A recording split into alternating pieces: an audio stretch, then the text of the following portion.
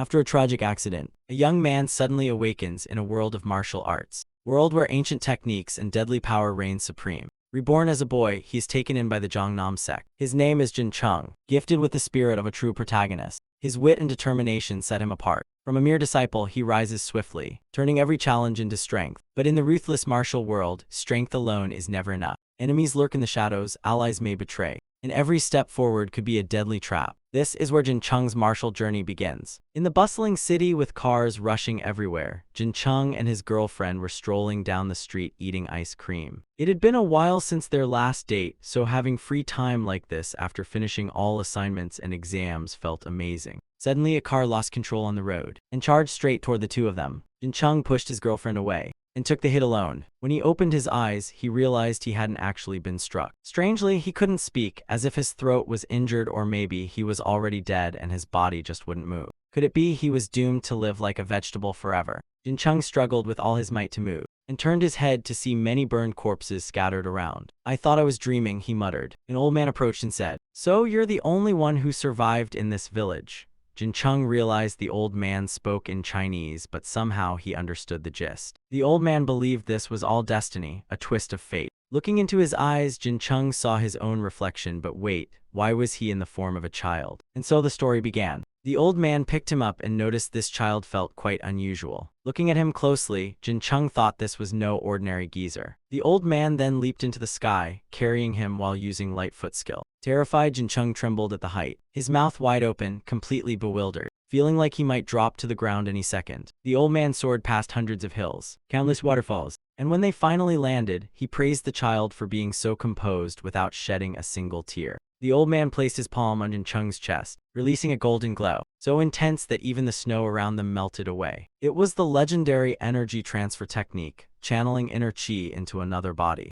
Jin Chung had only ever read about this kind of thing in martial arts novels. A wave of drowsiness hit him, and Jin Chung couldn't resist. He fell asleep in the old man's arms. That old man was none other than Saw Beek. He carried Jin Chung back to a massive building. When Jin Chung opened his eyes, he was stunned by the grand architecture nestled deep in the mountain. Disciples rushed out, bowing and greeting Saw Beek with respect. Saw Beek asked about how things had been during his absence. Thankfully, all was still in order. Saw Beek explained he came here to meet Cheng Jin, so he told the disciples no need to announce his arrival. They were curious about the child in his arms. He replied that this was a child left to him by an old acquaintance. Perhaps destiny was the most fitting word to describe their bond. After that, he quickly made his way inside, explaining to Jin Chung that this was the Zhongnam sect. Saw Beek used to be part of the prestigious 9 Sects 1 alliance, but he had since been expelled. In the old man's arms, Jin Chung peeked out and widened his eyes in disbelief as he watched the disciples practicing martial arts. Each one trained in bizarre poses, some cross-legged, some upside down, and most shockingly, they were all floating in midair without touching the ground. Saw Beek watched his expression and thought he must like martial art. Seeing this subtle reaction, he understood enough. Then the old man carried him straight to a massive library hall. A young man named Cheng Jin appeared and greeted, "That's my master." Saw Beek tossed Jin Chung over to Cheng Jin. Cheng Jin hurriedly extended his hand, using inner chi to catch Jin Chung. He stared deep into the child's eyes and asked, "Master, isn't this just a child?" Since Cheng Jin didn't have any disciples yet, Saw Beek entrusted Jin Chung to him as a direct disciple. Jin Chung didn't understand why on earth were they treating him like a disciple. In wuxia novels, it was written that Taoists couldn't marry and couldn't mingle with women, and he definitely didn't want to become a Taoist. In the hearts of these old men and their disciples, life was just endless martial arts training. He didn't want that at all. He opposed it, but since he couldn't speak, no one understood. Cheng Jin took Jin Chung back to his quarters to rest, where fresh clothes were placed neatly on the bed. Cheng Jin brought him a bowl of steaming porridge. The name given by that old master plus the Taoist profession did not please him one bit. The food was bland. Spoonfuls of plain porridge fed into his mouth. He didn't want such boring stuff, but with a baby's body, he had no choice. Cheng Jin patiently fed him spoon by spoon, constantly coaxing him like one does with a fussy cat. His careful spoon blowing, afraid the little disciple might burn his tongue, caught Jin Chung's attention. This man seemed quite kind. Just as he was touched, he reminded himself this wasn't the time to get soft-hearted. Jin Chung let out a few cries since he couldn't speak. Master Cheng Jin grew flustered, puzzled why the child was crying. Wondering if it was for the toilet, discomfort, or just sleepiness. Jin Chung wanted to scream that he wasn't a baby and wasn't sleepy, but all he could do was bawl louder, unable to voice his thoughts. Jin was baffled as to why Jin Chung kept crying from dawn until late at night. No matter how hard he tried, only sobs came out, leaving Jin Chung exhausted into silence. His master sighed, finally relieved that the baby in his arms had stopped. Jin gently laid Jin Chung on the bed to sleep. Though it was late, Jin still had to train. In his drowsiness, Jin Chung just felt utterly annoyed, wanting to speak but only able to cry. He turned his eyes toward his master meditating, with his whole body glowing faint golden green, clearly deep in cultivation. His master's face twisted painfully, sweat dripping all over.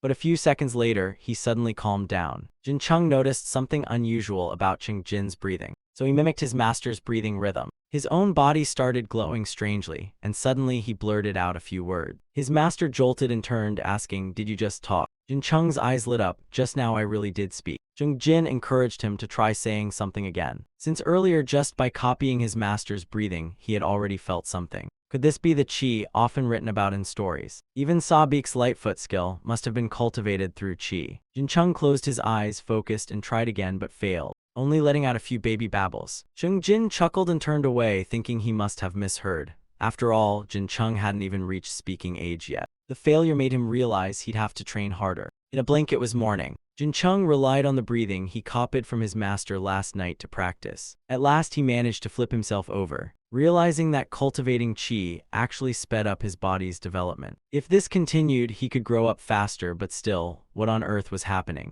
His head felt heavy, and rolling over was difficult. If he kept lying face down like this, he'd suffocate sooner or later. Jin Chung tried to stay calm, inhaled deeply, gathered qi, and attempted another roll but failed. Just then, Jin opened the door, spotting his tiny disciple face-planted on the bed, nearly suffocating, which panicked him, so he rushed over and scooped him up. He realized Jin Chung had been imitating his practice of Tai Gong. Jin touched his face, evaluating that his body wasn't that of a natural prodigy, but with sharp judgment and intelligence, he might one day become a scholar. Snow had begun to fall, and perhaps before long spring would arrive. 2 years later at the Zhongnam sect, Jin Chung had grown into a 2-year-old child. He was playing alone in the courtyard, when he casually picked up a stone. His body faintly glimmered with qi, and with just a little force, the rock in his hand crumbled to dust. His master saw his disciple holding the stone and freaked out, instantly shouting and running toward him, dashing like the wind as if to stop him from eating rocks for lunch. Well, in a parent's mind, kids this age are curious, and might shove anything into their mouths, so his worry wasn't exactly wrong. Jin sternly warned Jin Chung never to eat sand or rocks. Jin Chung kept the secret of using inner strength from his master, so he remained unaware. Jin carried him back inside. Time flew by, and Jin Chung was now 7 years old, his ability in cultivating inner qi steadily improving. He kicked into the air, then swept low along the ground, his legs never stopping, while his arms flailed in endless practice. The qi in his body quickly gathered into his 2 hands. A blue glow flickered, growing fiercer and fiercer. The blue glow intensified, and 2 small orbs of light formed in his palms, which thrilled him. As his body moved, the energy flowed with it. This was called moving cultivation. His master came to see him and instructed that from tomorrow he should attend Ti Pyong Jian. Now that Jin Chung was 7, he had to study if he ever wanted to become a Taoist. Jin had mentioned before that to seek true Tao, one must also care for the people. He was talking about ascetic practice like begging. His master also said that wandering the Jianghu meant one could die unexpectedly at any time, anywhere. That was why Jin arranged for him to join a business guild or escort bureau founded by disciples of Zhongnam sect, so he could gain experience. Sending Jin Chung alone into the dangerous world would be unsafe, and besides, Taoists couldn't marry, something Jin Chung absolutely hated. Hearing his 7-year-old disciple already worry about marriage, Jin couldn't help but laugh. In Zhongnam sect, one could marry, so Jin Chung had nothing to fret over. That reassurance from his master put Jin Chung's heart at ease. One afternoon, peach blossoms fluttered in the wind. Jin Chung followed his master's words and went to Ti Pyong Jian. Though he was a 3rd-generation disciple, having joined as a newborn made him about the same age as the 4th generation.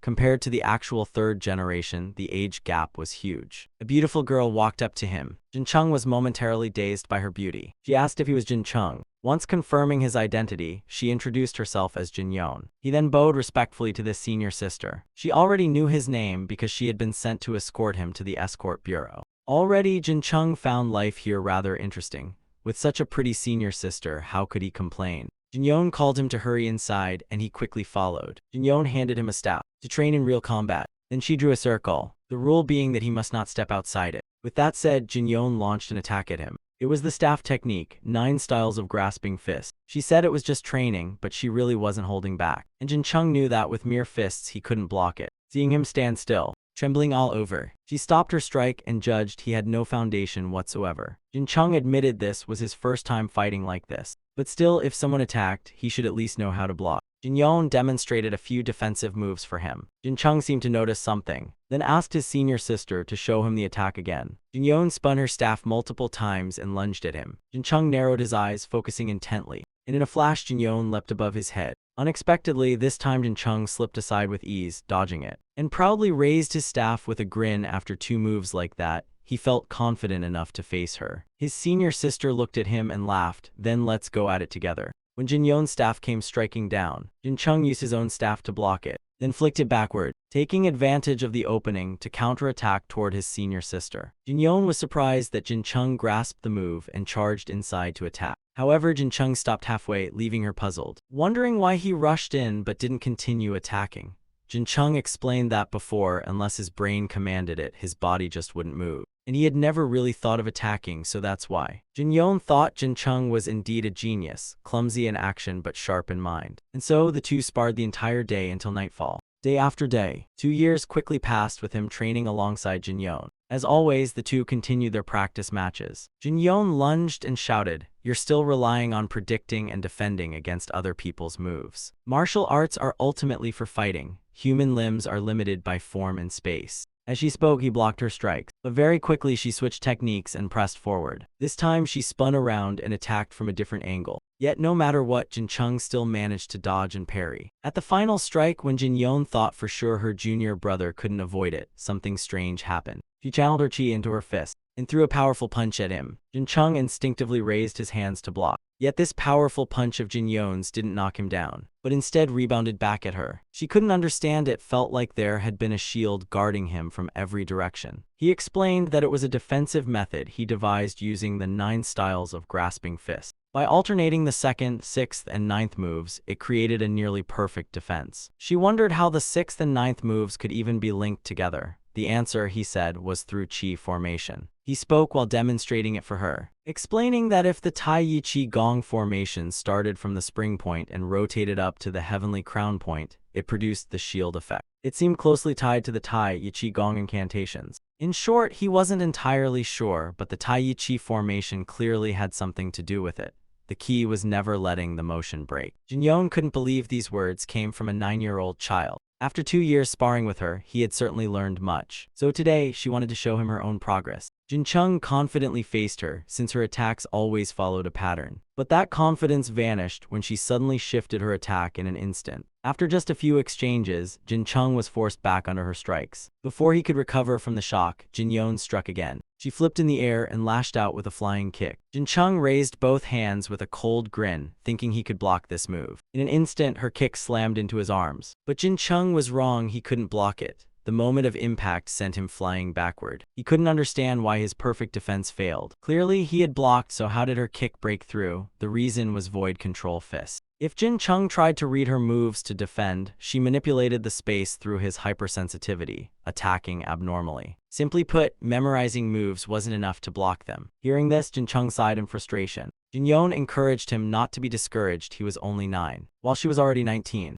Jin Chung quickly regained spirit, running off and saying, "I didn't anticipate that. Fine, just wait and see, senior sister." He wanted to head to the martial library to think things through. Jin Chung dashed off, leaving his senior sister behind. Earlier she had used void control fist, yet he had still managed to block a little, even if clumsily. Could it be that Jin Chung was truly a martial arts prodigy? At the martial library, Jin Chung lit candles and tirelessly read book after book. He studied void control fist, which was said to have 7 principles for success. After reading, he collapsed on the ground. Before he knew it, a whole year had passed, and he was still working hard to find a method to block his senior sister's void control fist. But time after time, his defense was broken. Failure after failure, yet he never gave up. Every time he had an insight, he went to spar with Jin Yon, and every time she beat him to a pulp. No matter how tirelessly he tried, the outcome was always him getting his head smacked smoking. His senior sister encouraged him, saying he had gotten much stronger. but still not enough to handle martial artists who mastered void control fist. Lying in the martial library, he wondered if this was truly his limit.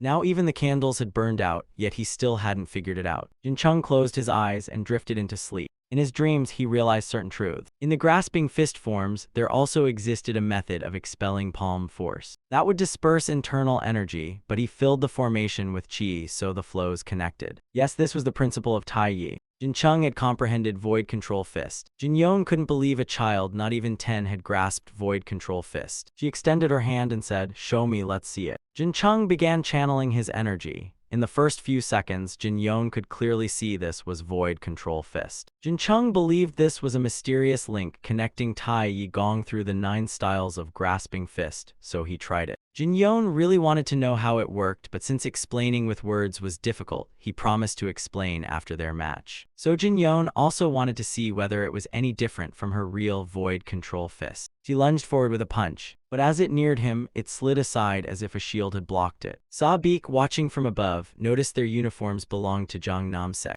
and thought Qing Jin had raised his disciple quite well. Jin Yon struck again and again, but the shield had no openings. She backed up, gathered strength, and launched a kick, only to be pushed back by Jin Chung instead. Jin Yon admitted this move of Jin Chung's was far better, but if that was the case, she would try something else. She would break it with raw power. Jin Yon charged like a fierce tiger brimming with energy, dashing straight toward Jin Chung. Her fingers pierced through the shield, making her believe this strike would definitely shatter his defensive formation. From above, Sa-Beek immediately recognized it as Tai Chi Gong. However, Jin Chung erupted with power and blasted her away, successfully defending and then moving to counterattack. With one kick from Jin Chung, Jin Yon had no way to dodge and was sent flying. He then began explaining. This was clearly a method different in essence from Jin Yon's void control fist. This was Tai Chi Gong. That afternoon, Jin Chung and his master returned to Jiangnam sect at the summons of the elders. Perhaps it was because Jin Chung's actions had become quite famous in the sect these past few days. The two arrived at the gate, and a disciple announced them to the elder inside. With permission, they entered to meet Elder Jiang Moon in.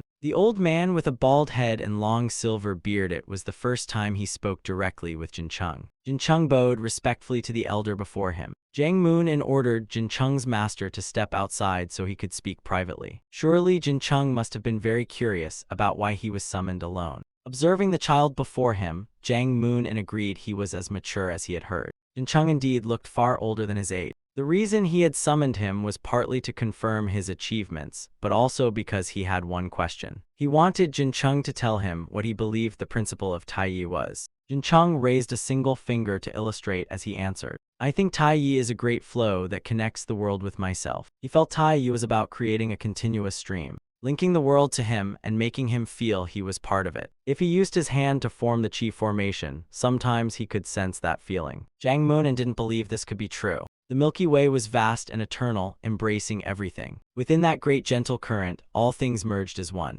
Hearing Jin Chung's words, Jiang Moon realized it was the answer he had sought for so long. That very night, Jiang Moon tried it himself and gained great enlightenment in his cultivation. Sa-Beek came forward to congratulate him. Jin Chung had helped immensely. Jiang Moon told his senior brother to try following Jin Chung's words and he would feel much better. Sa-Beek felt that in his old body, such methods would no longer be effective. Looking at Jin Chung sleeping soundly on the bed, Sa-Beek had come today intending to leave one final arrangement for the child he had picked up. Sa-Beek placed his hand on the boy, and a brilliant blue light burst out, waking even the spirit beasts in the forest. Sa-Beek's energy could no longer endure, so he placed a seal on Jin Chung. At the right time, the seal would release itself. Before his death, he instructed his junior brother Jiang Moon to raise Jin Chung well. This child was the future of their Jiangnam sect. It was finally time for him to rest after a long, weary life. And so time continued to pass. Within Jiangnam sect, young disciples always trained diligently. Jin Chung had grown to 16 years old, tall and strong, standing 6 feet high.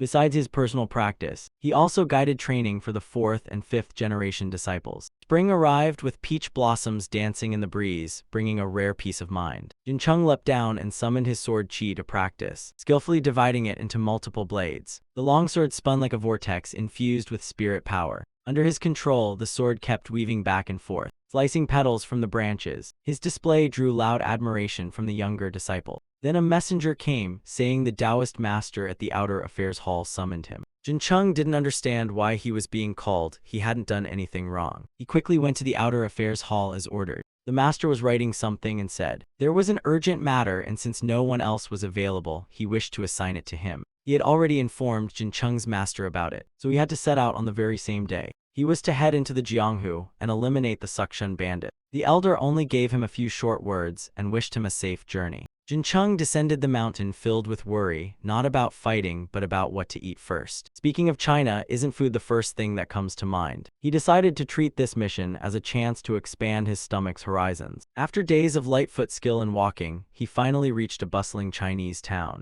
People were coming and going in crowds. The aroma of food filled his nose, the unmistakable air of the mortal world, the atmosphere he had long been away from. Life on the mountain had been too ascetic. According to the Taoist master's instructions, he first had to report to the Taiyi Inn. Jin Cheng looked around and randomly asked someone for directions. That person noticed right away he was a disciple of the Jiangnam sect and promised to help him wholeheartedly. Jin Cheng asked him about the location of the Taiyi Inn. In this place, anyone who didn't know where the Taiyi Inn was would be suspected of being a spy. The man picked up a stick and drew the directions on the ground, carefully explaining as he pointed. Afterward, they exchanged polite farewells. Truly, in this era, Taoists were greatly revered. Jin Cheng followed the directions to the Taiyi Inn. After a short while, he arrived at the place. Entering, Jin Cheng bowed and said, "Third-generation disciple Jin Cheng greets my senior brothers." There were 3 seniors present, Jin Chiok-san, Huang Yihain, and Hong Chiokman. They exchanged polite greetings. Huang Yihain in the Jianghu was also known as the Clear Wind Sword. In the sect, apart from the eldest senior brother, they had heard that Jin Cheng was called a prodigy.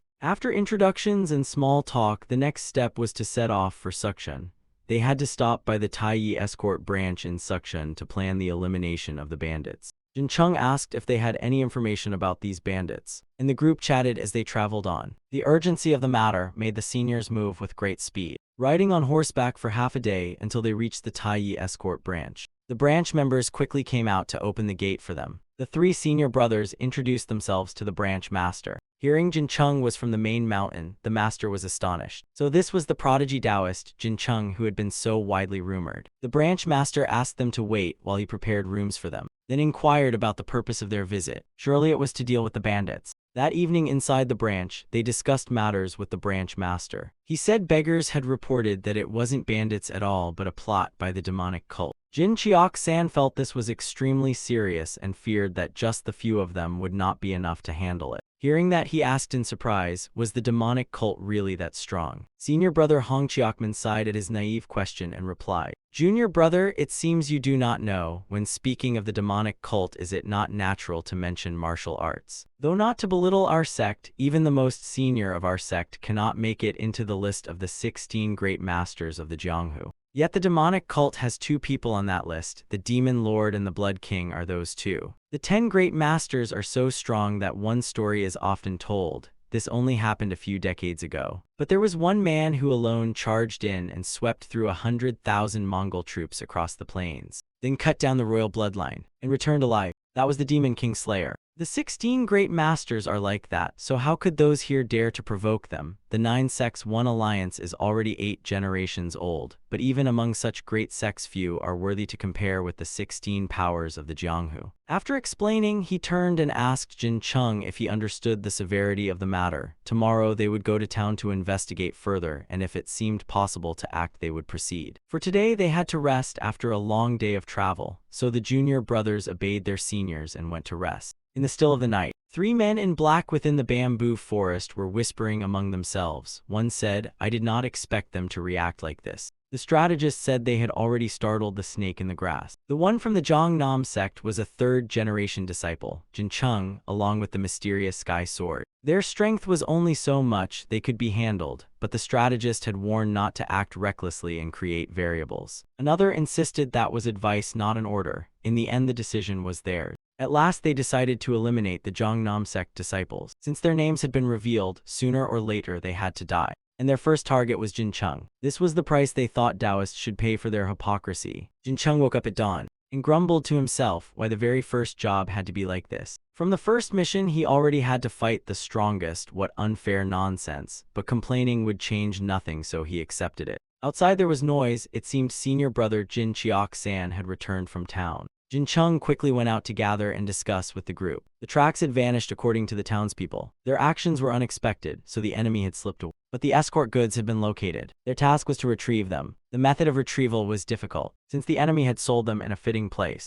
The only way to reclaim the goods was to buy them back at full price. Specifically, the goods were now in Xi'an. It was unclear when they had gone that far to sell them. The power of the demonic cult was mysterious and strong, yet for the most part had vanished in this case, so they could safely return to Shanxi. But surely those demonic cult members would come out again to stir trouble. Who knew what chaos they would cause? The senior brother told them to rest and adjourn the meeting. Tomorrow they would set out. If a challenge letter was sent back, then the main sect would surely find a way to handle it. Senior brother Huang Yihain invited Jin Chung to join him for a drink when he was free. This reminded him that in his past life he was quite fond of alcohol, but in this life perhaps this was his first time drinking. The two sat together at the table drinking. He told his senior brother that this was the first time he had drunk so much. Huang Yihain looked at Jin Chung's tall and sturdy frame, not expecting his alcohol tolerance to be so poor. Jin Chung joked back that probing into others like that could one day cost a life. He was not foolish enough to do that. Huang Yihain judged Jin Chung to be truly bold, and he admitted it.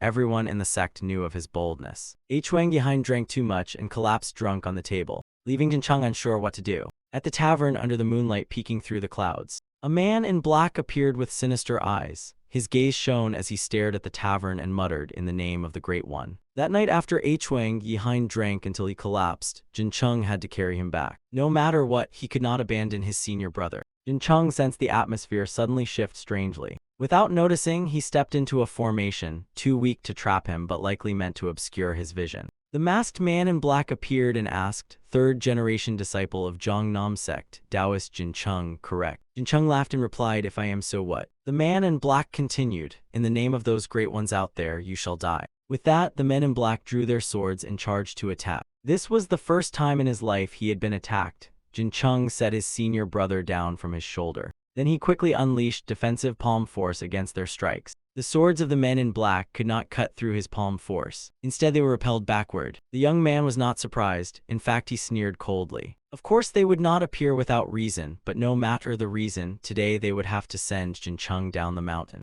Jin Chung frowned at them, thinking two at once.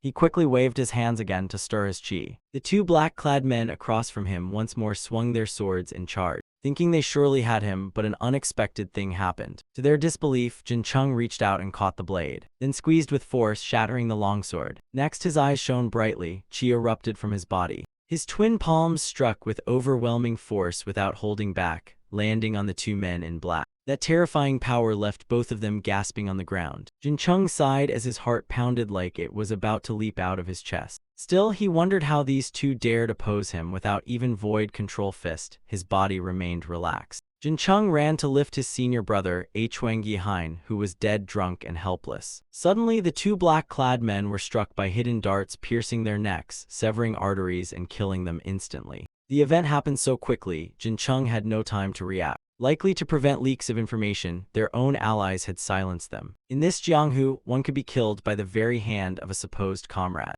Afterward, Jin Chung brought the corpses back for his senior brothers to examine. Yes, they were experts, even practitioners of demonic arts. Jin Chiok-san praised Jin Chung's might as surpassing his expectations. Still, caution was necessary, for in the Jianghu strength alone was not enough to survive. He did not forget to scold Huang Yihain for being careless, drinking himself into oblivion at such a time. This matter was tied to Jin Chiok-san's very survival, so they could not let it happen again. Senior brother Hong Chiokman discovered something strange on the body of the man in black. The tips of his fingers showed signs of poison pellets, the kind of suicide poison often used by the demonic cult. It seemed this incident was indeed related to the demonic cult. They had to send a battle letter back to the main sect to report the situation. The senior brother wondered whether he should include Jin Chung's name among those who defeated the masked men. He worried that Jin Chung might face danger in the future, so he devised a reason to recall Jin Chung to the main sect. The letter was sent, and next they would notify the beggar sect and the townsfolk. A few days later, they failed to track the escaped demonic cult members through the beggar sect and the townsfolk. However, the martial world now knew the demonic cult had resurfaced.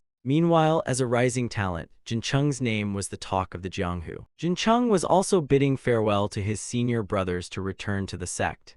His time with them had given him plenty of knowledge. They wished him a safe journey, to stay healthy and meet again one day. Jin Chung bowed respectfully to his senior brothers, promising to see them again, then set off. The eldest senior brother watched Jin Chung's figure leaving and could not help but worry about him. Jin Chung walked on with a heavy sigh. They had already found the escort goods back at the main sect while the enemies fled without leaving any trace. Now he had to return to his ascetic training life. Months had passed without any achievements. He thought he would learn a bit more about life with his senior brothers, but never got the chance. Jin Chung walked a while, then stopped, looked up at the sky, and asked himself where he should go now. Although it was far from here, he still wanted to try going there. With that thought, he immediately set off. His figure flickered in and out through the forest as he moved at incredible speed. Jin Chung only had to cross one more forest, then he would arrive at the Moyang family estate. Just imagining eating warm rice with soup and curling up in a soft blanket excited him. However, after half a day's travel, he still could not get out of the forest, circling back to the same spot. Had he gotten lost? Jin Chung put down his pack and sat on the ground. When leaving the Taiyi Inn, he had brought all sorts of supplies, including rice, a pot, and dried pumpkin. But he forgot the most important thing, fire starters. Suddenly he remembered that in his past life he was a diehard fan of Bear Grylls, the survival expert famous worldwide for wilderness shows. Jin Chung grabbed a stick, then rubbed it against a piece of wood, just like the textbook method. After some vigorous turning, a bit of smoke appeared, but quickly went out. On TV, people made fire in one shot, but he tried all day and still failed. Those survival tips from magazines were totally useless in real life. Jin Chung sighed and thought of another way to spark a flame. He considered trying to use his inner strength. In theory, rubbing wood together creates friction. When the heat rises enough, it will ignite sparks. If that's the case when creating friction heat, if you channel formation energy into it, the temperature will rise faster. Thinking while acting right away. After pondering further, he realized if he only infused inner force into one side, the result would look like this. So he also infused inner force into the wooden board underneath, finally generating a spiral-shaped energy flow. That way, he wouldn't even need to rub sticks together anymore to start a fire. After lighting the fire, Jin Chung quickly prepared a delicious dinner. Though not exactly the principle of true samadhi flame, from now on, even without flint, he could ignite a flame. Jin Chung then sat by the fire, humming a tune while cooking rice, looking very content. On the 10th day, lost in an area of pure wilderness, without any human presence. Normally, there should have been a village somewhere around here. His body was both exhausted and starving, his clothes torn, his face smeared with dirt. Truly, the land of China is vast, walking forever and still not reaching the end. Then Jin Chung accidentally spotted a gray rabbit nibbling on grass. Their eyes met, and he immediately thought of a fragrant rabbit stew. Jin Chung used light footwork technique to leap at the rabbit, but its speed was pretty impressive too.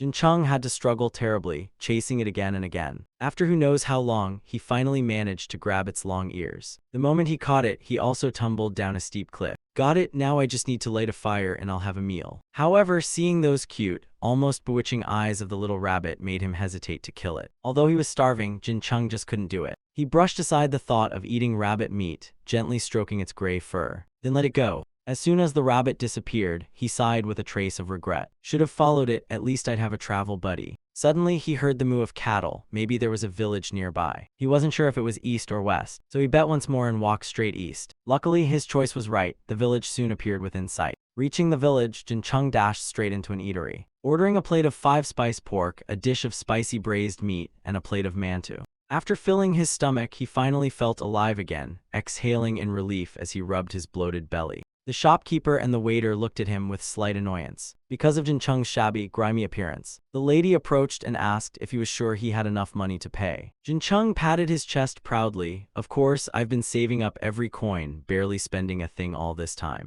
While saying that, he reached inside his robe for his money pouch, only to panic when he realized it was gone. Thinking back, he realized he must have dropped his money pouch while chasing the rabbit. The eatery demanded he show the money first. The dignity of a Taoist cannot allow people to say he eats without paying. Jin Chung, with the purest face possible, asked the lady boss, "May I ask something? Lately has your husband been working nights and not satisfying you?" The shopkeeper, furious at the insult about his manhood, tore open his shirt to flex his muscles, shouting, "Don't you see these biceps? What nonsense are you spouting?"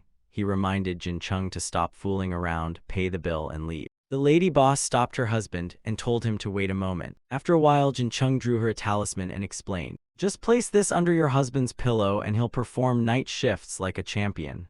Delighted, she accepted it and even gave him a free meal. Jin Chung then went out to the street and hung up a sign offering talisman writing services. Anyone who had eaten mantu at that lady's eatery would get a discount on talismans. At Jongnam sect, they had taught how to observe heavenly principles, adjusting Earth's meridians to manage fortune and misfortune. Whether truly reliable or not was uncertain, but at least it comforted people's hearts. Jin Chung also taught them ways to block misfortune energy and accumulate virtue. Thanks to this work, Jin Chung earned enough to continue wandering the martial world. At Mount Song in Henan province, the elders of the 9 sects were discussing the current martial world situation. Presiding over this meeting was the abbot of Shaolin Temple, the Shaolin master. He was displeased that the beggar sect ignored his words and sat silently. Their objection was that there was no solid evidence. The master argued that the proof was clear, people had already died. If they kept nagging about evidence, who knew how many more would die soon? After all, the enemy had already begun moving. The problem wasn't that simple.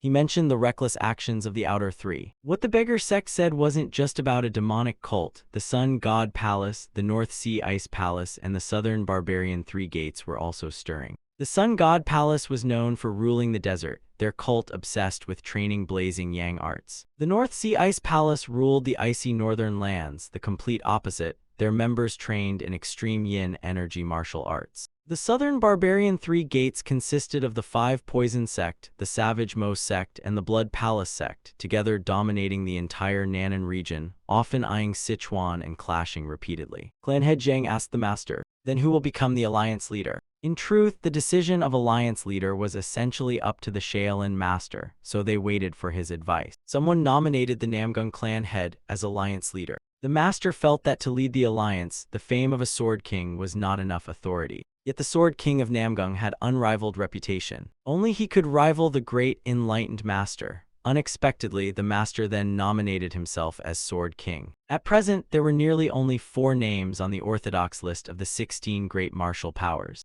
They were the Poison King, the Sword King, the Sect Freak, and the Chi Freak. The Chi Freak claimed he was too old for leadership. He was already tired of being the beggar sect's leader to death. The Sect Freak, on the other hand, was too erratic to pin down. As for the Poison King, his son wasn't sure whether his father even wanted to join this mess. Regarding the Namgung family, their head felt the master had given him a burden far too heavy. However, he declared he was willing to crush his bones and shatter his body rather than betray expectations. The martial alliance had been formed ages ago, and thus it began again with the Sword King of Namgung chosen as leader. On the other hand, sensing the threat of orthodox unity, the demonic sects created their own group called the Blood Evil Union. Returning to Jin Chung, he was now shopping after earning a decent sum. He admitted he got a little greedy with purchases, now having to carry everything himself. Back in those marching days, his shoulders and legs never had a single spot intact. Yet now he was still alive and kicking. All thanks to the martial arts he had cultivated. If only there were training to overcome hunger too, that would be perfect. Jin Chung stopped on the road to gather firewood for cooking.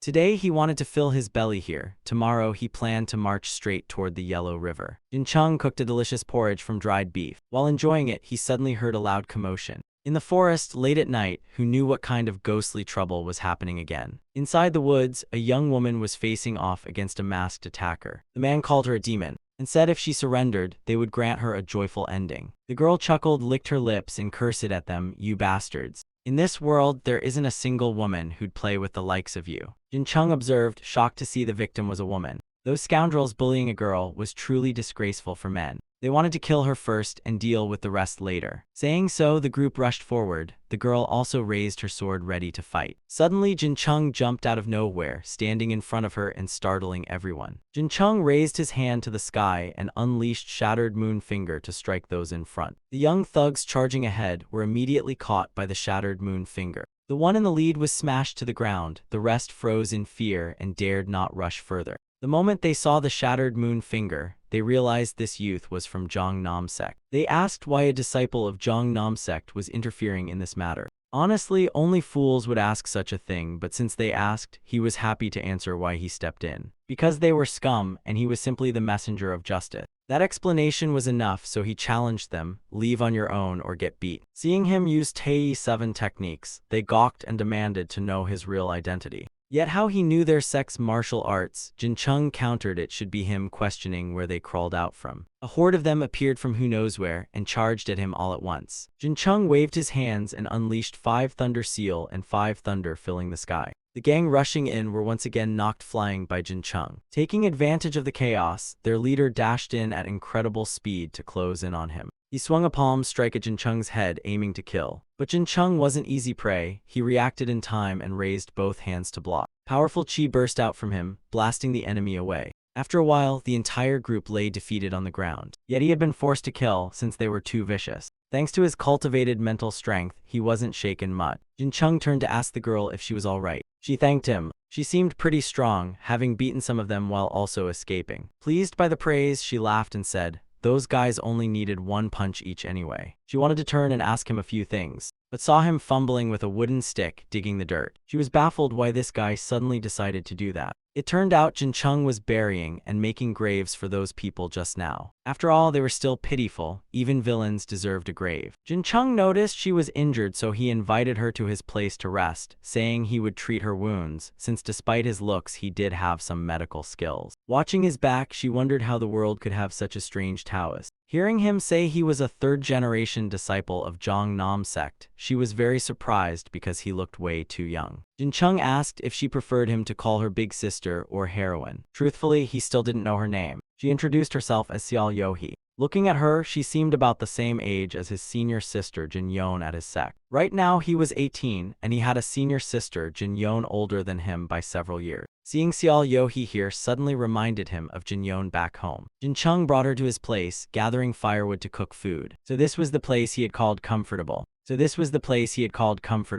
And with tasty porridge warming the belly, it was perfect. In the middle of the forest, such comfort was already a luxury. Jin Chung invited her to sit by the fire. Suddenly, Xiao Yohi collapsed and vomited a large amount of blood. Her face looked worse than ever. From the signs, he could tell she was poisoned. If not for the poison, she could have wiped out those thugs easily. Jin Chung stretched out his hand to her, saying, "Sister, give me your hand so I can check your pulse." Xiao Yohi indicated she could handle herself, but it seemed she had internal injuries, and poison wounds were never easy to cure. Using inner force to force out poison could be dangerous. Yet Xiao Yohi began circulating her chi to heal herself, using her own internal force to expel the toxin. Only someone with 120 years of cultivated inner power could pull this off. Who exactly was this mysterious big sister? The demoness Xiao Yohi at the age of 10 had been sold to a sect called Lustful Illusion Palace. Lustful Illusion Palace was a sect that bought children and forced them to practice sinister dual cultivation arts of draining yin to replenish yang,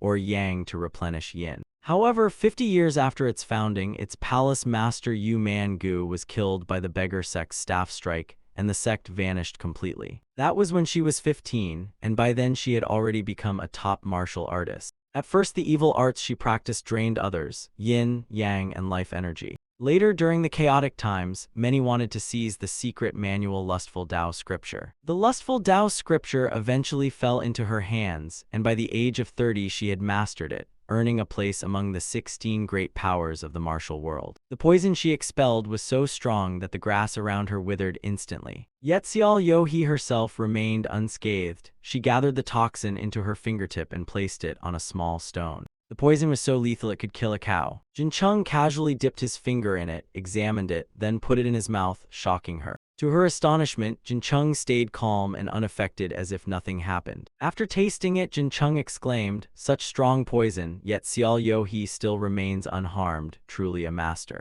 After being chased, fighting, and then poisoned, she must be exhausted, so he told her to rest and circulate her chi. But to her, this was hardly a big deal. Judging from the toxin's power, only someone with at least 120 years of inner force could drive it out. On top of that, she had just fought those wicked men, consuming even more energy, so by his rough estimate, she had only about 30 years worth of inner power left. Xiao Yohi sighed, pondering his words. He handed her a steaming bowl of meat porridge for encouragement. "Sister, don't be too proud, eat this and then focus on healing." Of course, she couldn't refuse and wolfed it down. It turned out she hadn't trusted him earlier, but given how she'd been hunted, it was hard to open her heart so easily. The martial world was in chaos. She asked if he really was a Taoist. Jin Chung affirmed he was a Taoist, but not an ordinary one. Whether Xiao Yohi believed him or not didn't matter. Jin Chung wasn't helping her so that she would trust him. In his sect, helping others was to accumulate virtue, the fastest path to seeking the way. He hadn't paid attention, but just now hearing continuous noises, he had to take notice. A whole group ganging up on one girl looked utterly ridiculous. That's why he decided to interfere. She warned him never to do that again. If Jin Chung kept acting recklessly like this, one day he'd die in the martial world. Xiao Yo he scolded him as a fool. Did he think backstabbing once or twice meant all enemies would just drop dead?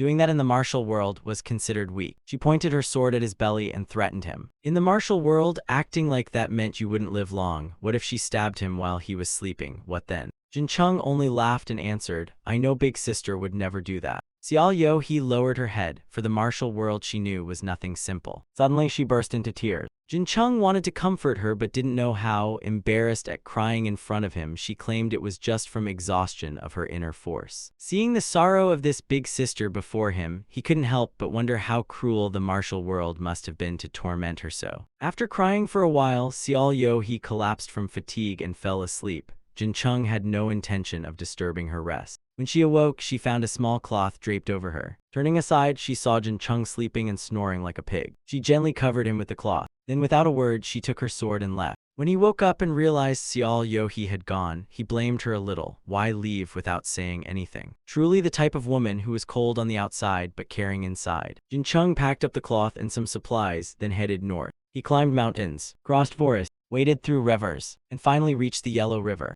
Ahead was the South So Valley of the Yellow River. He wanted to go down and study the boat traffic there. Now, as long as he followed the waterway, there would be no more wandering in circles. The streets were bustling with people. At the port, goods were being transported lively and noisy. He wanted to buy a boat ticket, since only boats here went to Luoyang. Jin Chung checked into an inn for a comfortable rest. Luoyang appeared as an important site in the records of the Three Kingdoms. The scrolls he had read at the library mentioned it often. It was also home to White Horse Temple, the earliest temple in the Central Plains, deeply connected with Shaolin Temple. In short, Jin Chung was now setting off for the representative tourist city of Henan Province. Stepping onto the boat, Jin Chung excitedly raised his hand to catch the sea breeze. The boat set sail, and soon after docked at the tourist city. Here the streets were crowded, packed with people. The so-called black market of martial arts trading probably wasn't far. He wanted to buy a cheap martial manual or perhaps a Yang heat art. But first, Jin Chung wanted to stroll around Luoyang, feasting his eyes and his belly. After all, as the elders said, only with food can one pursue the way, and begging practice wasn't as bad as he had imagined.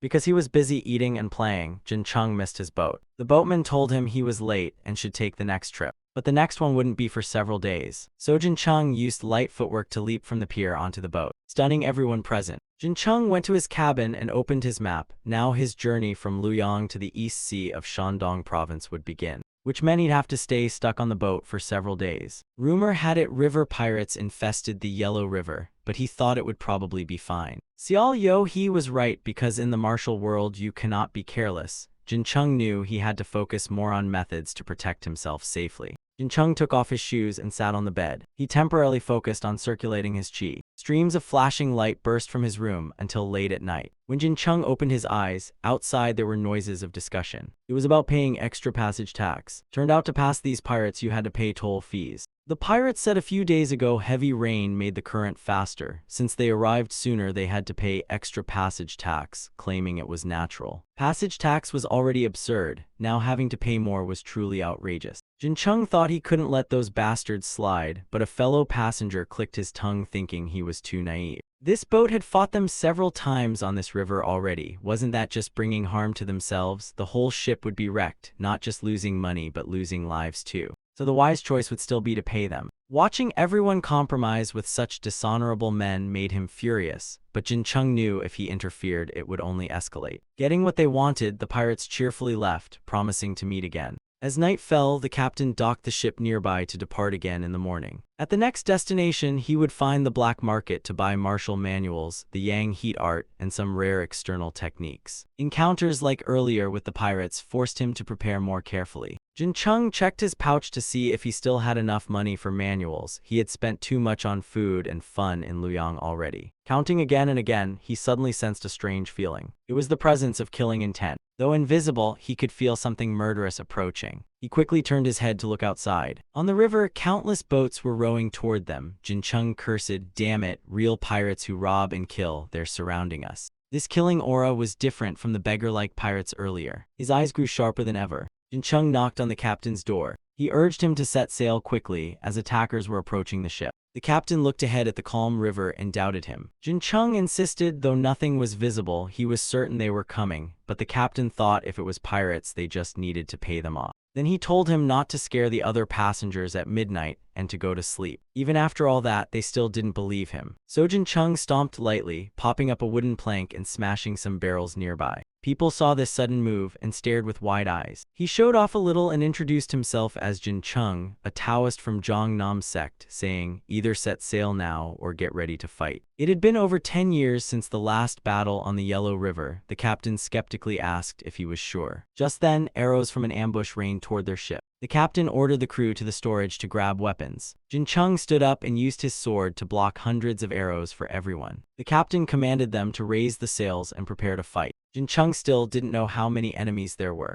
The pirates climbed aboard and attacked everyone on the ship. The slaughtering screams were like music to the scarred leader's ears. They had already sent more than 20 of their elite ahead. Wasn't the result already too obvious? Everyone on that ship would die, and of course the ship would be burned and sunk. But before he could enjoy his triumph, he saw the corpses of his elites drifting back. Could it be that a variable had appeared in this plan? The Hall Master wanted to handle it personally. His subordinates worried that if the Hall Master got injured, the loss would be great. The scar-faced Hall Master gripped his sword confidently and said, "Preserving my body means nothing. Doing so would make me worth less than a penny." Then he ordered his men to stay put. His sword was eager to taste the blood of the prey outside. Saying that, he used light footwork and swiftly departed. On the ship, Jin Chung was dealing with them one by one. He was panting hard because they were far too many. If only he reached the black market, the first thing he'd buy would be a hidden weapon that could wipe them all out in one strike. Shouting loudly, he once again rushed into the massacre. With every sword strike, another life was cut down.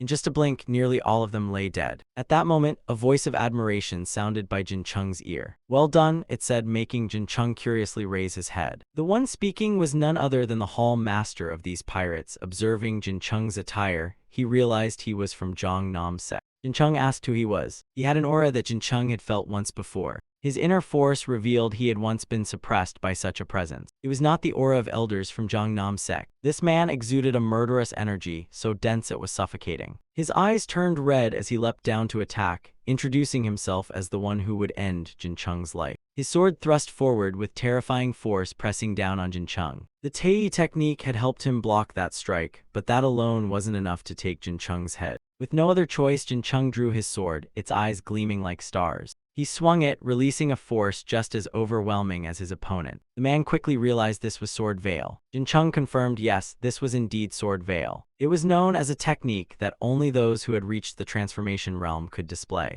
Yet even a so-called young Taoist brat had reached this level, which intrigued him further. He poured his killing intent into his sword, covering it with a blazing red aura. The Hall Master rushed at him. He unleashed a move called Death Sword to counter the Sword Veil. His speed was so great that Jin Chung couldn't find a single flaw. There was simply no way to strike back at someone moving that fast. If only he had a gun, wouldn't that make things easier? After struggling for a while, Jin Chung was finally forced to retreat, widening the distance. Cold sweat was streaming down his face. He then circulated his chi and activated 5 Thunder Seal. Immediately, countless bolts of lightning flickered above the Hall Master's head. The man trembled in disbelief at his power, thinking the hypocrites of Zhongnam sect had raised a monster. Realizing he was no match for Jin Chung, he decisively leapt off the boat, then dove into the river and fled. Jin Chung had no intention of chasing, he simply stood still. He lowered his head, gazing at his sword drenched in fresh blood, sighing. "I killed again. I was only doing my best. Not doing my best to kill, but to protect the innocent passengers on this ship."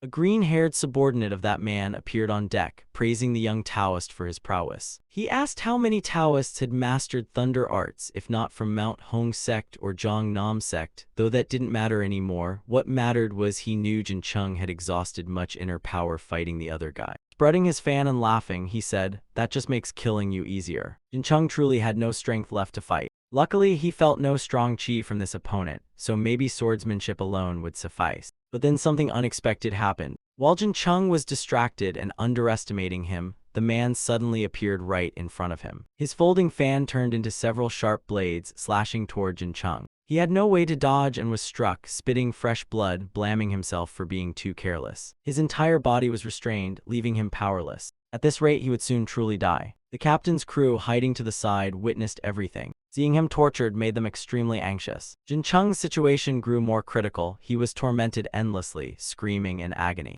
The green-haired man grew more excited the more he tortured him. "Now I'll send you off." Finally, the captain's men couldn't bear it anymore and rushed out together. "Bastard, release the Taoist," they shouted, blocking the green-haired man from finishing him. But the green-haired one also had his own troops to counter, causing many sailors to be killed. The enemy was too strong for them to handle. If this continued, they would all die. Jincheng lay in pain with a sword through his body, yet still worried for everyone's safety. He thought of what he must do before his final breath. Jincheng reached out for his sword but was pulled away. At least the enemy somewhat respected the Taoist's mental strength, so he would make him comfortable with his hidden weapon. He pressed the sword tip into Jincheng's chest, then forced it down to the deck. Based on the 5 thunder power he had just seen, how many Taoists could even cultivate thunder arts? He sneered, "Taoists are actually useful. Maybe I should have asked your name before you died. But now that you're dead, how could you answer?" Yet below, Jincheng hadn't died. He was gripping the blade tightly with his hands to stop it from piercing his throat. He then mustered strength, channeling innate true chi to crush the blade. The green-haired man on deck was horrified, his face twisting. Innate true chi was a forbidden art of Zhongnam sect because it consumed the practitioner's lifespan. The green-haired man was gravely injured, collapsing on deck. His hand was scorched black. He ordered his men to finish Jincheng off, for he knew Jincheng's inner power was depleted, and he was near death. Jincheng lay unconscious in pain at the bottom of the ship. Why could he still hear the voice of his Grandmaster Sabi calling him? Could it mean he was about to die?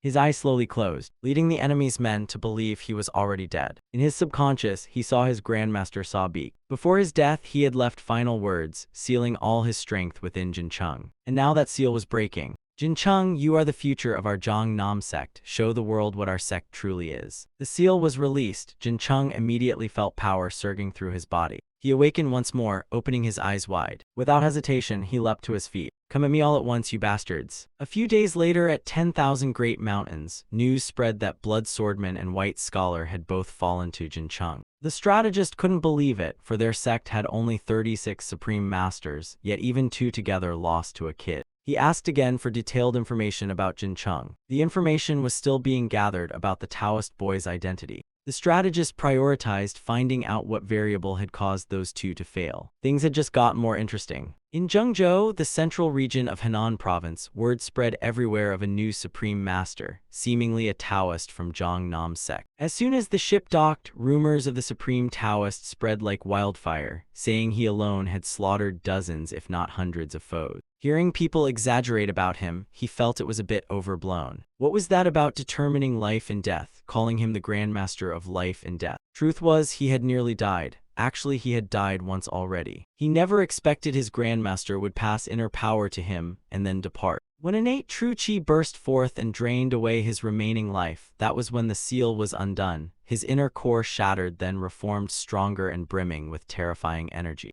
At that moment, he completed the Tei energy art. He had reached Tei divine art, 12 stars perfected. Touching his chest, he silently thanked his Grandmaster for always protecting him. Next, he needed to find the black market to buy martial manuals. Thinking back, if only he had hidden weapons, then he could have saved more people. Wasting so much time eating and sightseeing in Luoyang, he scolded himself for being such an idiot. A beggar suddenly bumped into him on the street. The moment they touched, he sensed it right away. The aura confirmed this was a beggar of the beggar sect. Jincheng wanted to seize the chance, not miss such an opportunity. There was no way a big city like this wouldn't have a beggar sect branch. If this beggar practiced martial arts, he surely knew places like the black market. But with so many people on the street, he lost him. The crowd made it impossible to spot that beggar sect man again. Suddenly, he remembered a method. Jincheng focused his energy on sensing life force instead of relying on sight to track him. He pushed Tei divine art to its limit to perceive. At the very least, he could sense the life energy of others within 30 miles. Early in the morning, he already saw couples kissing and even someone about to have a stroke. Very quickly, he located the beggar sect man. That man was sitting in a small alley chatting with a few other beggars. Jincheng appeared before him. He greeted and introduced himself. Hearing he came from Zhongnam sect, the beggar paid attention. Jincheng said he had come because he had questions to ask. He asked if they were knights of the beggar sect. The beggar realized he was the so-called life and death hero the martial world had been gossiping about. Though the name was ugly, people indeed called him that. He praised Jincheng for his courtesy and introduced himself as Hyo-gi, saying Henan City was part of their beggar sect territory. They claimed they were not heroes, but merely beggars trying to survive. The other beggars behind him all laughed at that. Hyo-gi grew annoyed and shot them a glare. Hyo-gi asked why he sought a beggar like him. Jincheng explained his master once said, if he wanted to know about this world, he should ask the knights of the beggar sect. He politely replied, the head of Qingjin Martial Library truly flatters me. Jincheng asked if there was a black market in this town where he could buy martial arts. Hearing that, Hyo-gi questioned if he planned to stain the reputation of Zhongnam sect. Jincheng didn't understand what he meant. If he used martial arts outside of Zhongnam techniques, what would people think? Jincheng felt chasing real benefits was better than chasing empty reputation.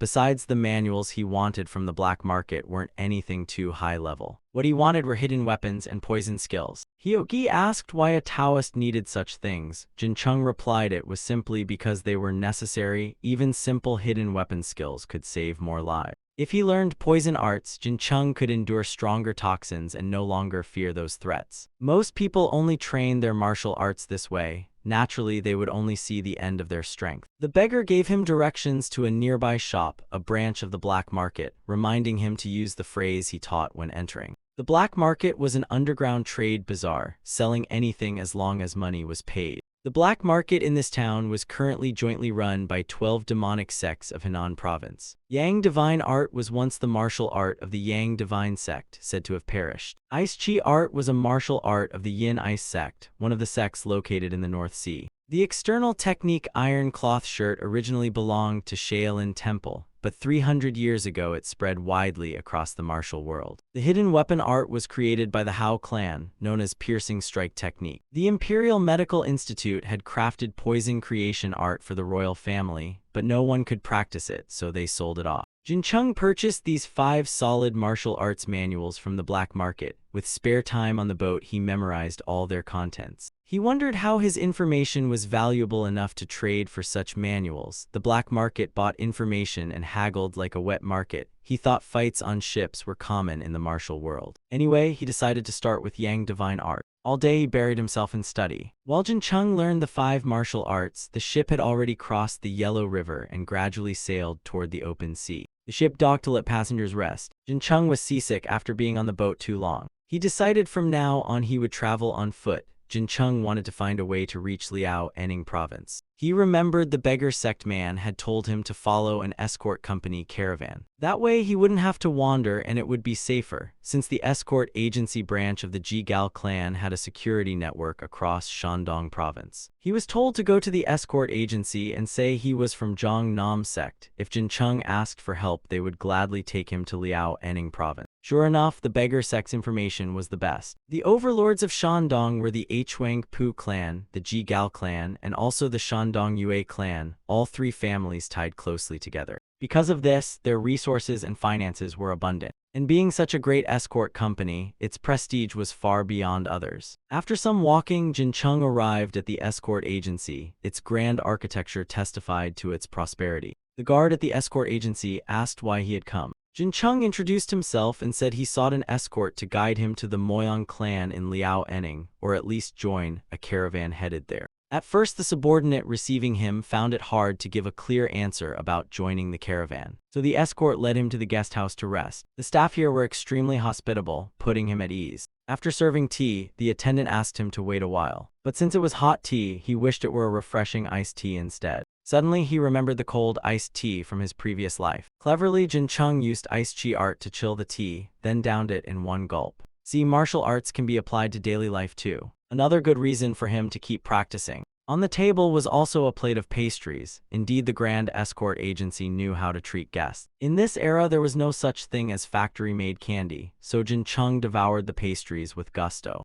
A man entered, introducing himself as the head of the Dong Feng branch of the Grand Escort Agency. Jincheng also stood and saluted him. He hadn't expected the branch master himself to come. The man said he was surprised the so-called life and death hero, Jincheng, had come to his agency. Jincheng was puzzled how he knew that title. The Hao clan had sent him information about Jincheng's identity. rumors spread as fast now as social media in the future. The appearance of a supreme master, third-generation disciple of Zhongnam sect, Jincheng, nicknamed the life and death hero, barely in his 20s. The source of this leak was his conversation at the black market, exposed and spread all over the Central Plain. The black market boss had paid 500 taels of gold, not for the ship story, but for information about Jincheng himself. At the time he even thought 500 was too much. Jincheng asked the branch master to speak casually, as he was still young and felt awkward being addressed so respectfully. The man heard he wanted to go to the Moyang clan and asked why. Jincheng said he wanted to visit his junior nephew, not for sect business but for personal reasons. Since he was on a pilgrimage, he wished to see what the Moyang clan was like. Their relationship was fairly close since he had once received gifts from his junior nephew. This time, while on pilgrimage, he decided to visit.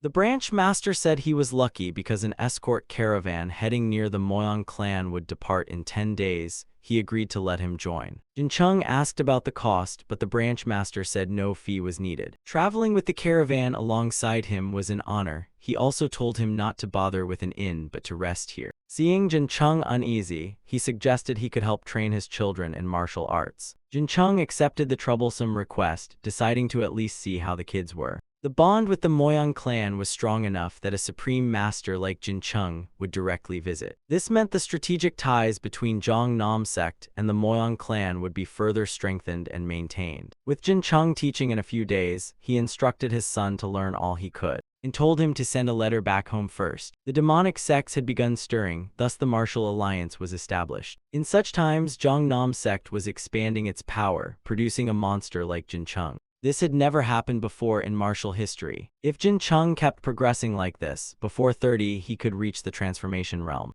The value of this young Taoist outweighed even Zhongnam sect, a truth the sect itself hardly realized. But Jincheng's wandering pilgrimage puzzled the branch master. Why would Zhongnam let the one holding their future roam everywhere? Was it courage from Zhongnam sect or sheer foolishness? Only the results would tell. The next day, Jincheng followed the escort agency men to the training ground, where a few people were said to be waiting to learn martial arts from him. Jincheng wondered what to teach. He couldn't pass Zhongnam techniques to the Jigal clan's fighters. Nor could he teach Yang divine art or poison creation art. Those with existing inner cultivation methods might go astray and lose control. He decided to teach them Void Control Fist. Even if they couldn't master it, they could still imitate. Jincheng sighed. Finally he had arrived. But a few people, in reality dozens, were lined up neatly. Jincheng introduced himself as a third-generation disciple of Zhongnam sect, saying he had accepted a senior's request to teach them martial art. He thought no one would want to learn from a kid like him, but they all looked very serious. Their eyes clearly showed eagerness to learn.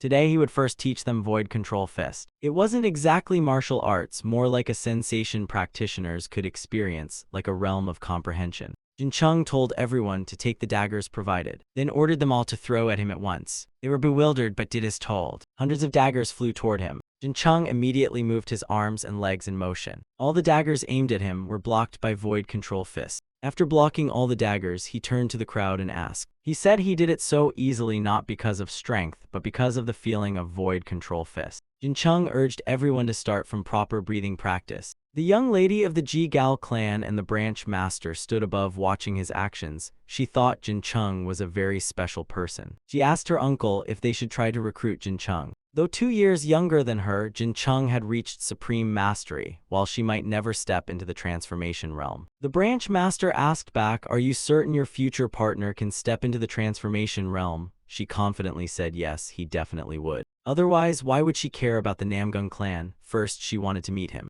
Family benefits were important, but the heart of a young woman was no less so. That was why the branch master summoned her, reminding that in 2 months it would be the Moyang clan head's birthday banquet. If she could attend as a representative, it would be good. Indeed, she shared her uncle's view. They still had no plans to return to the Jigal clan. They would only go back if something happened. For now, he had no reason to return. The young lady thought she should greet Jincheng out of courtesy. Since he would depart tomorrow, better to talk beforehand. Lady Qigal Xian was the daughter of the Jigal clan head. Her talent was known throughout the land. One of the 6 blossoms of the martial world, the woman called Kai Blossom, was none other than Qigal Xian. Jin Chung carefully taught the Ji Gao clan's disciples. He meticulously corrected each person's mistake. Qi Galxian came to greet him and introduced herself. She heard Jin Chung would join this caravan, so she came to greet and asked for his guidance. A few days later, the caravan was ready to depart for Liao Enning. The gifts sent for the Moyang clan head's birthday were overwhelming. Jin Chung, however, traveled empty-handed, feeling a bit embarrassed. Lady Qi Galxian observed his every move. When caught, she shyly turned away. Jin Chung asked if she was all right, since his void control fist let him sense her unusual aura. Her face flushed red, body heating up, obvious early symptoms of a cold. Qi Galxian said she was fine and thanked him for his concern. Besides, since he was already troubling their caravan, focusing on everyone's safety was only natural. She thought he was very thoughtful, then asked, "If you don't mind, could you tell me about the junior disciples you're visiting at the Moyang clan?" He said he had met the twins Moyang Rion and Moyang Yon before. The girls were adorable but frail, so they once lived at Jiangnam sect. Now he wasn't sure if they were healthy. Last year was the last time he received their letter. Lady Qi Galxian asked their names. Moyang Yon was now called Moyang's second blossom. The blossoms of the Moyang clan held a place among the 6 blossoms of the martial world, especially Moyang Rion, whose martial power was so high there were rumors she might soon step into supreme mastery at a young age. Qi Galxian informed him that lately discussions of their marriages had begun.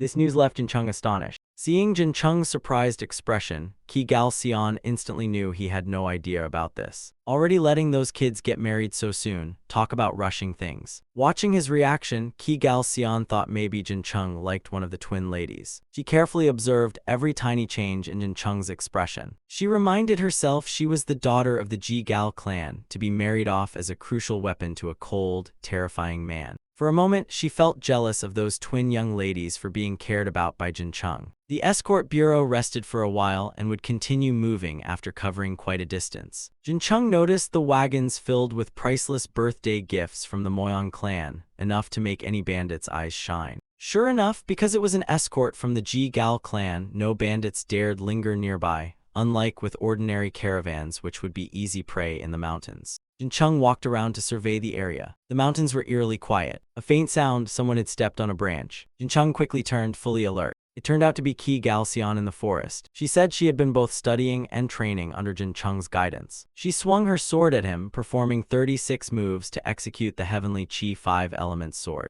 Because the transformations were so diverse, the sword style was considered nearly impossible to grasp. Jin Chung blocked her strikes while teaching her at the same time. He reminded her to focus on defense first rather than always attacking. Qi Galxian hesitated, thinking only defending wouldn't help her defeat enemies. From Jin Chung's view, that was only true in a one-on-one fight, but against multiple opponents, charging recklessly would make the road to the underworld appear right in front of her. Then King Yama would probably greet her with, "Come in and play with me." Qi Galxian curiously asked how to defend effectively, and to her surprise, that was exactly Jin Chung's philosophy of defense. First, remember every possible direction the opponent could attack from, and feel the entire space around your body. By moving your hands and body, create an absolute defensive zone, like forming an invisible shield. Although the Void Control Fist is about sensing and controlling space, what if one could master its theory even better? Controlling space and restraining it firmly would result in a defense that was precise and calculated. Hearing his teachings, Qi Galxian felt as if a new horizon had opened up, realizing that rational efficiency was the key point. Qi Galxian closed her eyes and began practicing what he taught. The branch chief appeared and said, finally she understood, which was her good fortune. He drew his sword, wanting to teach his niece a few more things. Jin Chung felt it wasn't right for an outsider like him to watch, so he asked to excuse himself. The branch chief told him he was fully qualified to stay and observe. However, Jin Chung still chose to leave quietly. Jin Chung and the escort bureau subordinates mounted their horses, leading the caravan straight toward the Moyang clan. The road was long, but they moved faster than usual, as the escort agency said the path was well-worn thanks to daily travelers. If they went by water it might be quicker, but one storm could sink the ships. When facing a storm, even martial arts masters were powerless against Mother Nature. Before long, the Moyang clan's estate appeared before their eyes. The 1,000-year-old power of the Moyang royal family in Liao Enning revealed itself in full majesty. Finally, they arrived at the Moyang clan. Qi Galxian reported to the Moyang family that the escort caravan from the Ji Gao clan had arrived. The gates of the Moyang clan were open.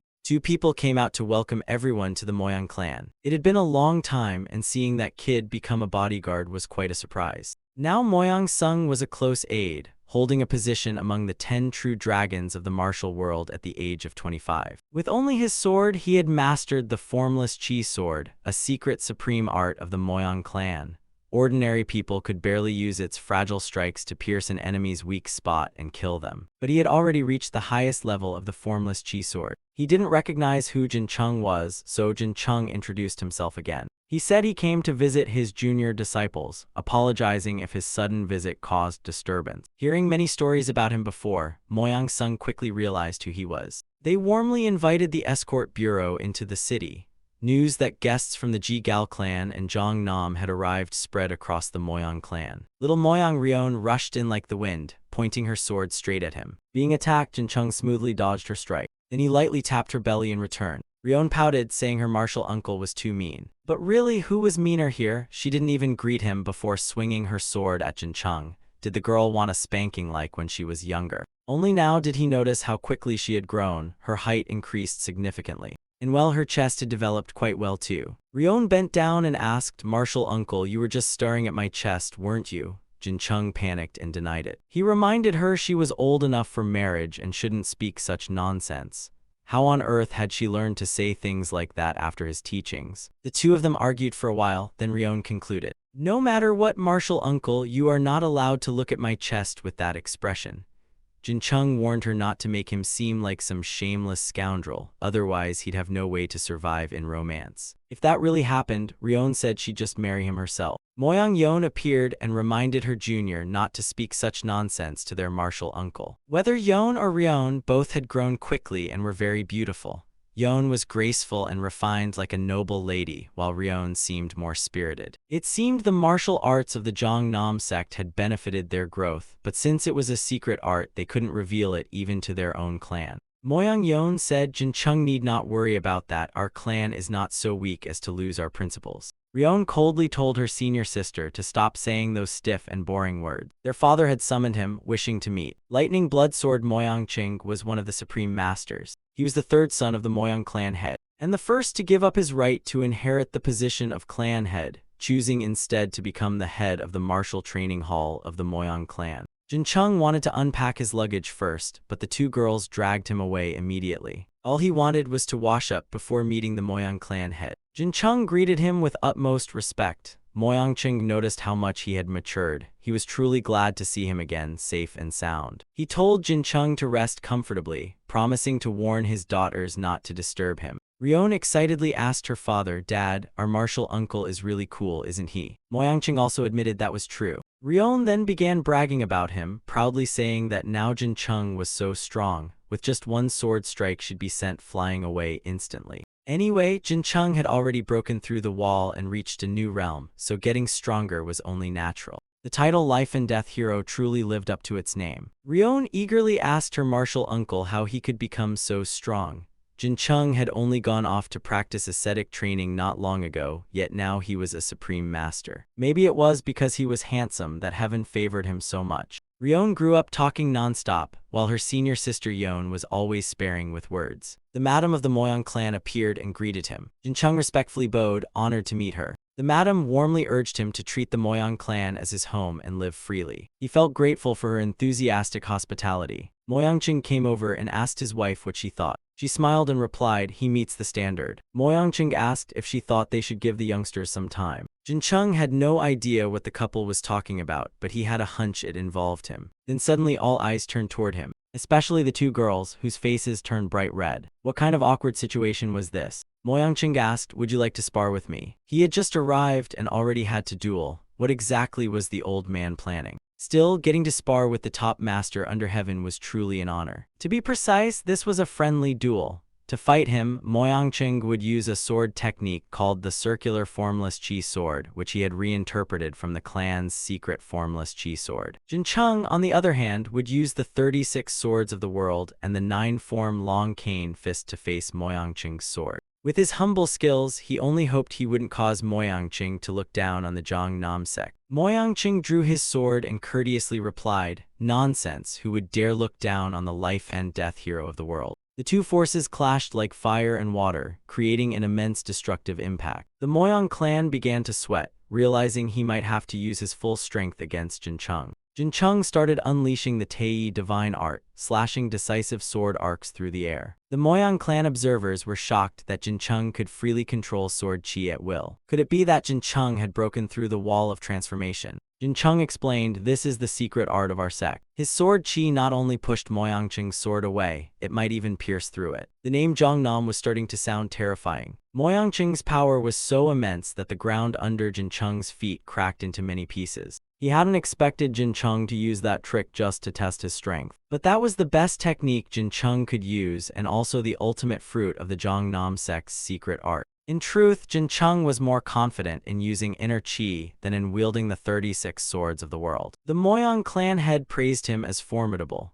If Jin Chung wasn't confident with swordplay, he could fight with him using another method instead. But at the same time, he would also teach Jin Chung another devastating sword move. With that, the Moyang clan head's sword shot forward like lightning, piercing straight through Jin Chung's sword chi. Quick-witted, Jin Chung shifted into the sword net technique to block and control the strike. The Moyang clan head couldn't believe his eyes when he saw Jin Chung manage to block the secret observing sword technique, one he had never even heard of before. Could the Tei divine art really have such miraculous effects? The Moyang clan head clenched his teeth, then laughed, praising Jin Chung as interesting. But with just that, wanting to marry his daughters was not enough. Moyang Cheng spun around, leapt high, and attacked from above. Jin Chung thought, what nonsense is this uncle spouting, who would want to marry his daughters anyway? The story went back 2 years when the NM Gung clan, the Jinju clan, and the Ha Buk clan came to the Moyang clan to discuss marriage alliances, causing them much concern. The two young ladies firmly refused to marry. They only wanted to think about training in martial arts and becoming supreme masters. Their parents could not understand why their daughters rejected such good marriage prospects. Ryon revealed that in her heart she already had her martial uncle. Hearing this, both parents of the Moyang clan wondered what kind of martial uncle could make their daughter secretly admire him. Today, the Moyang clan had unexpectedly met him, and Jin Chung was exactly as he hoped. All of Moyang Cheng's attacks were neutralized by Jin Chung. He admitted Jin Chung was too formidable. Perhaps he had encountered some great fortune. In truth, it was simply that Jin Chung had discovered the deeper meaning and secret art of the Zhongnam sect. Hearing this, he sheathed his sword and apologized for testing him.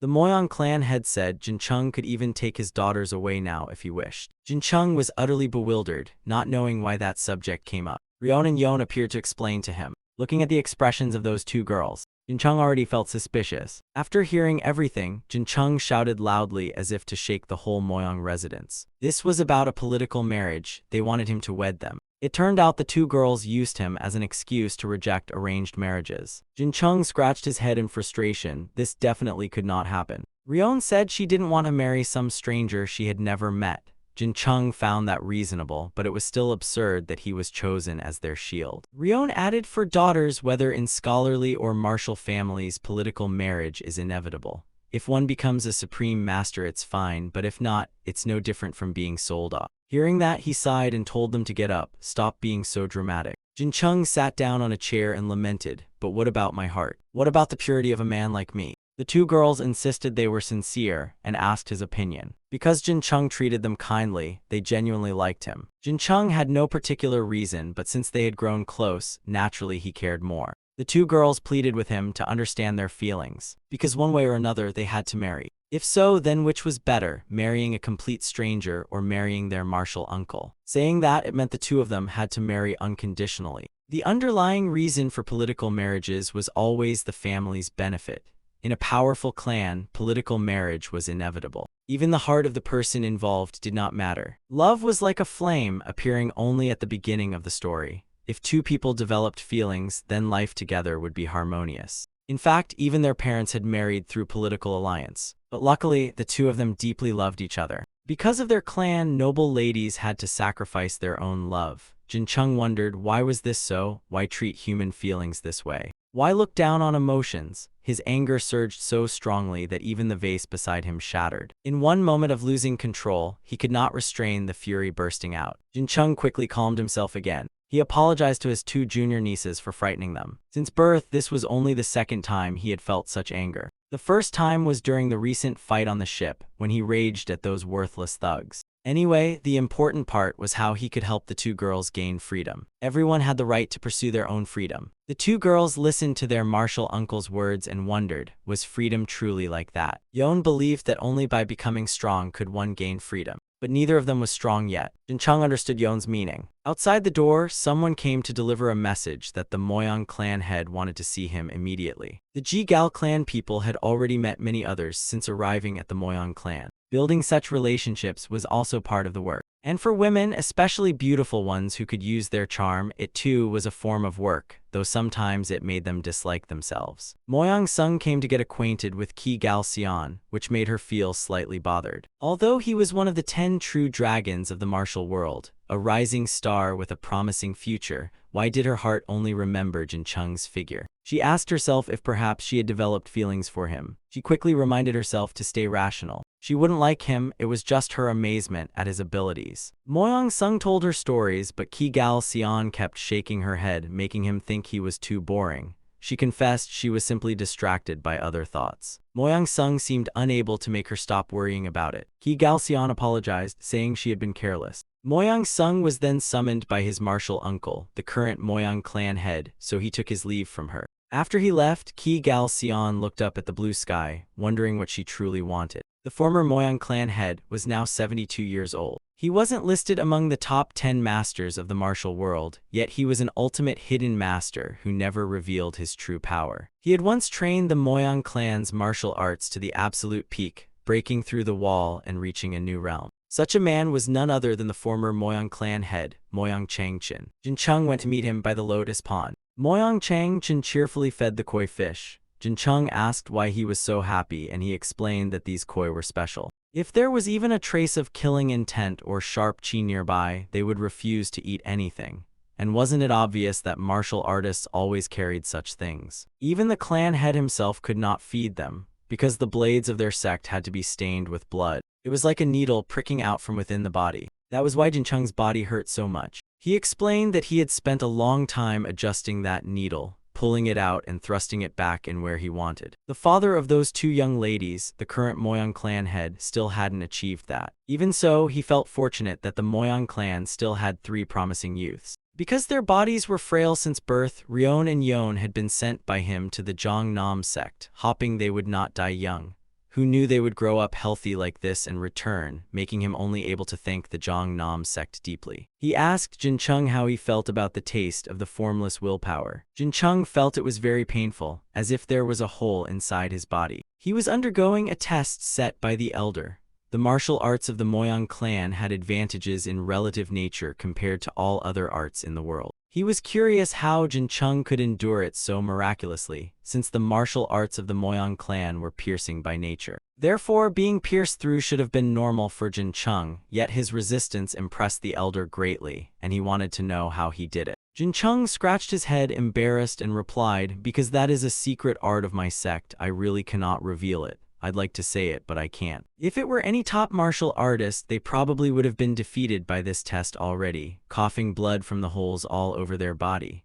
Who would expect Jincheng to withstand such an assault? The elder asked if he had successfully mastered the Tei divine art. On this, Jincheng thought he had succeeded, but he was unsure if he could truly see its limitless potential. That was why he had been troubled lately. Closing his eyes, Jincheng circulated his chi and broke through the formation. Even the current Moyang clan head had been unable to do that before. It seemed the Zhongnam sect had truly raised a dragon. After the test, the two of them formally introduced themselves again. He mentioned that Jincheng dearly cherished his 2 granddaughters and their healthy growth was surely thanks to him.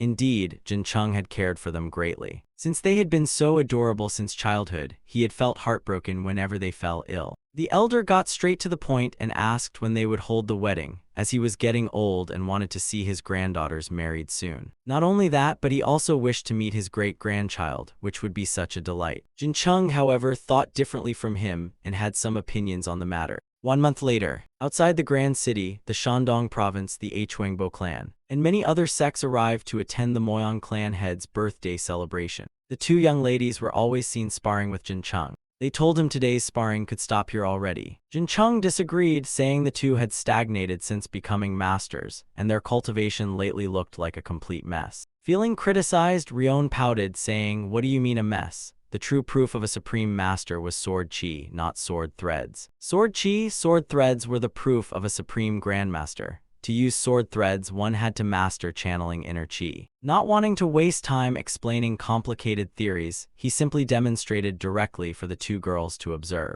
Sword chi was the visualization of the sharpness of chi into the form of a blade. Palm force was the same way, created by shaping circulating chi into the palm. Now this inner chi was flowing between his palms, from left to right and back again. If the two girls could realize the deeper meaning of the Tei divine art, they could do this too. For this kind of power, one must fully understand it. If one could control both chi and sword, they would become incredibly strong. From today, Jin Chung would focus on teaching the two girls about chi power. Ryon thought her martial uncle suddenly being so diligent must mean he just got paid by their father to teach them. Honestly, Jin Chung was someone whose eyes lit up at money, but not that badly. Ryon said she would tell her father he was already training them so he could go eat cake and drink tea. Jin Chung told them to concentrate. After becoming supreme masters, they could talk later. Jin Chung leapt up to continue attacking, not giving them a moment to rest. Ryon wondered why her martial uncle was so overly enthusiastic today. Jin Chung only wanted to make sure the two of them truly became supreme masters. During his meeting with their grandfather, he had directly refused marriage. The elder thought he had belittled his granddaughter's feelings, but that wasn't it.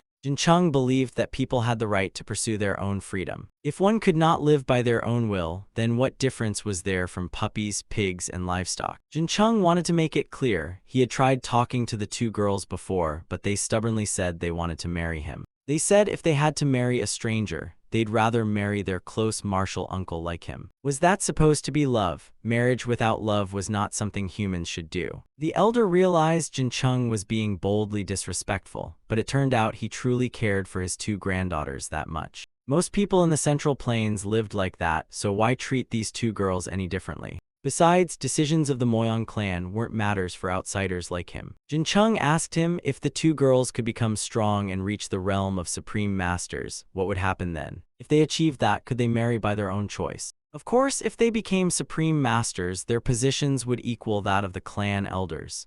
In their clan, fewer than 10 people had ever become supreme masters. If they could do it, he would allow them to live and marry as they wished. But was such a thing possible, since becoming a supreme master was no easy feat? Jin Chung confidently said he would make it happen. He would make them supreme masters. This amused the former Moyang clan head, who wanted to bet with him. He gave Jin Chung 1 month to train Yon and Ryon into supreme masters. If he failed after 1 month, he would have to marry the two girls. To have Yon and Ryon marry someone familiar like him, the elder thought that would already be happiness enough. Jin Chung didn't fully agree, but a bet had wins and losses. He insisted he must also gain something in return. Thus, they struck a mutually beneficial bargain. After hearing his story, Yon and Ryon knelt down to thank him. Surely the two girls were deeply moved. Jin Chung said he was only helping, but the rest depended on themselves. For them, becoming supreme masters was now mandatory, so they resumed training diligently and tirelessly. Hearing that Jin Chung was focusing on teaching his granddaughters about harnessing inner chi, the former Moyang clan head was astonished.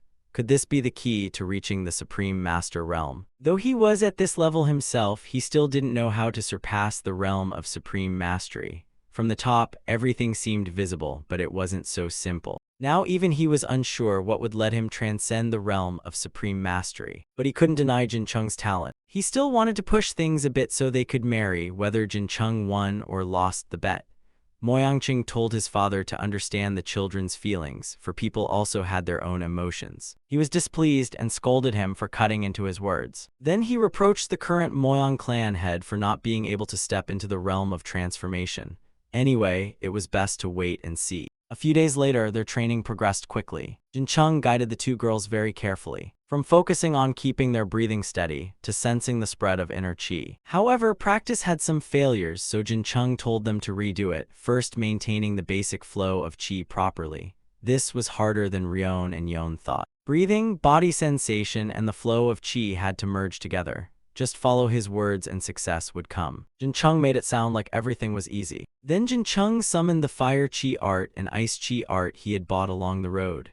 He could handle both the power of fire and the force of ice at the same time. The two girls were shocked and asked where he bought that. He said he bought it in the black market, and since the sect that created it had been annihilated, they didn't need to worry too much. He had spent more than 100 gold taels to get it, so he thought of teaching it for some pocket money. Indeed, their martial uncle hadn't changed, still money-hungry as ever, almost going crazy for cash. The two girls said that wasn't fair, hadn't he taught them for free since they were little until now? In that case, he'd start charging tuition fees. The Moyang clan servants were counting supplies. 20 pigs, 5 cows, all slaughtered, none left alive, to prepare for the banquet in 2 days. Soon the Moyang clan head's birthday banquet would officially begin. The second day of the 3-day feast was his actual birthday. Time passed quickly, and their training seemed to have some effect. Ryon and Yon's swordsmanship grew stronger and deeper. They could already use inner chi. But becoming stronger was different from becoming supreme masters. Was 1 month too much for those two girls? Jin Chung worried, sighing in frustration. Jin Chung went into his room to pack, planning to run away. At this point, running seemed the only option, though he didn't know when to do it. While packing, someone knocked on the door outside. It was Lady Qi Galxian of the Ji Gao clan. She came because she had something to say to him. Seeing her graceful face made Jin Chung blush suddenly. Jin Chung invited her inside to talk. The ancients often said everything had its reason. Coming here at such a late night surely meant she had a reason. Since he couldn't create qi barriers, he set up a formation in the room so no sound leaked outside. Qi Galxian was surprised that Jin Chung was also skilled in formation. He humbly replied that it wasn't enough to be called mastery, it was no big deal. Yet clearly, the scale of this formation was far from ordinary. Jin Chung felt honored to be praised by the lady of the Ji Gao clan. A rumor was spreading within the Moyang clan. A rumor about the marriage of Moyang Yon and Moyang Ryon to a Taoist of the Zhongnam sect. It seemed those two old men planned to spread this news first to trap him. Indeed, with this matter, he had no choice but to think about running away. Jin Chung assured Qi Galxian that it was nonsense. The Moyang clan had spread false rumors on their own. Who would have thought they dared use a Taoist like him as the subject of gossip? Qi Galxian smiled happily and asked if he was really telling the truth. Jin Chung insisted it was true. How could he possibly marry those little girls? Besides, he was already busy enough wandering as a Taoist searching for the way, who had time to think about marriage. Hearing that, Qi Galxian suddenly felt as if thunder had struck her heart. Jin Chung asked if she came all this way just to ask about that. Qi Galxian admitted it, she had gotten her clear answer. With a trace of sadness in her eyes, she left. Jin Chung couldn't understand why Qi Galxian suddenly changed her attitude like that. Women really were hard to figure out. The birthday feast was grand, the crowd lively and full of congratulations. The beggar sect's gift was a pair of iron bamboos from Yunnan, famous for being tough as steel. Members of the 8 great martial families appeared one by one, offering their gifts. Even medium and small sects from Liao Enning province and the 9 sects came to attend. The endless stream of people wanted to lean on the 1,000-year prestige of the Moyang clan. Jin Chung instructed his nieces on the will of Zhongnam, reminding them to forever engrave its meaning deep in their hearts. That was all he could say to them. Though people often said no gain, no loss, this whole situation really made him uneasy. Others told him to just accept it. After all, marrying such pretty nieces wasn't exactly a bad thing. But they were just children to him, and because they weren't sincere, he didn't like them. Yet Ryon insisted she was sincere, though he himself had no such feelings for them. Marrying them would be no different from marrying his own little sisters. Ryon urged him not to get angry and storm off. That brat, could it be she really liked him for real? Yon sighed, scolding him for being naive, telling him to stay and think things through. With that, she too left. Jin Chung truly could not understand those two girls. He had set aside his own future for their sake, yet they were not giving their all. 2 members of the Dark Moyang sect were gossiping about the Moyang clan's prestige, saying being called a 1,000-year clan was no easy thing.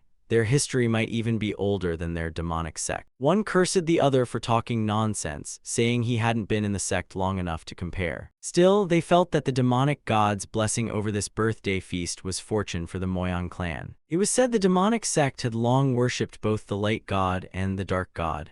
But since the light god gave no blessings, now was the age of the dark god. They bore deep hatred for the Moyang clan, a heavy feeling they could not shake off. The two whispered a while, then went to check if their allies from the mystic arts faction had arranged things. It seemed they were plotting something. The Moyang clan gave thanks to all martial peers who attended. This time, the Moyang clan had prepared a special performance for everyone's enjoyment. Cheers rang out as the 2 Moyang ladies, Yon and Ryon, stepped onto the stage with swords. It turned out to be a duel between the Moyang clan's twin daughters. The sound of flutes and drums rose along with the clash of swords. The two beautiful girls, their graceful figures moving smoothly, fought like twin gusts of wind. At the end of the sword dance, both body and spirit had to be perfectly united, endless and unbroken. That continuous flow from Moyang clan sword arts to the Jongnam sect's sword arts, this was the very will of the Jongnam sect. The two young ladies unleashed sword threads, making the crowd erupt in cheers. Could it be these two young misses had already reached the realm of supreme masters? How could that be possible at such a young age? The clan head was overjoyed watching his granddaughters, and Jin Chung was just as happy, since it meant he might finally escape marriage trouble.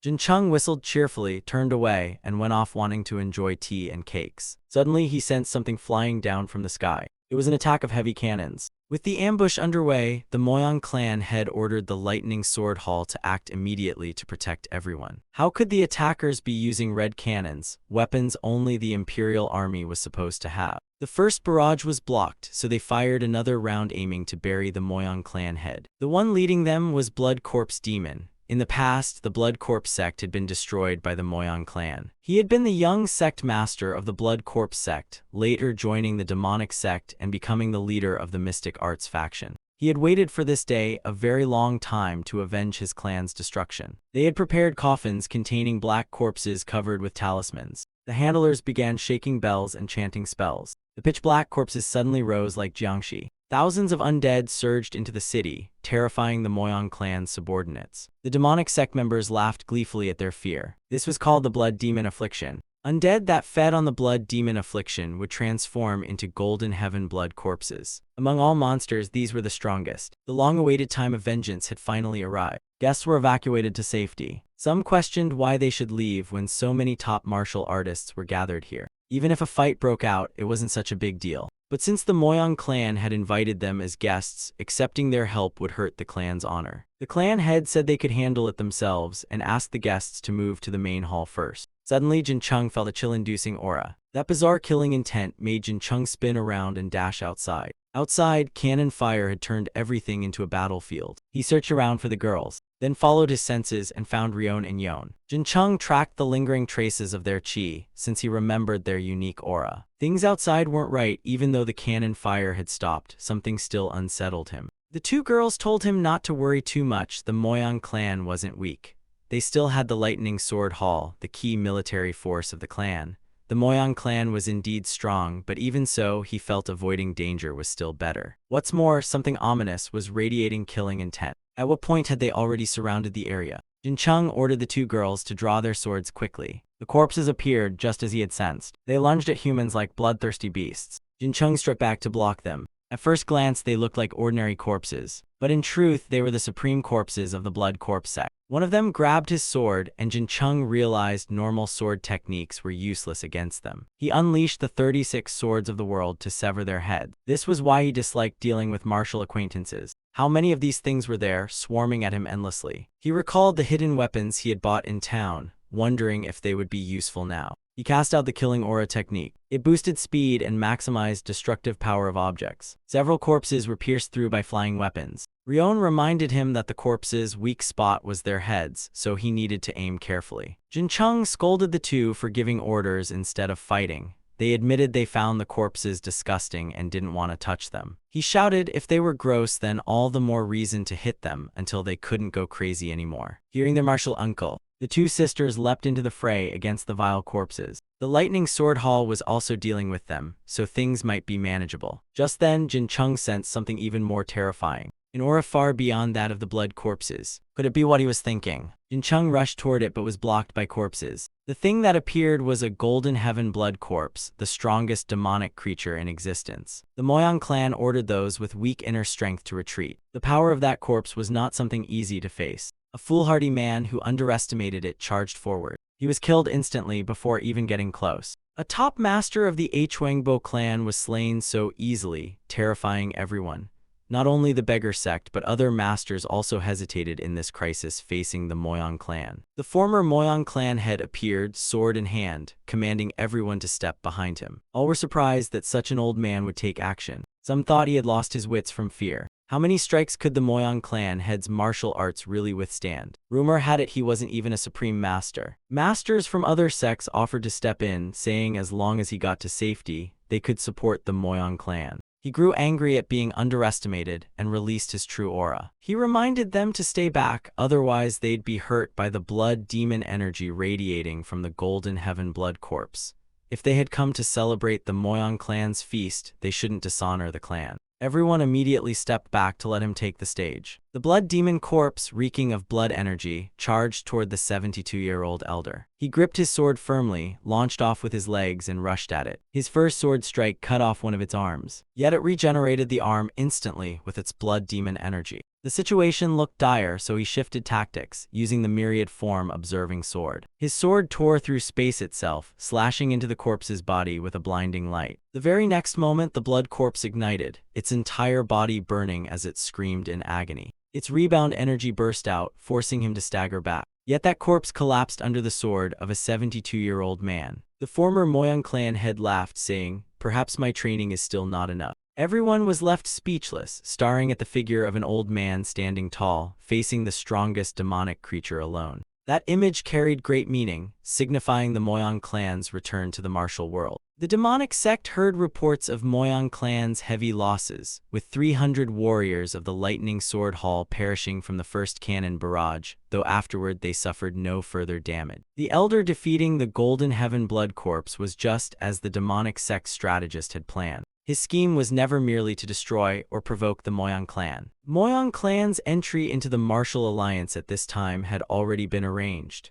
The strategist was the one acting on behalf of the demon lord to lead the sect. With this plan, he could proceed with the Heaven-Earth Fate ritual. They underestimated the demonic sect's power and would no longer be on guard. Meanwhile, other sects would obstruct the Moyang clan, causing the martial alliance to tear itself apart again. Next, they needed to build power in their own hands alongside the Moyang clan, to form factions and pit them against each other. Since the hard part was already done, the rest was simple because whether they wanted it or not, the other sects would all be swept away. And no matter how vast Moyang clan's influence was, if they couldn't harmonize, they would still become a thorn in others' eyes. Once the demon lord appeared, the world would soon drown in the flames of the demonic sect. He laughed while speaking of this perfect plan. 1 month after the assassination incident at Moyang clan, Jin Cheng's fire chi art and ice chi art had improved. Whether it was blazing yang chi or chilling yin chi, balancing the flow of inner chi was crucial. His training today ended late at night. Jin Cheng felt bored since cultivating martial arts took him 1 or 2 days already. He should have left with the Ji Gal clan's escort group, but the clan head had suggested he stay and rest a bit after that shocking event. Ji Gal Xian told him that no matter what path he took, traveling with the Ji Gal clan escort group would be safer. He thanked her sincerely, but still decided to remain. Ji Gal Xian mounted her horse and left with the group, departing Moyang territory. Jin Cheng kept watching her silhouette. Now he regretted it, wishing he had gone with them. He scratched his head, frustrated, then grabbed some cakes from the table. Jin Cheng still had 2 more martial arts to train. He had already mastered the use of fire chi art and ice chi art. Now only poison art and iron cloth shirt remained. For poison art, he just needed to expose himself to small amounts of toxins and train with them. But for iron cloth shirt, he needed real combat to practice. Jin Cheng thought about asking the twin girls for help. Now that they were supreme masters, even he had to be careful around them. Soon enough, the twins appeared at his door. Truly the queens of free time, always dropping by his place. With so many things they could do in the Moyang clan, they still came to him every day. According to Rion, the Lightning Sword Hall functioned fine without her anyway, and the intelligence division didn't really care either. Though there was still a division responsible for medicine, the medical hall. Now that the twins were supreme masters, there was no reason for them to learn medical skills anymore. They were the future of the Moyang clan, so it was time they thought a bit about their own futures. After all, to win quickly you had to strike quickly. Jin Cheng planned to leave soon, since eating and playing all day was getting annoying, not to mention all the gossip. Rion teased him, saying he was actually afraid of people gossiping. A man scared of rumors wouldn't be able to clean off the snack table 3 times a day. A new rumor spread that the Moyang clan was joining the martial alliance. Thus there was word that martial alliance warriors would be stationed here. These were the resident warriors of the martial alliance. Currently at the martial alliance, Sword King Namgung Mu was the leader, with the Poison King, Freak Sect, and Strange Sect also involved. The Ghost Doctor was always in place, ready to assist the martial alliance. When the martial alliance was formed, an organization called the Four Blood Lotus also began to stir. The Blood Lotus Lord was the sect master of Blood Dragon Sect, killers of demons.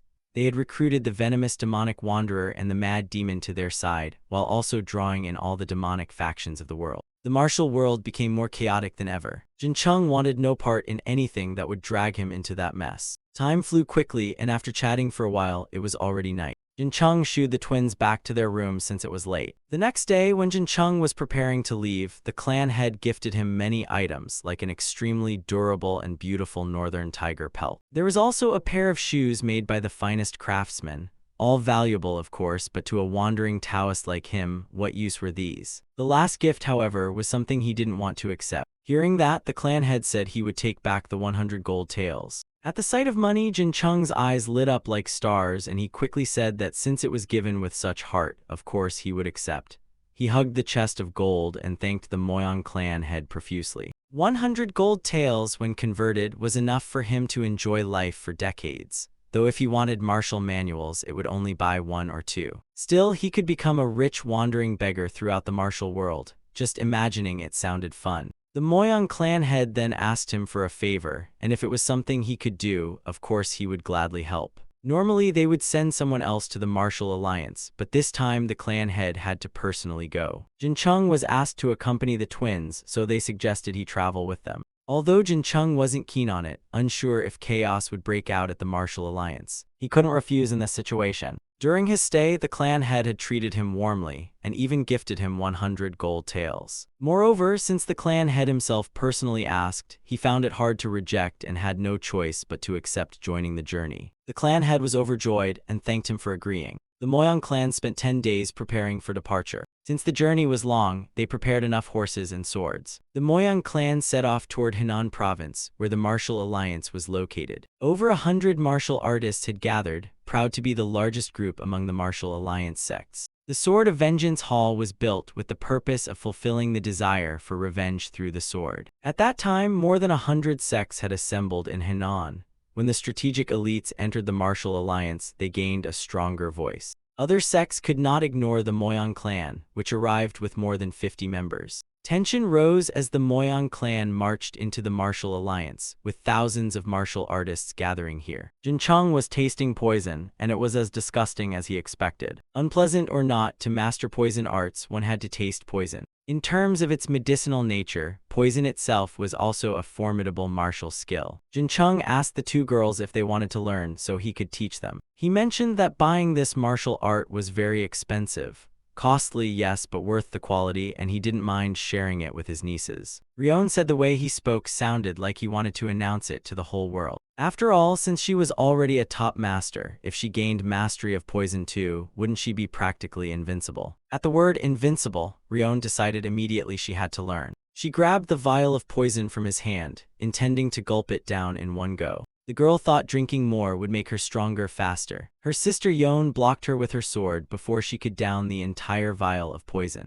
Jin Chung warned that drinking it all at once could be fatal. That stunt nearly gave him a heart attack, like shaving off 10 years of his lifespan. Before testing poison, one had to use the incantation. In truth, it wasn't just about the incantation and practice, there were many other stages too. After escorting them to Henan, Jin Chung parted ways with the group. Ryon pouted, saying his farewell sounded like they would never see him again. After all, they weren't going far. Jin Chung wanted to greet the elders of his sect inside the martial alliance before heading back to the Zhongnam sect. He was still technically on a mendicant pilgrimage, though it didn't really look like begging, it still counted. Tomorrow, he had to return to his sect to report his mission. Jin Chung instructed the two girls to be cautious, and if danger came, the best choice was to run without hesitation. They bid farewell there, each going their separate way. Jin Chung strolled down the street. In his hand, he checked the map leading back to the Zhongnam sect lodgings. There were 2 buildings, one luxurious, the other shabby. Without hesitation, Jin Chung walked into the shabby one, reasoning that Zhongnam sect was poor and weak, so there was no way they could own the fancy one. Still, he couldn't forget the sweets from the Moyang clan. Jin Chung was greeted by his juniors after his absence.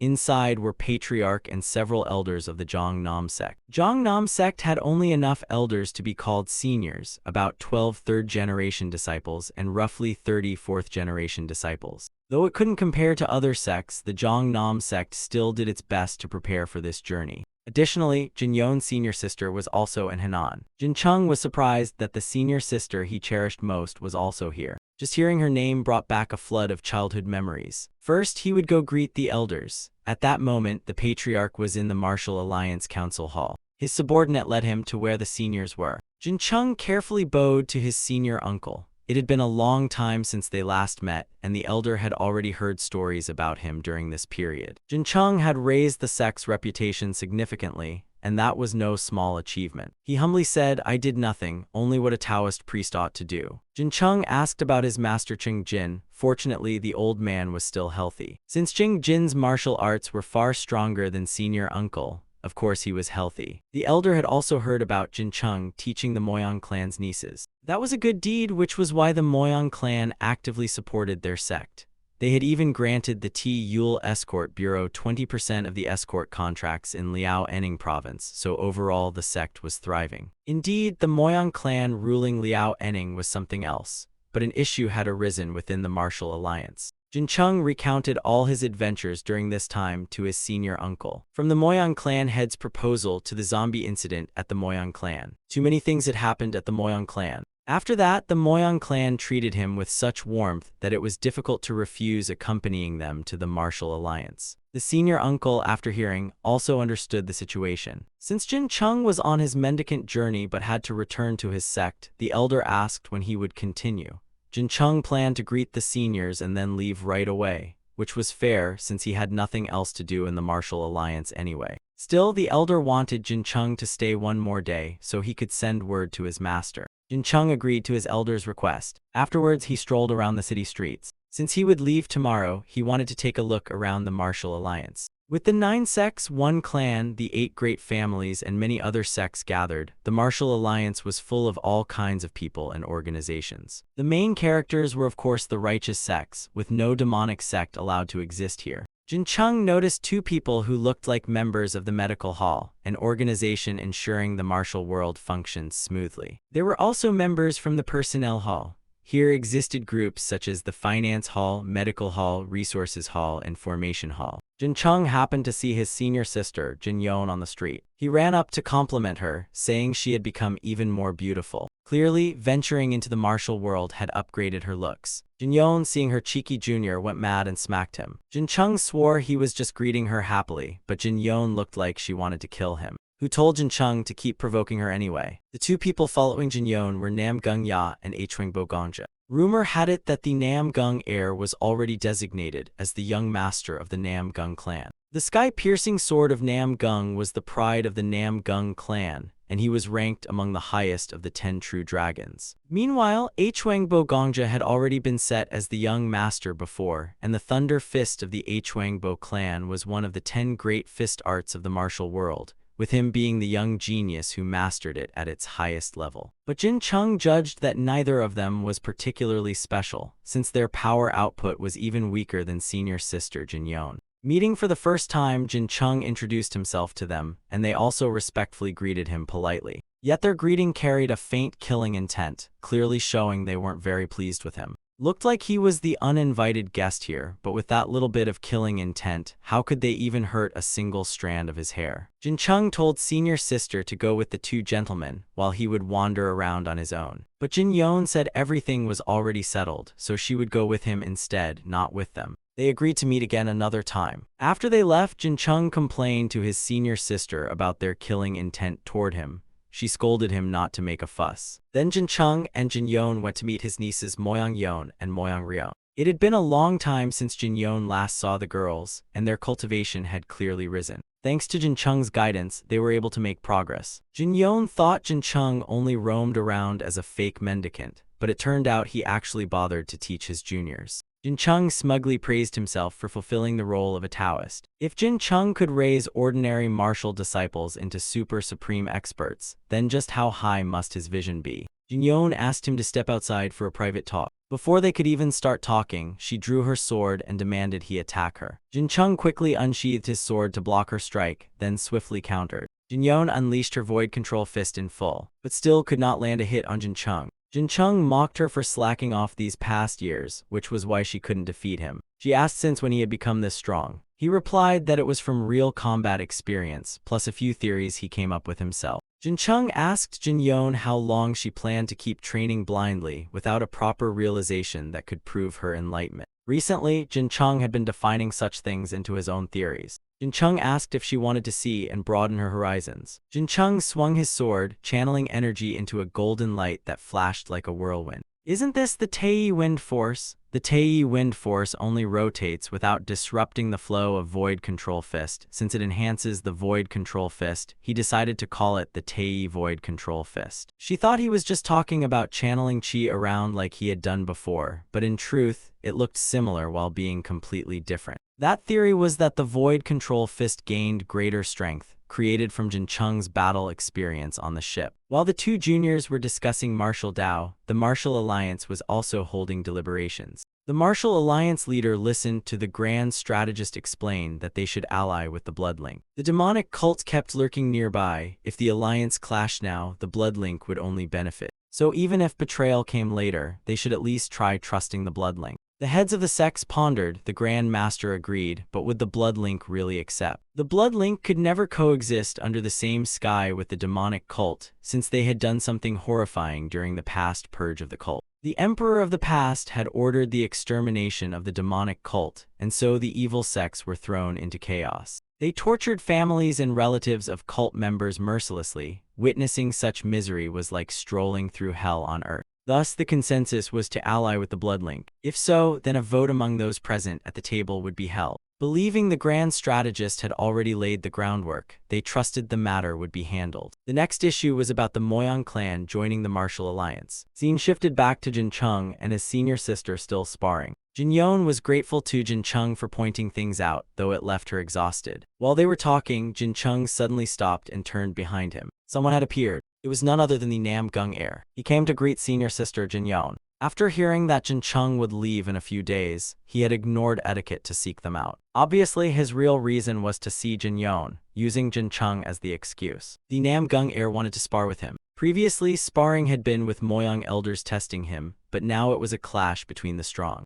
Jin Chung accepted the duel. From the blazing determination in the Nam Gung heir's eyes, Jin Chung turned to say, "Senior sister, watch us closely." The strength of a famed martial family, steeped in secret arts, had manifested into the boundless sky sword technique. A disciple of Master Qing Jin, third generation of Zhang Nam sect, humbly requests instruction from the Nam Gung clan's sword. Jin Chung drew his sword, unleashing the 36 swords of the world, his body and blade glowing blue like lightning. His opponent was startled, questioning what kind of power this was. The Nam Gung heir leaped forward, swinging a horizontal slash at him. Jin Yon observed her junior being pressured, forced into retreat, and thought it was because he was still drained from their earlier bout. If this continued, the victor would surely be the Nam Gung heir. The more he thought he would win, the more enthusiastic the Nam Gung heir became, striking fiercely, his sword slashing at Jin Chung like a raging storm. At last Jin Chung had grasped it. All this time he had intentionally allowed himself to be cut, with a purpose in mind. It was time for Jin Chung to reclaim the upper hand, swinging his blade toward the Nam Gung heir. The strength behind his strike was so overwhelming that the heir could not easily block it. The shifts in stopping points and the speed of Jin Chung's sword were no laughing matter. But the Nam Gung heir was still the heir of the Nam Gung clan. How could he possibly accept defeat? With that, he mustered all his strength to strike back. Yet he was completely forced back by Jin Chung's terrifying power. He had to borrow the strength of both sword and ground just to stay standing. This story quickly spread like wildfire throughout the Martial Alliance. At only 19 years old, Jin Chung had fought on equal footing against the heir of the Nam Gung clan. Everywhere, people were talking about how Jin Chung had bested him. As someone from the Zhang Nam sect and with Zhang Nam's close ties to the Moyang clan, some even wanted to approach him to forge connections. Many young ladies wished, even just once, to greet Taoist Jin Chung. Some even prepared gifts simply to befriend him. Was this scene proof that the Zhang Nam sect was slowly regaining its past glory? Jin Yon asked if Jin Chung truly intended to leave right now, but he said that after fighting there was no point in staying. he still had to finish his wandering cultivation. Knowing that Jin Yon still wished to stay with her junior longer, and seeing her reluctant face, he comforted her with a few words. Jin Yon had also diligently cared for the juniors, which pushed them to work hard for their sect. Specifically, their efforts had even convinced their fathers to contribute funds to Zhongnam, making the sect's finances a bit more comfortable lately.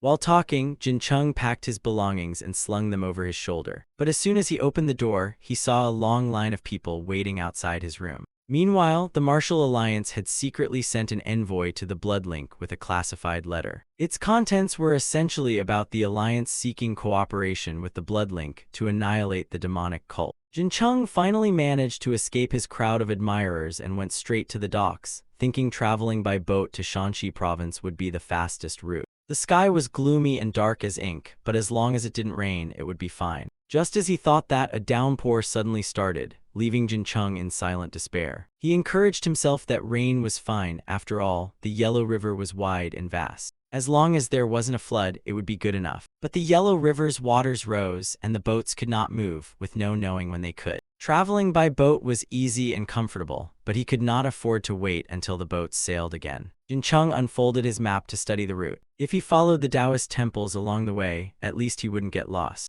After thinking it over, he decided to go on foot, even though the heavy rain outside showed no sign of stopping. Jin Chung circulated a bit of inner energy around his body, weaker than protective chi, but enough to keep the rain off. A man in black, suspected to be from the Shuk demon sect, entered a shrine, lit incense, and had a request. It was the assassination of Jin Chung, known as a top expert with 125 inner power. To assassinate a super supreme expert was a special request, one that came with a massive price. The black-clad man paid a pile of gold, and the assassin agreed, tasked with killing the life-and-death Dao hero. In the pouring rain, Jin Chung trudged through the forest, his inner energy only lasting a short while to shield him from the rain. The downpour soaked his whole body. Had he known, he would have listened to the innkeeper and stayed for the night. His clothes drenched, the muddy ground sucking at his feet with every step, left him even more exhausted. Tonight he might have to sleep rough in the mountains, since wandering aimlessly for a cave wasn't working. Recalling survival shows, he scanned the forest for anything usable.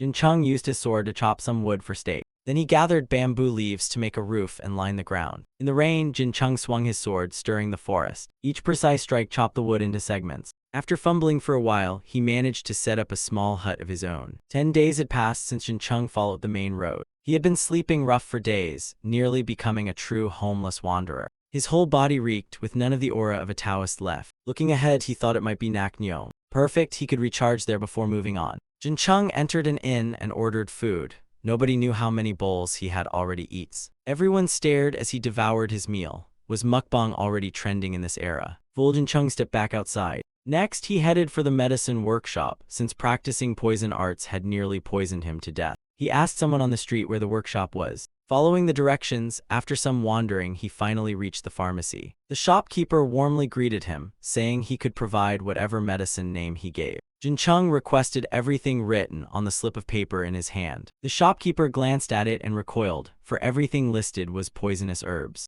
If refined and processed correctly, they could become medicine, but making that medicine was far from simple. This much poison was enough to kill over 300 people. The shopkeeper asked what he intended to do with it.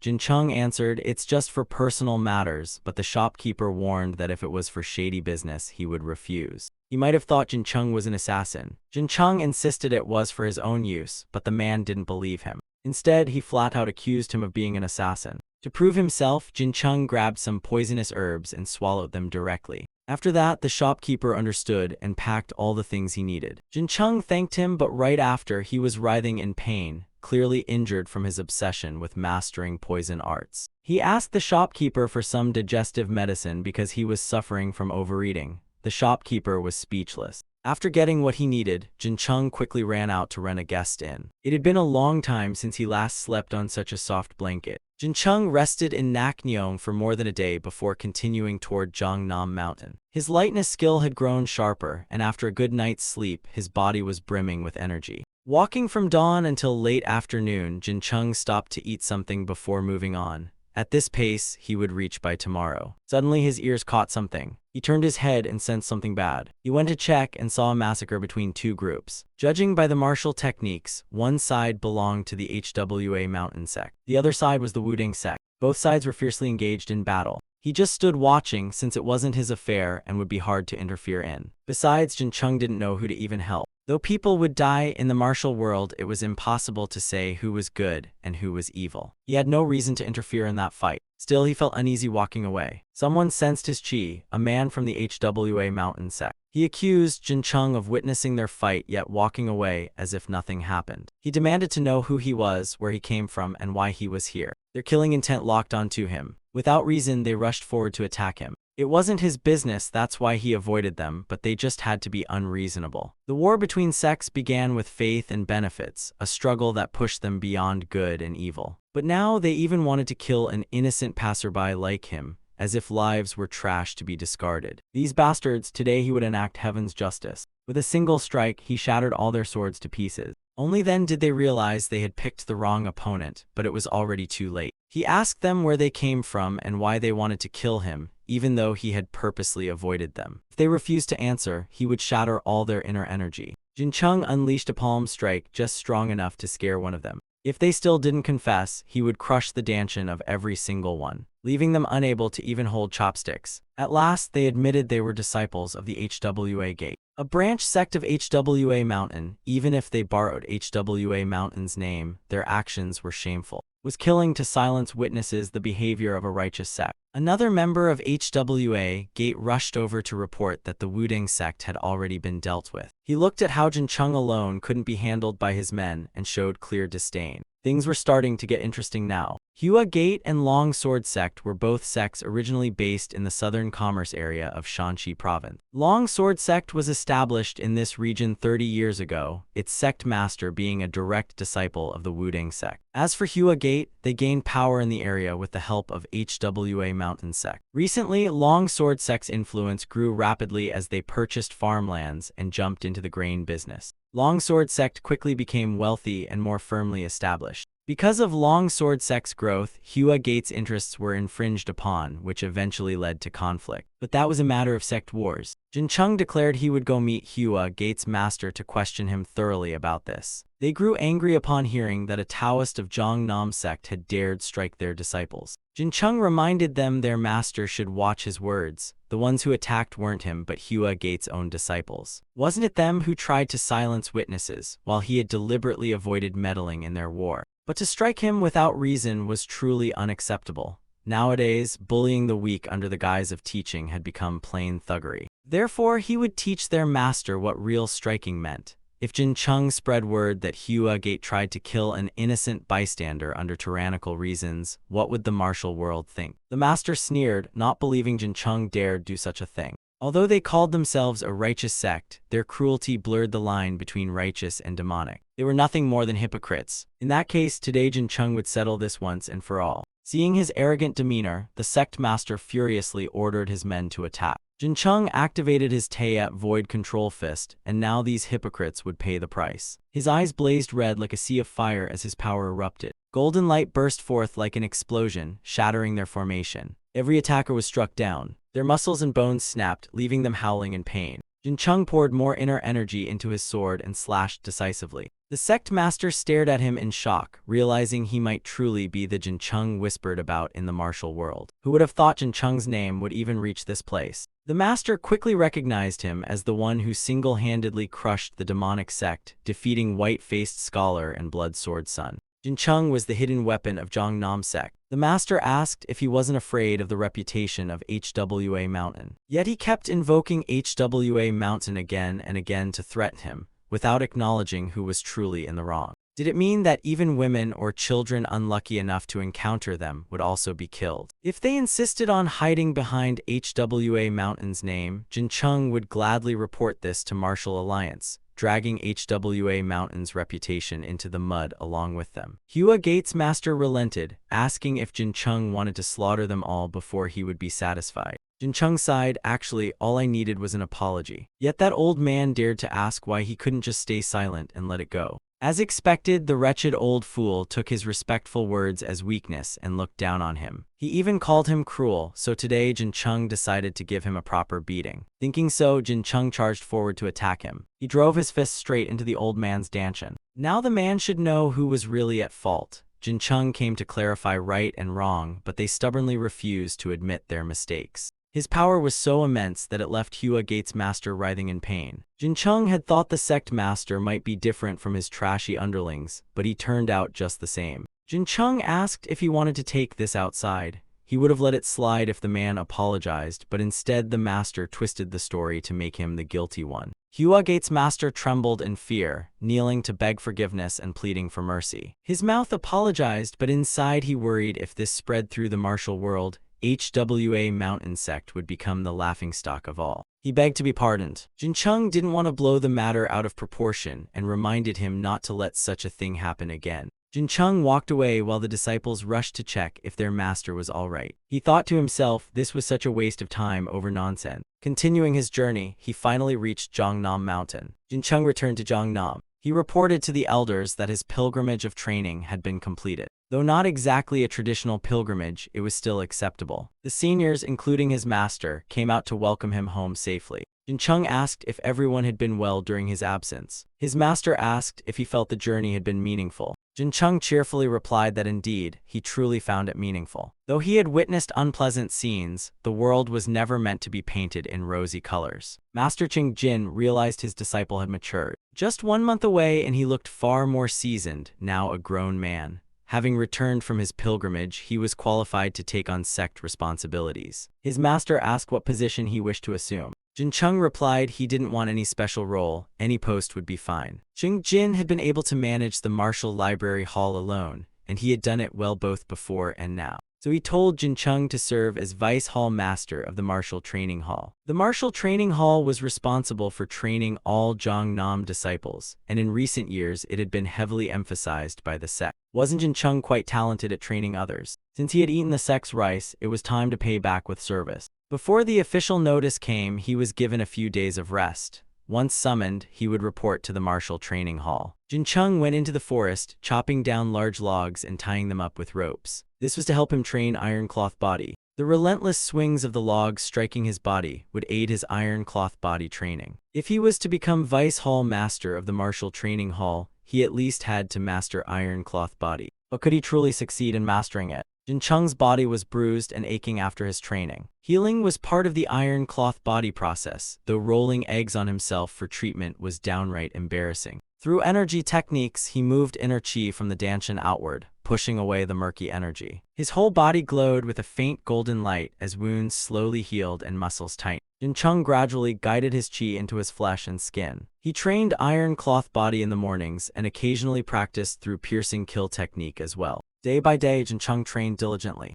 Fifth-generation disciples clapped in awe whenever they saw his demonstrations. Jin Chung was also close to mastering Ice Chi and Heat Divine Art at their highest levels. If the kids trained as hard as he did, they'd manage to reach his level too. Iron Cloth Body and Poison Arts were mainly for self-defense, but they weren't the hardest things to practice. Invisible Chi using willpower to move energy was the key.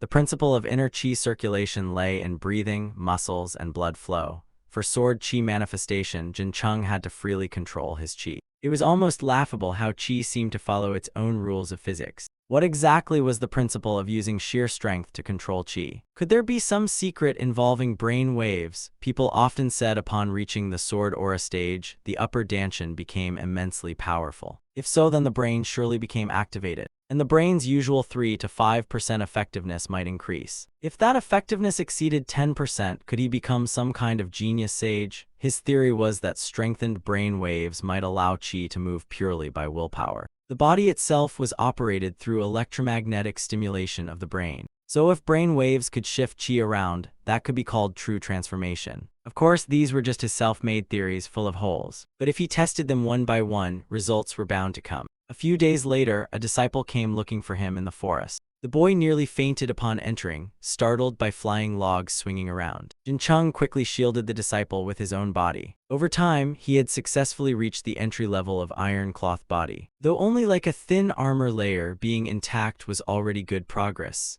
he had achieved level 1 of Iron Cloth Body. From now on, he would have to train it more rigorously. To reach level 3, those logs had to be replaced with iron maces striking his body. By level 5 and beyond, he'd need blades and swords cutting into him for the training to work. Jincheng invited that disciple to train Iron Cloth Body with him, but the boy turned pale with fear and quickly refused. He had come only to tell Jincheng to report to the martial training hall as ordered by Ching San. Ching San had managed the martial library hall, but after Master Ching Jin became a disciple under Patriarch Sa Beek, he was reassigned to the martial training hall. Jincheng respectfully greeted his elder. Hearing of his return, the elder reported to the sect leader and decided to appoint him. With Jincheng assisting at the martial training hall, the sect would surely recover quickly. Jincheng wasn't sure what he could actually accomplish, but seeing his lack of confidence, the elder encouraged him, reminding him that he had created Tei Vitality Art and Heart Movement Art, a blessing for the sect. He had also heard of Jincheng teaching disciples at the Moyang family. He decided to incorporate that into official training methods for the sect. From today, Jincheng would assist him. Jincheng also hoped to learn more under his guidance. The martial training hall had 12 staff, and Jincheng was tasked with instructing 9 Zhongnam disciples in martial arts. He also had to manage training equipment, schedules, and locations. Beneath the hall master were 2 vice masters, Jincheng and Taoist Jing Sol. The initial task of the hall was researching training methods, which was placed under Jincheng's responsibility. The hall master assigned 1 4th-generation disciple to assist him. A few days later, the disciples appeared to greet him after receiving orders. Turned out it was that boy Gong Sun Jin from before. Wasn't he supposed to be at the outer hall? It seemed he had volunteered, feeling it would be more useful staying by Jincheng's side. Gong Sun Jins like Moyang Yon and Moyang Rion had been personally taught by him, but currently only he had reached Grandmaster level, and at his age that was already incredible. Even Hua Gates Master had remained stuck at Grandmaster despite being much older. At just 18, Gong Sun Jin reaching Grandmaster was truly outstanding. Yet he worried about falling behind, since his peers Moyang Yon and Moyang Rion had already become super Grandmasters. His concern made sense, so Jincheng decided to make him the first subject of his new training method experiment. First, Jincheng ordered him to bring all the training plans and theory books he had drafted over time. Meanwhile, at the Blood Demon Alliance, everything was ready. The Blood Alliance Lord had awaited this day for years. The bloody gleam in his eyes showed he had mastered Blood Heaven Demon Art, the ultimate art of the Blood Sect. He was revealed to be the long-lost descendant of the Blood Sect, now its current leader. They had prepared numerous Blood Dragon corpses. Since he had been busy training, he hadn't overseen their mutation process. Now there were already 12 of them, and in 5 years at least 8 more would be created. Each one possessed monstrous power equal to a Sword Aura Grandmaster.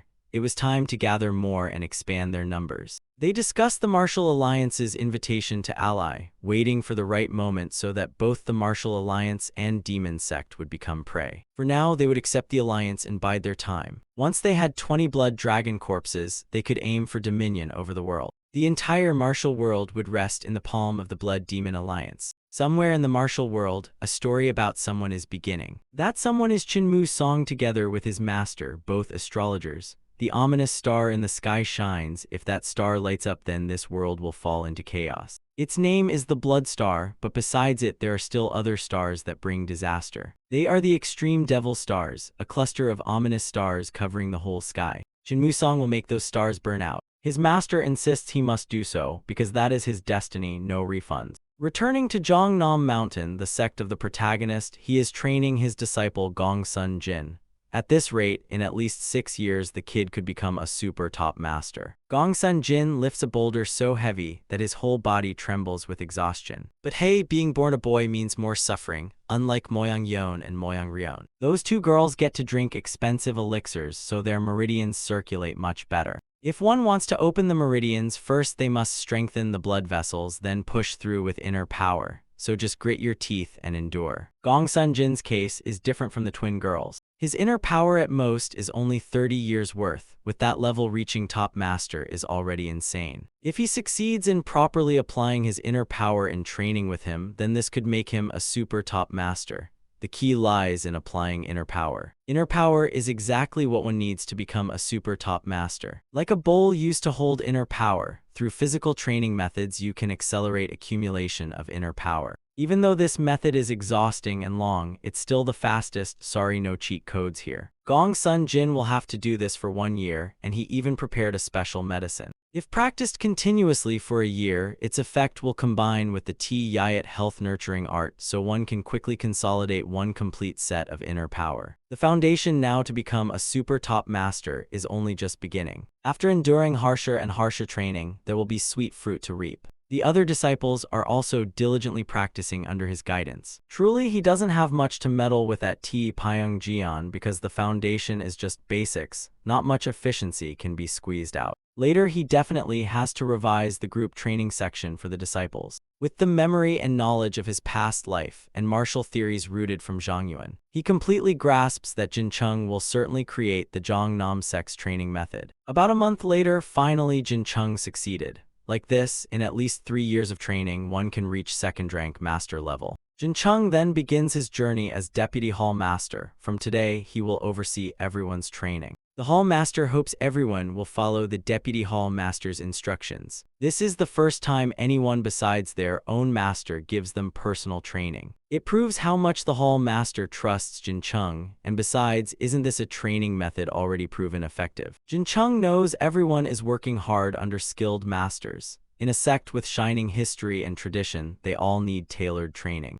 Therefore, personal cultivation becomes important. Jin Cheng observes everyone below, mainly those with 10 years of inner power and around 26 people who reached 40 years of inner power. Right here in this training hall, Jin Cheng devised a method that aids free cultivation, and so he summoned everyone here to train according to individual fit. He divided training into 4 categories and applied them to the 4th generation disciples, training them accordingly. First, the disciples with more than 40 years of inner power stepped forward for him to assess. Meanwhile, through those arduous days of training, Gongsun Jin also stepped into the realm of super top master, time to celebrate with a protein shake. At his age and level, he could go anywhere without being beaten to death right away. Gongsun Jin's weakness is the lack of inner power, so he must focus on cultivating it. Gongsun Jin was as happy as a kid when he achieved results after long effort. Gongsun Jin also came from the Gongsun noble family. About 10 years ago, when the Gongsun family was in decline, due to family circumstances, he worried whether he could even become a disciple of Zhongnam sect. Cheng Jin noticed the diligence and enthusiasm of Gongsun Jin.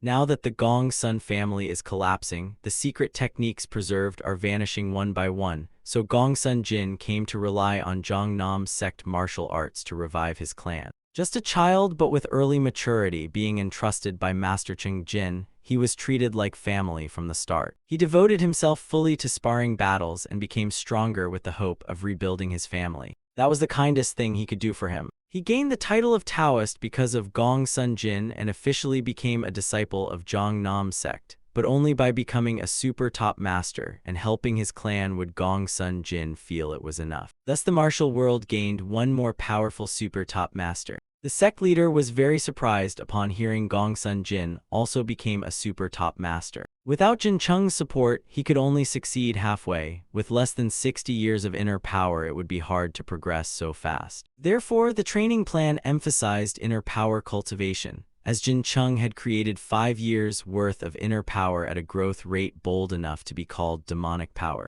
The reason it was possible was thanks to continuous practice of the T-Yayat health nurturing art. Along with that, he bought herbs to make medicine under the Deputy Hall Master's judgment. That medicine helped increase inner power by drinking or applying on the body. As a result, Gongsun Jin obtained 50 years of inner power and his ability to apply it increased greatly. All these results pushed him onto the path of super top master. Other disciples, if they followed this method, might also become super top masters or at least top masters, who knows. A unique martial cultivation method found only in Zhongnam sect. As time passed, the next pillar to lead Zhongnam would surely be Jin Cheng. The sect leader asked Cheng Jin if he thought Jin Cheng would become the ruler of the world. Cheng Jin wasn't sure, since the sect leader's position wasn't just for someone with strong martial art. So the position of Zhongnam sect leader would first be Jin Cheng as expected, then later Gongsun Jin. The sect leader felt Jin Cheng was ambitious, but Cheng Jin thought he didn't crave power. He definitely craved money though, no debate there.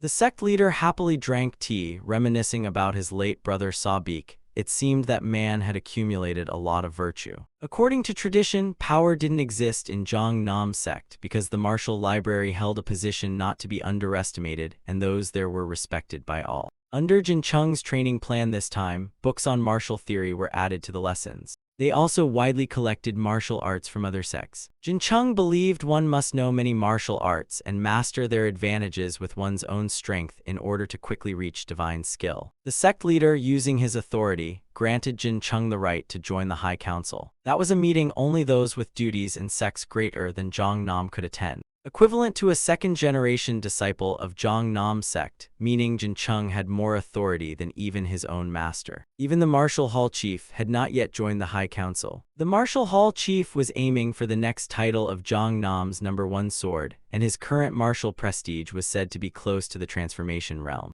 Even so, he still could not join the High Council because he lacked official duty. Cheng Jin thought it was too early for Jin Cheng to enter the High Council since problems might arise later, but the sect leader insisted Jin Cheng fully deserved it because he was truly outstanding. Perhaps he could even take their sect further. The sect leader would personally push this matter forward. This was his authority, so no one was allowed to object. How strong can a human truly become? And how strong is strong enough? That was the question of the Demon Lord. The Heavenly Demon Wall is an ancient wall of supreme wisdom, known as the place only the cult leader of the demon sect may cultivate, and it was said to never be broken. The Demon Lord used his power to shatter that wall. A pinkish-purple light burst out with destructive force like a nuclear bomb. The Demon Lord had successfully broken through his realm. The Holy Maiden of the Demon God, Jiam Jiu Yon, appeared waiting for him to exit seclusion. The Demon God gave new instructions. Indeed, nothing could escape the eyes of the Holy Maiden. She might have glimpsed something of the future. Enemies have appeared to obstruct the great cause of the cult. For people to dare disrupt the grand plan, even against someone as powerful as the Demon Lord, is quite bold or just plain dumb. Because the current cult leader has achieved great power, the future may fall into chaos. So it turns out it is still uncertain. The strength of those pretenders only goes so far. Holy Maiden Jiam Jiu Yon advised the Demon Lord to wait another 10 years. He must wait 10 more years before stepping into Zhangyuan. The core leaders of the demon sect would scheme over this matter. But the Demon Lord doubted such useless people could ever dominate the world. Holy Maiden Jiam Jiu Yon insisted they were more suitable than the cult leader. The Demon Lord laughed loudly. It seemed even if he gained the greatest power to rule the world, all that mattered was strength, nothing more. Yet the Demon Lord would trust the leadership corps and let them share in ruling the world. At the Martial Alliance, the chief strategist pondered why the demon sect had not acted. Surely the Demon Lord was lurking in the shadows, plotting. It was time for the Grand Council meeting. First, they discussed the conflict between Du Hwa sect and Long Sword sect. They considered the opinions of each sect and mediated the dispute as always.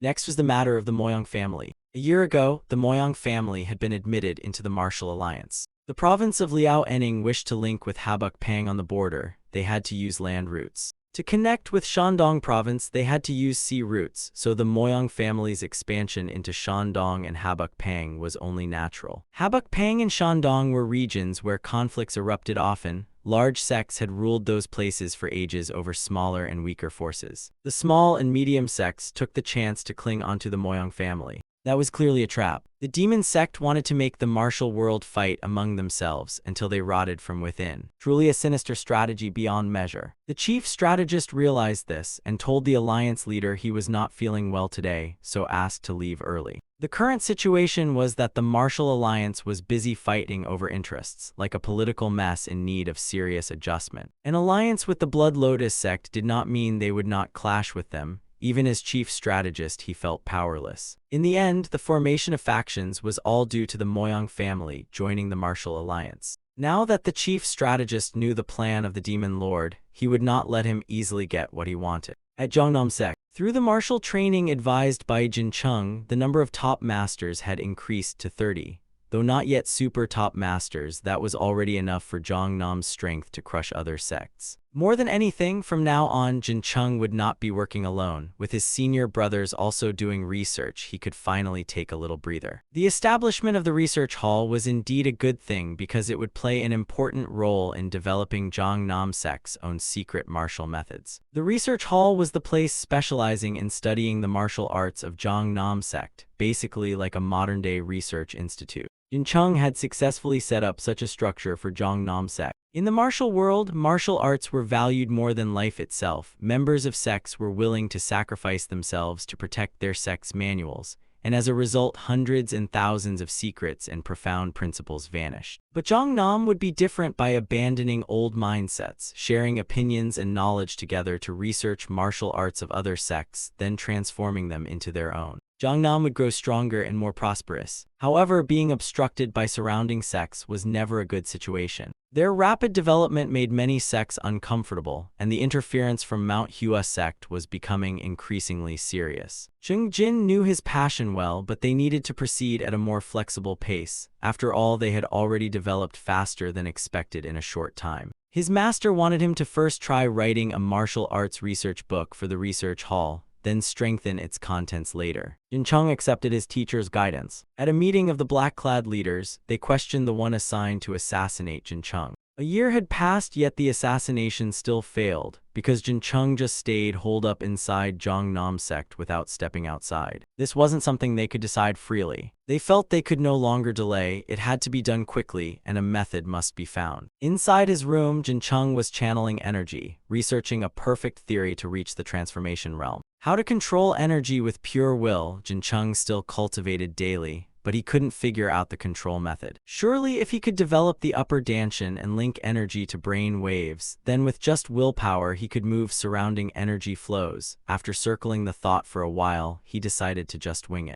But if the energy flow didn't connect properly with brain waves, then wouldn't that be the same as going berserk? Jincheng racked his brain, not knowing what to do. This truly was a wall blocking him. Should he wait for enlightenment or what? First, Jincheng wrote down what he felt today. When gathering energy in the dantian, one must use energy waves and rhythm of qi flow to gather it. Besides Jincheng, no one could decode this anyway, so rest assured. If he made a mistake with the upper dantian, it could make him stupid, so Jincheng had to be cautious. Thus, finding martial arts related to the upper dantian would be top priority. Maybe a trip to the black market was in order, though the price would be an issue. While he was meditating, Gong Sun Jin burst in yelling that something big had happened. He said the Muchen True Scripture had appeared. The Muchen True Scripture was a book written 300 years ago by Muchen Ya, known as the greatest under heaven. It was said the Muchen True Scripture contained not only all his martial arts, but also the power to dominate the world itself. However, the extreme defense sect absolutely did not acknowledge this, since they thought their martial arts were no worse than any legends of the martial world. The chief strategist went to discuss with the martial alliance leader about detecting the demon sect's scheme. The leader remembered the reason the strategist had secretly organized and trained Rock Dragon Hall. But unexpectedly, now the demon sect was stirring up trouble. It was the Huang Jiok sect, known as the top sect of Jiangxi province, that discovered the underground tomb of Muchen Ya, believed to house the Muchen True Scripture. Jiangxi province was currently the territory of the Blood Lotus sect. The outlaws of Jiangxi, such as the Huang Jiok sect, continued the tradition of the Yellow Turban rebels. In Jiangxi, no one could oppose them. The chief strategist did not know how Huang Jiok sect discovered Muchen Ya's tomb, but it was said 2 months ago they found and excavated it. Apparently no progress was made, so the news was suppressed. To learn more in Blood Lotus territory, everyone rushed there. Even the Martial Alliance was no exception. Now it seemed sects were blindly swarming there. The Martial Alliance leader was troubled because the power of the great sects was equal, so there would be no way to counter if they all spoke out at once. The mediation between the sects was not very effective. In the end, they had to rely on young Master Moyang. But the others would not tolerate that. First, the alliance leader would encourage the sub-leaders so they would not act rashly under the name of the Martial Alliance regarding the Muchen True Scripture.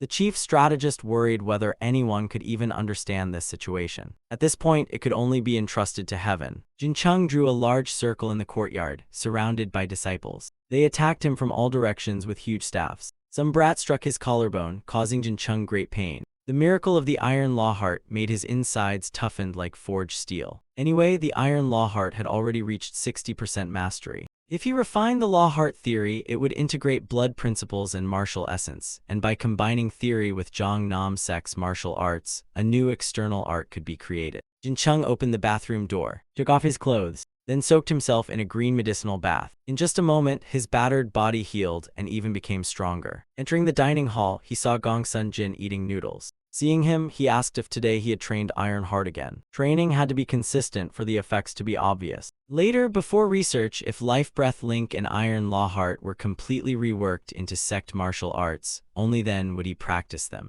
Perhaps it was a matter of sect honor. Jin Chung asked about the appearance of the heavenly true star. What was the situation? Meanwhile, the sub-leaders were hotly debating it. Rumors spread that the Blood Lotus sect was trying to excavate Muchen Ya's tomb. He was surprised it had been discovered long ago, but only now being excavated. It seemed a strong formation was in place, and news said the Blood Lotus sect could not excavate it because of that formation. Jin Chung mocked them as a bunch of fools. Gong Sun Jin also heard that the four sects of old never liked using brains, at most only for scams and threats. People said the formation to excavate Muchen Ya's tomb required one without a life gate. Because it was a tomb, once you enter you could not get out. Apparently Muchen Ya also had profound knowledge of formations. After chatting for a while and with noodles ready, Jin Chung quickly filled his stomach after training. While he was enjoying it, a disciple came to report someone was looking for him at the External Affairs Court. Jin Chung went to the External Affairs Court to receive orders. He was instructed to go out this time, with senior brothers accompanying him.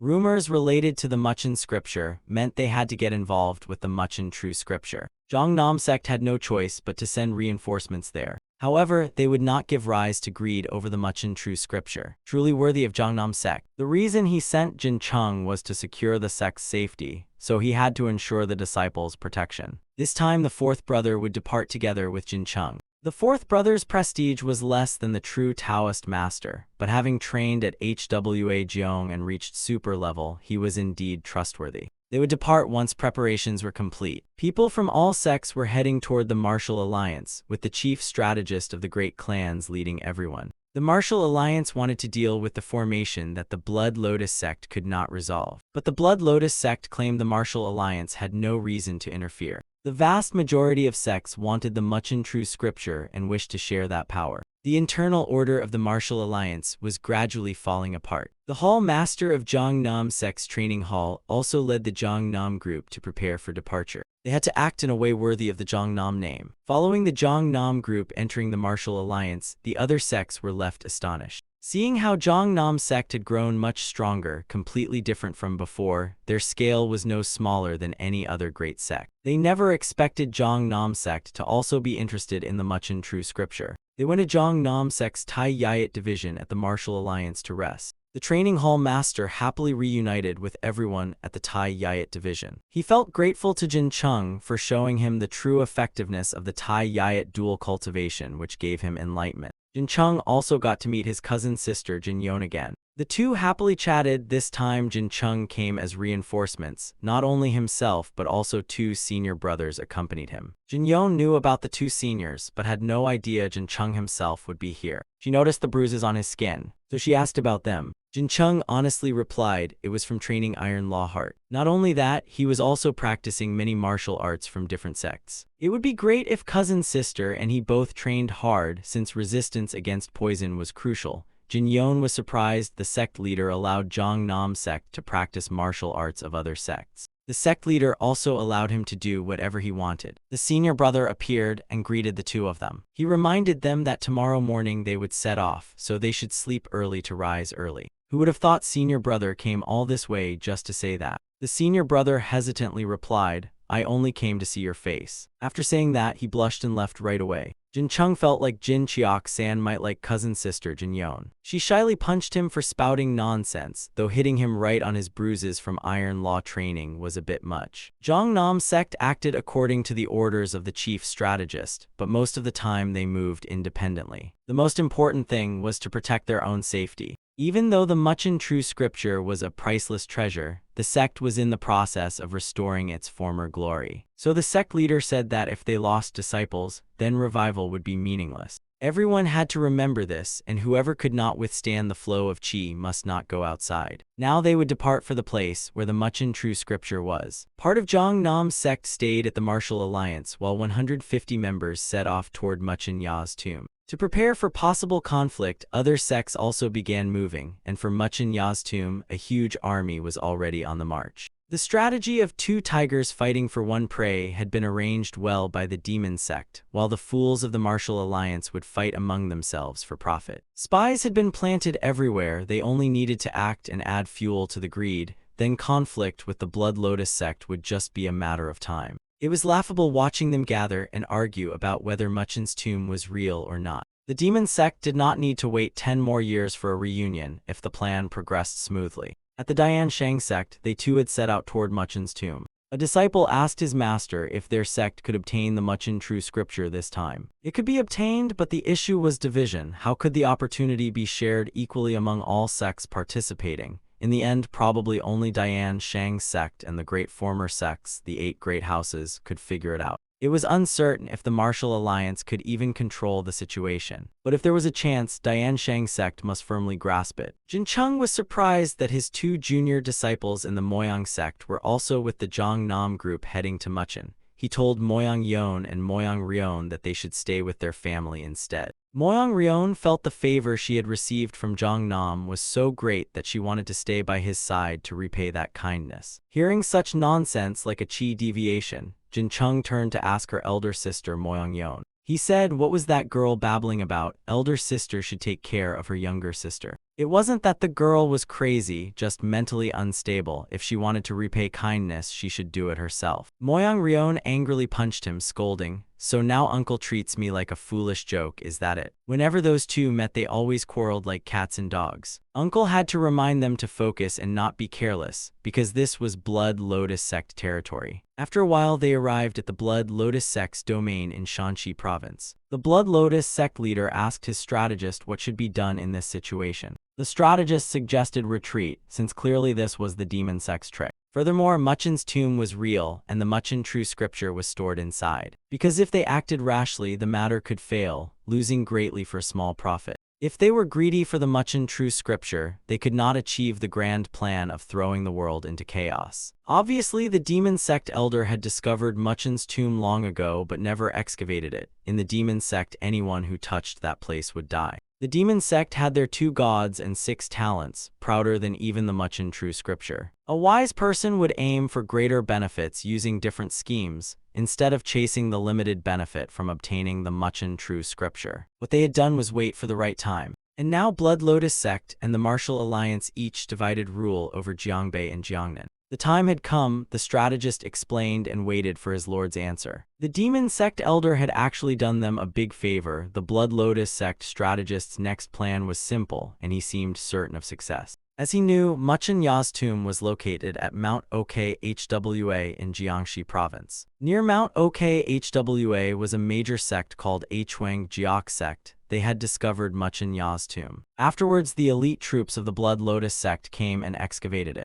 But now all the troops of the Blood Lotus sect had withdrawn. The Martial Alliance had marched halfway through Jiangxi without obstacles and reached Mount Okhwa.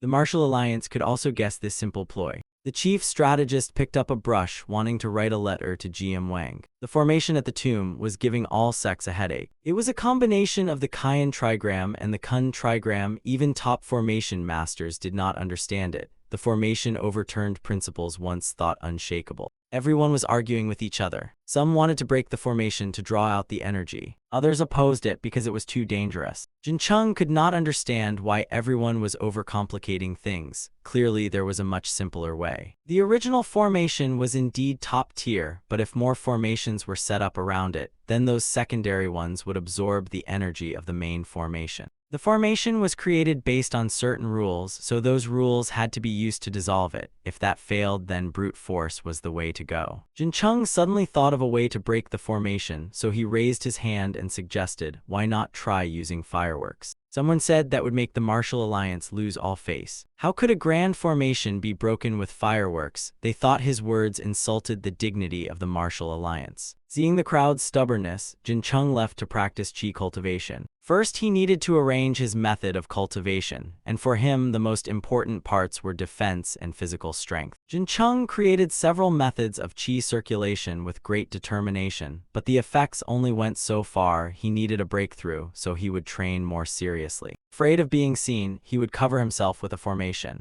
At that moment, cousin's sister Jin Yon appeared and reminded him not to reveal formations during training. Jin Chung replied that he was only practicing to kill time anyway. She worried he might suffer chi deviation. But for him, so-called enlightenment was meaningless. Jin Chung asked why cousin's sister Jin Yon came here to bother him. Was it because young master N.M. Gung was troubling her? Not just young master N.M. Gung, but many noble heirs of martial sects had their eyes on cousin's sister Jin Yon. By the way, he asked her when that old man's tomb would finally be excavated. Jin Yon was not sure. If there was no other way, they might have to ask the royal court for help. If they asked the royal court, then cannons would be brought. Hearing this, Jin Chung choked, since earlier they said that would be the martial alliance's shame. In the end, brute force was still the fastest way, though it would take time to get cannons. Spending months in Blood Lotus Sect's land, could a large battle break out? That was why everyone wanted to break the formation quickly, out of fear of violent conflict. In the end, it all came down to greed. Since the Martial Alliance had occupied Mount Okhwa and started excavation, a month had passed. The Blood Lotus sect was furious that the Martial Alliance dared cause chaos on its territory. Before the dissatisfaction of Blood Lotus sect's elders grew too large, the Martial Alliance was desperately trying to break the formation, while Blood Lotus sect and other sects confronted each other in strange ways. On the other hand, sect leaders from many sects were desperately gathering explosives in every possible way. Gunpowder supplied by the royal court was also on its way to Mount Hua Shan. After blasting the formation apart, it was finally removed. The leader of Habuk Pang ordered everyone to charge at the Muchin true scripture that was right before their eyes. The crowd surged forward one after another, each wanting selfish gain. All the sects moved except for Zhongnam sect. Along with them, the N.M. Gung clan, the Ji Gao clan, the Moyang clan, and Shaolin Temple also stayed still. Even if they obtained the martial scripture, it held no real meaning for them. Jin Chung clicked his tongue at the sight of the surging crowd, too greedy for their own good. Jin Yon asked if he had no interest at all. Of course he felt stronger, just looking at secret manuals was nice, but the problem was there was no such easy thing. Martial manuals were full of hidden codes. The Muchin true scripture was an ancient manual, so it surely was the same. When would anyone ever fully decode and understand it? Even if one had the manual, losing its deeper meaning and hidden essence would be a pitiful waste. Anyway, the situation was about to become tense. Whether it was the Blood Lotus sect or the Demon sect making a move, one side or another would definitely strike. Zhongnam sect would act under the orders of the training hall master and the senior brother. An imperial edict arrived at the Martial Alliance in haste and urgency. The group entered the burial chambers of Muchin Ya, but the passage was long, hot, and damp with no end in sight. At a fork in the path, everyone hesitated which side to choose. Each sect thought to split up so the others would not seize the Muchin true scripture. Moving in only one direction would delay the excavation. Suddenly, a retreat order was given. Blood Lotus sect experts had arrived bringing their own decree. The crowd buzzed noisily wanting more time, but retreat was not entirely unreasonable. The Pang family wanted all-out war with the Blood Lotus sect. They had broken the formation and come this far. How could they abandon the Muchin true scripture right before their eyes and let it fall into the hands of the Blood Lotus freaks?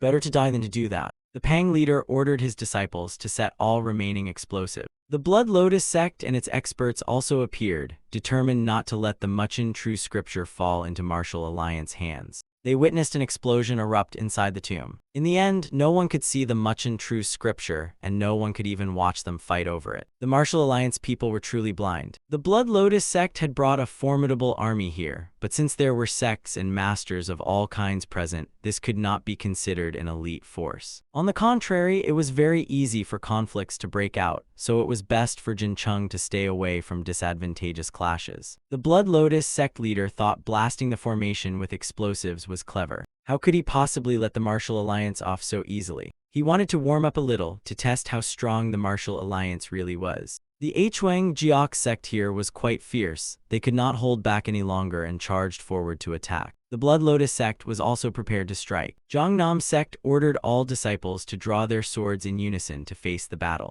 The sects of the Martial Alliance were equally eager, believing the Blood Lotus sect was just a band of heretics who did not respect heaven or earth and acted arrogantly. The sect masters were ordered to protect their disciples. The armies followed the commands of their leaders. The Hwang Jiok sect grew furious, accusing the Martial Alliance of being hypocrites playing tricks on their land. Leading them was General Chengong of the Hwang Jiok sect, a sect famous for its spell arts. Once activated, the spell law created a thick fog that shrouded everything, blocking the martial alliance's vision. Then both sides clashed with blades. Swords slashed back and forth, blood staining the ground red. In the end, the situation devolved into this. Jongnam sect ordered everyone to stand still, not to move recklessly, not to ruin matters, but also not to attack first. They only needed to stay ready and always remember the sect leader's words. Since the battle had already begun, the best way was to find a solution with the least damage. Naturally, the one who started it all had to be dealt with first. Three main factions of the Blood Lotus sect were attacking. The first was the Hwang Jiok sect, the second was a sect that had just joined Blood Lotus, the third was mercenary fighters recruited with money. They and the top experts of the four sects had nothing to do with each other.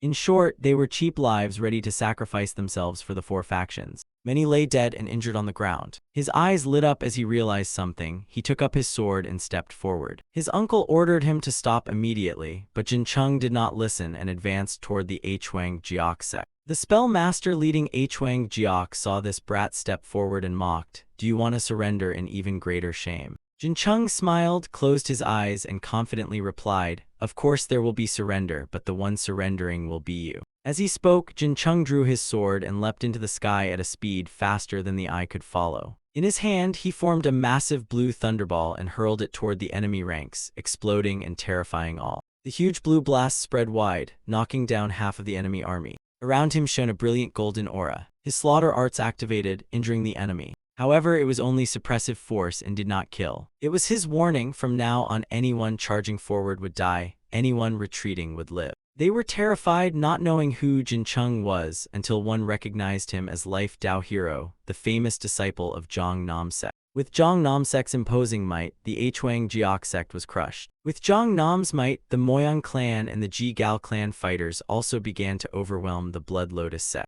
Heavy casualties piled up on both sides. The Habuk Pang leader ordered a retreat, but could not, as other groups at Mount OKHWA had already begun to move. The Martial Alliance was forced to withdraw here to avoid greater losses. Shaolin collected the bodies of their fallen brothers and retreated. The Pang family could not accept the loss of so many fighters, but still had to accept it. After gathering their brothers' corpses, they too retreated. In the afternoon at the Martial Alliance, the chief strategist read the report. Jiam Wang had stepped up to block the advance of the Blood Lotus sect's main force. Even if Blood Lotus sect were villains, Jiam Wang was not to be underestimated. The alliance leader knew Jiam Wang would demand quite a lot this time. Luckily, the Demon Lord's scheme had been blocked, though at great cost. Furthermore, the much and true scripture falling into the hands of the Blood Lotus sect was only a matter of time. One way or another, they had to give the Blood Lotus sect a proper beating. The chief strategist discussed with the alliance leader about using that person. That person was the Moon Shadow Divine Hand. This matter should be brought up in the high-ranking council.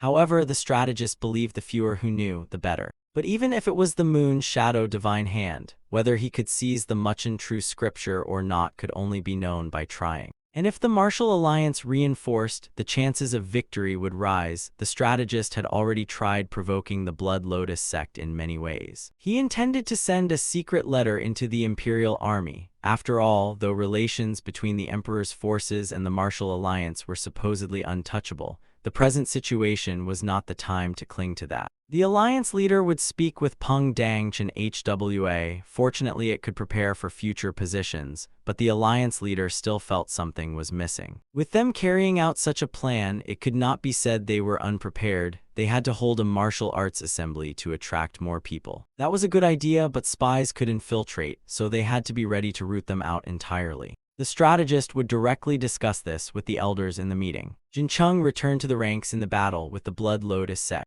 In the end, even reaching this point, the only thing he could do was break the formation for the Blood Lotus sect. Seriously, what kind of nonsense was politics, forcing people to train like dogs? At least Zhang Nam sect was not the only one dragged into this farce. That was some tiny comfort. Another man fell and there was no space left on the wagon because of Pang Chenlip's greed. The Habuk Pang family suffered even heavier losses. The Pang family leader did not know what to do. He was furious with the Blood Lotus sect. As soon as they returned to the martial world, he would propose the extermination of the Blood Lotus sect. This war was like a wildfire. It would not be easy. If they could not extinguish it, they had to be strong enough to fight it. Days later, back at Zhongnam sect, Jincheng packed his belongings and asked his master for permission to descend the mountain. He wanted to practice martial arts related to the upper Danshan and gain more experience in the martial world. The elders of Zhongnam sect trusted him and allowed him to roam freely, but he was never to forget that he was a disciple of Zhongnam sect. Jincheng bowed to his master, wishing him health, then left the mountain. He wanted to head to the black market first, since there were many fascinating things to see there. Of course, the problem was he did not have enough money to buy everything he wanted. To wander the martial world, the first thing Jincheng needed was to earn money. He walked through the forest but suddenly felt something odd. It turned out to be just a few leaves blowing by. Jincheng thought he needed to write himself a prescription for paranoia once he got to the black market. In fact, a formidable man had appeared, secretly following Jincheng with orders to assassinate him. The martial world had changed after the battle with the Martial Alliance. The Blood Lotus sect had obtained the martial scripture. However, along with rumors of the Moon Shadow Divine Hand's appearance, the Muchin True Scripture had vanished. After the Muchin True Scripture was stolen, it began circulating throughout the martial world. The sect master of the Huang Jiok sect was the first to learn it, but he trained to the point of qi deviation and died a miserable death. Rumor said the Martial Alliance was involved in the theft of the Muchin True Scripture. They said they released the Divine Hand, who had been imprisoned in the Martial Alliance, to do the job. The martial world buzzed with gossip, and the Martial Alliance's authority was completely ruined. What was this? The four sects and orthodox sects, blinded by martial manuals, throwing themselves into endless brawls. The martial world had become too chaotic. Jincheng found the black market. At first glance inside, the prices already looked sky high. The black market owner asked, "What martial arts manual are you looking for? Mystic Chi Technique, Mystic Spear Ascension Technique, or White Thunder Demon Technique?" Jincheng wanted something to train the upper Danshan, so he looked for the Blood Demon Brain 9 arts. Those manuals he mentioned were all first class, and according to the price list, each was worth 200 gold taels. Due to management and pricing issues, the first-class manuals in the shop were only sold at second-class manual prices. Jincheng said he was only here today to check prices. He would come back another time. As he was about to step out, the owner called him back and handed him a note worth 100. It was a war bond from the continent ruled by GM Wang, usable as currency anywhere. Jincheng asked if he was really gifting him such a valuable thing. The owner said it was an information fee. The Life Dao hero was looking for those who train the upper Danshan. This information was very valuable. Since Jincheng had come to the black market and given him this tip, he earned that payment. He never thought his information would be worth so much. He was not good at lightness skills or footwork, but he still applied them to save time moving. Jincheng could add speed into the shadowless steppe of Zhongnam sect. Jincheng suddenly smelled something odd and looked around. The scenery was also strangely different. It seemed he had wandered into the slums. No matter how strong his martial arts, he could not save the poor here. Suddenly, Jincheng saw a small girl collapse, so he ran over. That girl had once been a noble's daughter, but for some reason had become a beggar in the slums. Her name was Woa. She slowly regained consciousness after fainting. Jincheng saw the room was too dusty, so he cleaned it with his supreme qi techniques right before her eyes. Seeing Woa awake, he smiled warmly. "You're awake, give me a moment, I'll finish tidying up." He told her not to be afraid and introduced himself as a Taoist, the one who saved her and cleaned the place. Jincheng used his ability to heal her, so surely Woa's pain was gone. He asked around to try and find her home. Woa was a beautiful name, surely given by her parents. Woa suddenly remembered her mother and turned her eyes toward her. Jincheng had also treated Woa's mother, but her illness was too long and her body too weak, so she needed careful watching. Woa wept bitterly, thinking it was her fault her mother fell ill. Wanting her sick mother to eat better, the frail girl had gone begging. Woa thanked him for saving their lives. Jincheng left after helping them, not feeling he had truly saved anyone. After a few steps, he turned back and asked Woa if she could help him with a few things. Woa lit a fire so he could use the stove. Jincheng added herbs like root beard grass, poria mushrooms, and ginseng, boiled them until the water bubbled into a medicinal soup. The important thing was not letting the fire die while decocting. Woa's mother's sickness came from weakness, so those herbs could help her recover. Woa looked at him with big eyes and asked, "Really? But must she drink so much?" "Drink until she gets better," he replied, "but I'm not only cooking this for your mother, others will also need it." Jincheng introduced himself as a Taoist disciple of Zhongnam. A Taoist who had trained in Zhongnam since childhood, he came to help people. Someone muttered that even chickens and dogs could call themselves Taoists, thinking he was peddling nonsense, then left to drink wine. It was hard enough for him to gather everyone, yet they splashed cold water on him. Jin Chung encouraged himself to grow stronger. Jin Chung shouted loudly that he came here to do good deeds and to help everyone ease some of their hardships, so whoever was sick he would heal. If anyone wanted treatment, step forward. People whispered among themselves, doubting whether he was really a Jongnam Taoist and if he would actually heal for free. To test him, they pushed forward a man, a famous drunkard who couldn't walk 4 steps without collapsing. And indeed, that's exactly what happened.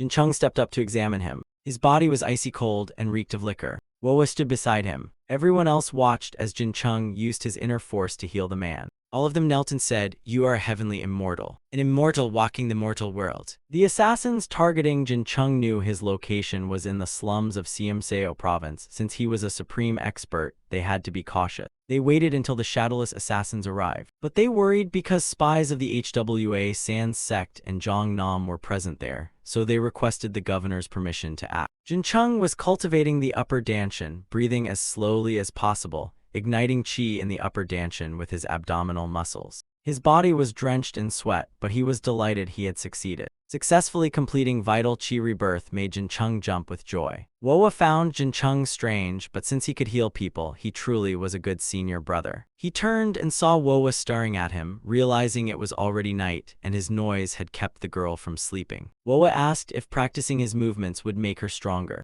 Jin Chung gently explained that if one already had strength, practicing them would make them even stronger. Jin Chung sat down and asked Woa, "Do you want to become stronger? If you were stronger, wouldn't you be able to protect your mother?" The girl seemed eager to learn, her eyes burning with determination. And from then on, young Woa became the first he taught vital qi rebirth. With its effects, people could regain their health. Jin Chung guided everyone to breathe slowly and focus power in their danshan. Life returned to the slum dwellers. Thanks to that, Jongnam sect's name became renowned across Seomseo province. The little immortal of Jongnam sect had saved the people in the slums. Later they realized he was the famous life and death hero, and now Seomseo called him by a new name, the virtuous Tao hero. Not only did he create a martial art to heal the slum people, but he also taught and spread it widely, turning it into an inner cultivation method and spreading it for free, something unheard of in martial tradition. This was the manual Jin Chung created, which included not only HWA Sans sect's arts but also many other sects. It was said that in Xi'an, more people practiced vital qi rebirth than those who didn't.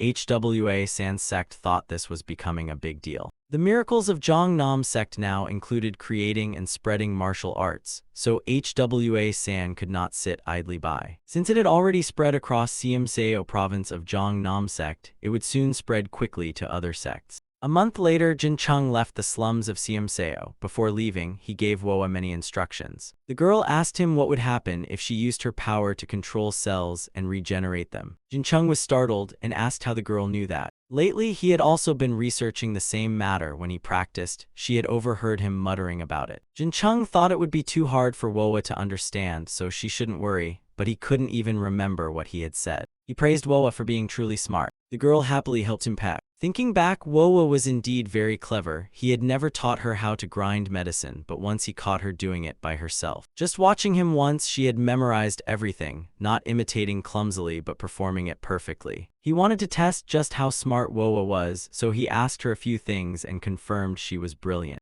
Her memory was amazing, far beyond his own. Jin Chung knew he had to continue training Woa's body, but her memory was clearly a natural gift. Woa thought she wasn't special, but being praised made her beam with joy. Not many martial artists use techniques based on the brain. Only the Jiagal clan and Jin Chung himself had developed martial arts this way, relying on intellect and intense situations where every second mattered. It was never easy to fight and think at the same time. What was needed was flexibility and rational thinking, and Woa was clearly a child with such a gift. He asked if she was interested in the Tao. Her mother held his hand and asked him to take care of her daughter in the future. Since parents and teachers were usually equals, he didn't want her to bow her head like that. He suggested she could work at an inn belonging to the sect. Woa would follow him to cultivate, and when grown, she would return stronger and healthier. Her mother hugged her daughter in tears and thanked him profusely. Woa told her mother not to worry. She promised to obey her master. She didn't want to part from her mother, but she knew one thing: when one had to endure, one must endure fully. He praised Woa again for being intelligent and understanding.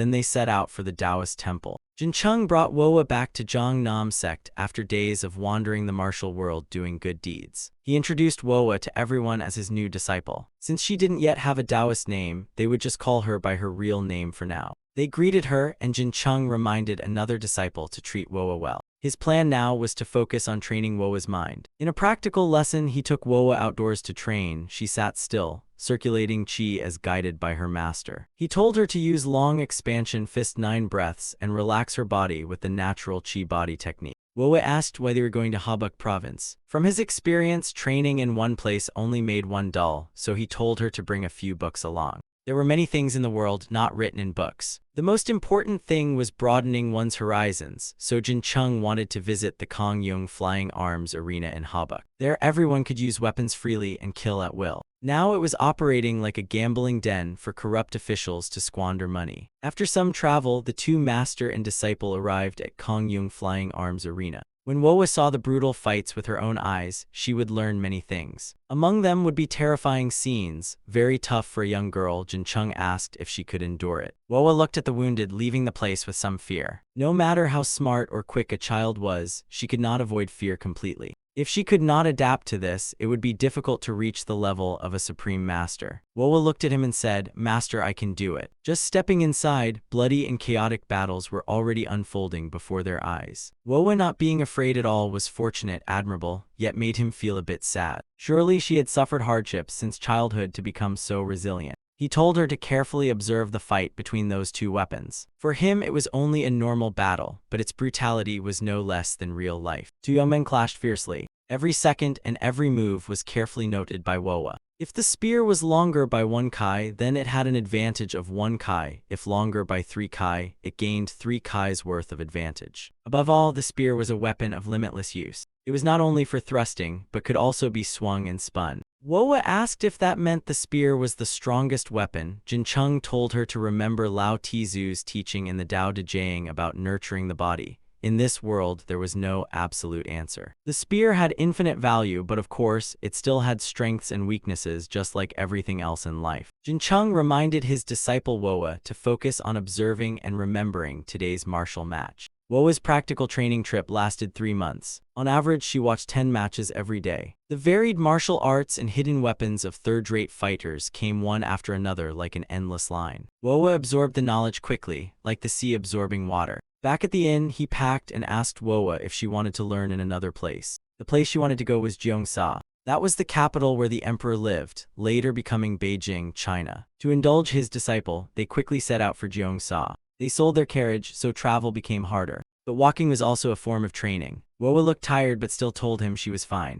Although the body qi circulation technique helped relieve fatigue, her inner strength was still weak. So it was better for him to massage her legs. Wowa was moved by that moment. Maybe it was her first stirrings of girlish affection. Seeing her blush shyly even before he teased her. Though her legs were swollen with blisters, she never once complained, truly praiseworthy. Still, he thought it was better to rest first. The two of them lit a fire in the forest to cook and rest at night. Looking at the map, it seemed they would reach the capital in about 3 days. Wowa's face turned sad. Perhaps the girl was really exhausted. Jincheng encouraged her, saying just enduring until today was already impressive. After all, the path of cultivation was never easy. He told Wowa if she ever grew too tired and no longer wanted martial arts, she should tell him anytime. Besides being a martial artist, there were many other ways Wowa could live happily. The two master and disciple rested in the middle of the night. Jincheng suddenly sensed something and quickly grabbed his sword. How rude to disturb others during a meal. Don't they say even heaven avoids striking when one is eating? Jincheng swung his sword in a circle, then slashed several times, telling Wowa to stay still and not move. Sword chi formed a glowing circle on the ground, shielding the girl. Wowa curiously opened her eyes to watch. The moment she did, she screamed and covered her eyes in fright. Jincheng again warned her not to move, as golden light was shining at her position. The girl stood frozen, mouth agape, calling out to her master. Quickly, another wave of attacks came from the forest, making the girl crouch down in fear with her eyes shut tight. But every strike was blocked by the protective barrier Jincheng left, while he himself deflected flying weapons with constant sword slashes. After a while, when the enemy stopped launching hidden weapons, he finally raised his head toward the forest. Just how many of you are inside my void control fist range? He released his chi to sense the bushes ahead. Soon he detected a group of assassins hiding there. His peaceful life was finally shaken again. The assassins swiftly burst out of the forest. Jin Chung showed no fear, snorted coldly, and swung his sword to meet their charge. Under their combined assault, Jin Chung had to retreat continuously. One assassin leaped forward, swinging his sword down. Jin Chung quickly raised his sword to block, then sidestepped as the assassin pressed his attack relentlessly. Jin Chung clicked his tongue, annoying pests, then leapt into the air. He slashed down with force, making dust and rocks scatter wildly. He then unleashed his piercing kill technique, sending countless pebbles flying toward the assassins. A few young men about to charge were struck by stones and forced to halt. Behind Jin Chung, the glowing barrier protecting Wowa remained steady. The girl now opened her eyes again, silently watching the fight, her worry for her master growing. The assassin's eyes burned red, their killing intent flaring. Jin Chung sighed, "So you're all determined to die just to assassinate me. Do you know the reed fish? It's the prey of sharks. When they see a shark, they swarm together. Nothing special, but you just remind me of reed fish." One assassin couldn't take it anymore and threw out a chain. Arrogant brats. Seeing the enemy suddenly use firearms, Jin Chung couldn't help but be startled. What the heck is that? He didn't even have time to think, quickly dodging again and again. Just when he thought it was over, another wave of hidden weapons came flying toward him. This time Jin Chung didn't dodge, but raised his sword to block. Though he deflected most of them, a few slipped through, tearing his sleeve. Jin Chung glanced nervously at the rip.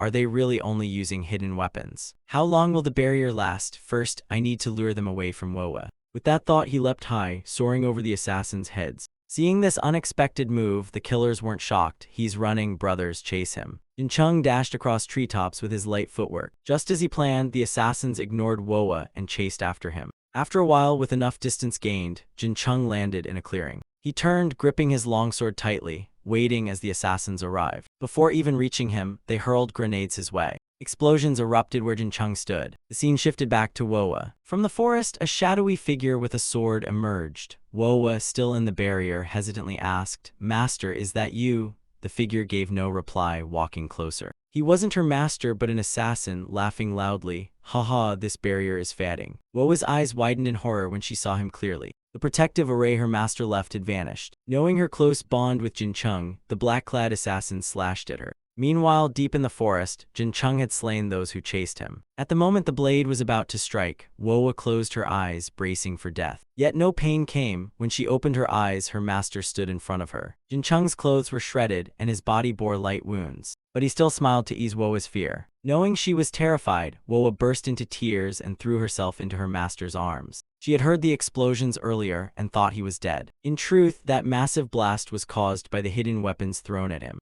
At that time, the black-clad men thought he was finished, even planning to grab his arm as proof. But when the smoke cleared, Jin Chung was still standing, protected by his sword barrier. It turned out he had blocked the grenades with his sword chi shield. From Jin Chung's gaze, they assumed he was exhausted and ordered a mass assault. Hundreds of blades slashed toward Jin Chung. He strained to block them all. But he had already spent most of his inner power on the sword barrier earlier. The longer the fight dragged on, the worse it would get. The assassins didn't give him a chance to recover. Jin Chung unleashed the 36 Heavenly Sword Strike. His whole body glowed as he countered the attack with terrifying power. Though dangerous, he still managed to escape alive. Wowa worried for her master, thinking maybe he wasn't badly hurt because of his iron law technique. After talking for a while, Wowa collapsed on his back and fell asleep, looking much less tense. With him here, Wowa could finally sleep soundly. After some traveling, Jin Chung spotted a dock and rented a room there for Wowa to rest. When Wowa woke up and didn't see her master, she panicked and ran outside. Realizing she was on a boat, Wowa was excited since it was her first time sailing. He told her he would take her to a bigger village. There would be lots of people, so Wowa mustn't be afraid. He reminded her to always stay close to him. The two of them followed the sunset, guiding their way. Their destination was already in sight. The boat docked and everyone disembarked. The scene before her left Wowa amazed at how crowded it was. Jin Chung told Wowa to stick close. They would head to the black market first. Wowa knew that place sold all kinds of items and martial arts manuals. And better yet, they should ask directions from the beggars of the beggar sect, who knew all the world's secrets. But Wowa worried, with so many people on the street, how could they tell who was from the beggar sect? He explained that everyone gave off different energy and aura. Those skilled in martial arts would naturally look stronger. Since Wowa was still in training, she couldn't understand. Jin Chung simplified it, saying he could sense their aura and pick them out. Suddenly, Woa smelled something awful and started coughing. The smelly guy heard her comment and snapped, "Kid, did you say that so I could hear it?" Jin Chung happily shouted that they had found someone from the beggar sect. The beggar recognized him as a Taoist from the Jongnam sect. The life-and-death hero was now the target of Salgek's assassins. Clearly, the news had spread fast, probably because the hunt for him was so intense. And of course, both the Hao clan and the beggar sect were after him too. The beggar introduced himself as He In-chung, pleased to meet him. He also knew Woa was Jin Chung's disciple. Since Salgek rivaled the 9 sects, He In-chung warned Jin Chung to be careful. Salgek Blood Gate, Dark Blade sect, and Poison Shadow sect were all demonic factions, their assassins highly skilled. Whoever became their target was as good as dead. Woa asked her master, "Does that mean we'll be in danger today?" Jin Chung told her danger was always lurking.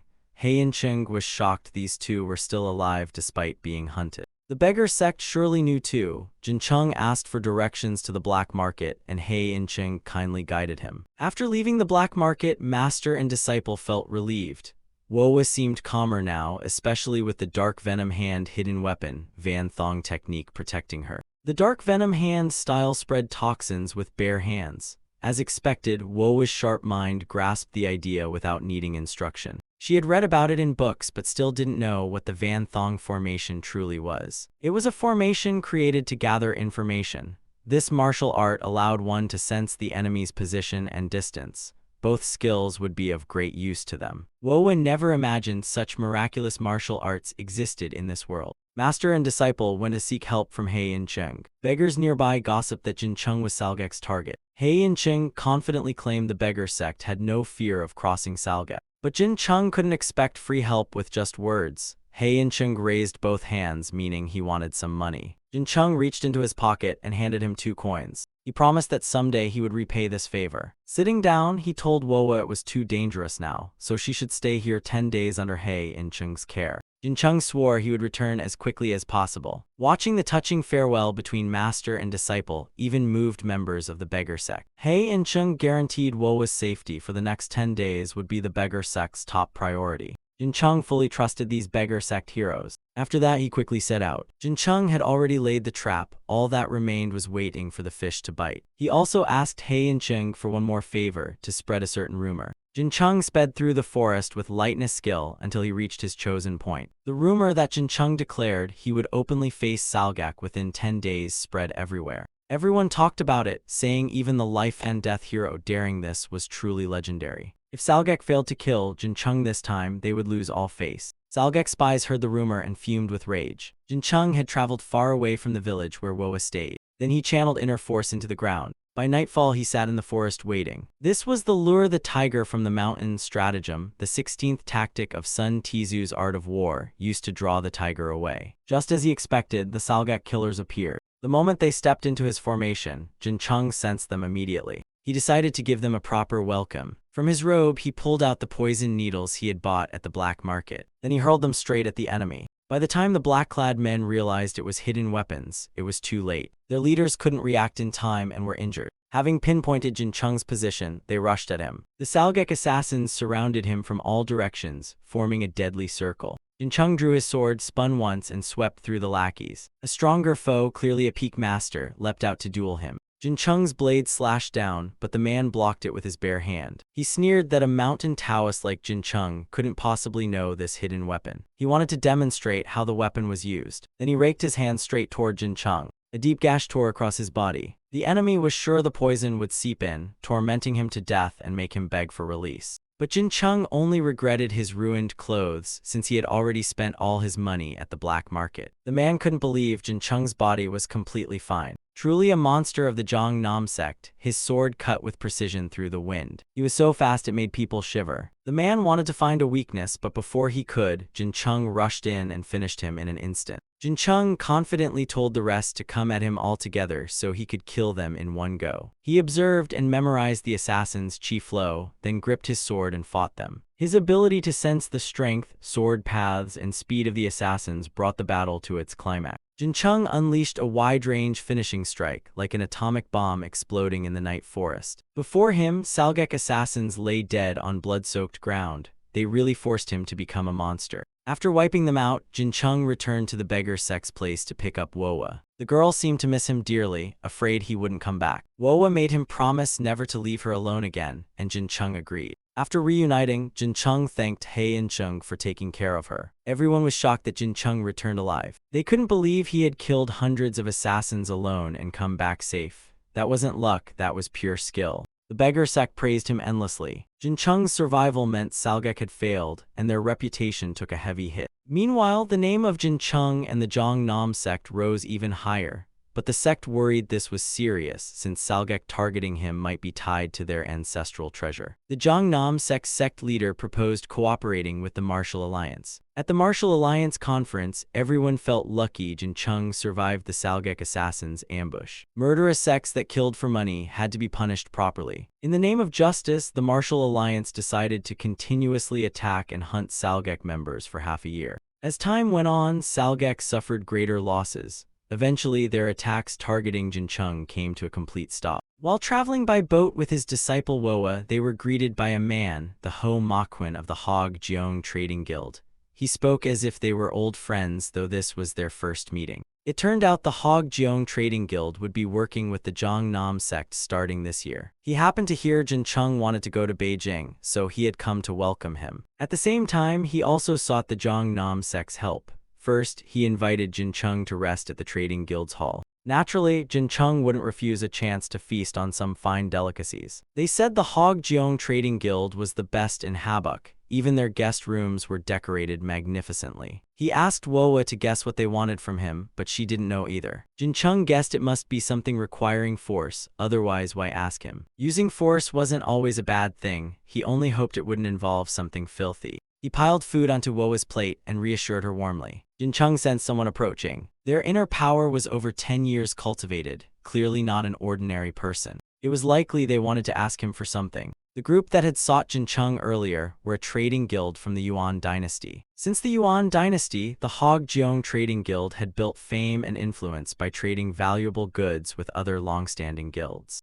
In particular, their clothes and medical skills were favored by those in power, so officials had goodwill toward them. While growing in influence, recently internal and external troubles drove them to seek the Jongnam sect's aid. A rising guild called Di Xiangbang had provoked the Hog Jeong Trading Guild. They were gathering medicinal ingredients everywhere to supply the royal court, and Di Xiangbang declared Hog Jeong Trading Guild couldn't protect such goods. If so, how could a newly risen guild manage better? Because they had the Habuk Pang family backing them. Still, Jin Chung thought the Habuk Pang clan was indeed skilled in such matters. The master of Hog Jeong Trading Guild decided to trust Jin Chung once, for he had survived the bloody battle with Salgek. If Jin Chung could crush Salgek to the point of threatening their existence, and since he also carried a letter from Jongnam sect, he agreed to aid the Hog Jeong Trading Guild. Jin Chung requested the necessary preparations. The guild leader told him to speak freely, since this was the territory of the mighty Hog Jeong Guild. To deal with the Habuk Pang family, Jin Chung needed a saber manual similar to theirs. He also wanted to recruit some fighters to train against them, and required a few martial manuals from the black market.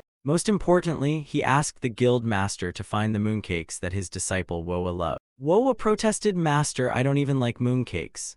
Jin Chung quickly flustered, "Oh Wowa, so you'd rather eat candied hawthorn sticks? Forgive your master for not buying you some." Jin Chung asked the guild master to buy snacks Wowa liked. Everyone knew later those treats would end up in Jin Chung's belly. Very quickly, all the items he asked for were delivered. Truly, the wealth of the Hog Jeong Trading Guild was immense. These things would have cost at least 400 gold taels at the black market. Jin Chung held in his hand the sky-breaking demon blade, a martial art created by an eccentric. The sky-breaking demon blade vanished without descendants and became an anonymous martial art in the Jianghu. Jin Chung never expected to see it today. Now master and disciple would slowly practice it together, and Wowa eagerly wanted to join her master outside for training. Before becoming a martial artist, he wanted to speak about the principles of being a guest. Since the Hog Jeong Trading Guild had prepared all these snacks, they had to finish them before going to practice. Jin Chung told Wowa to watch carefully while he taught.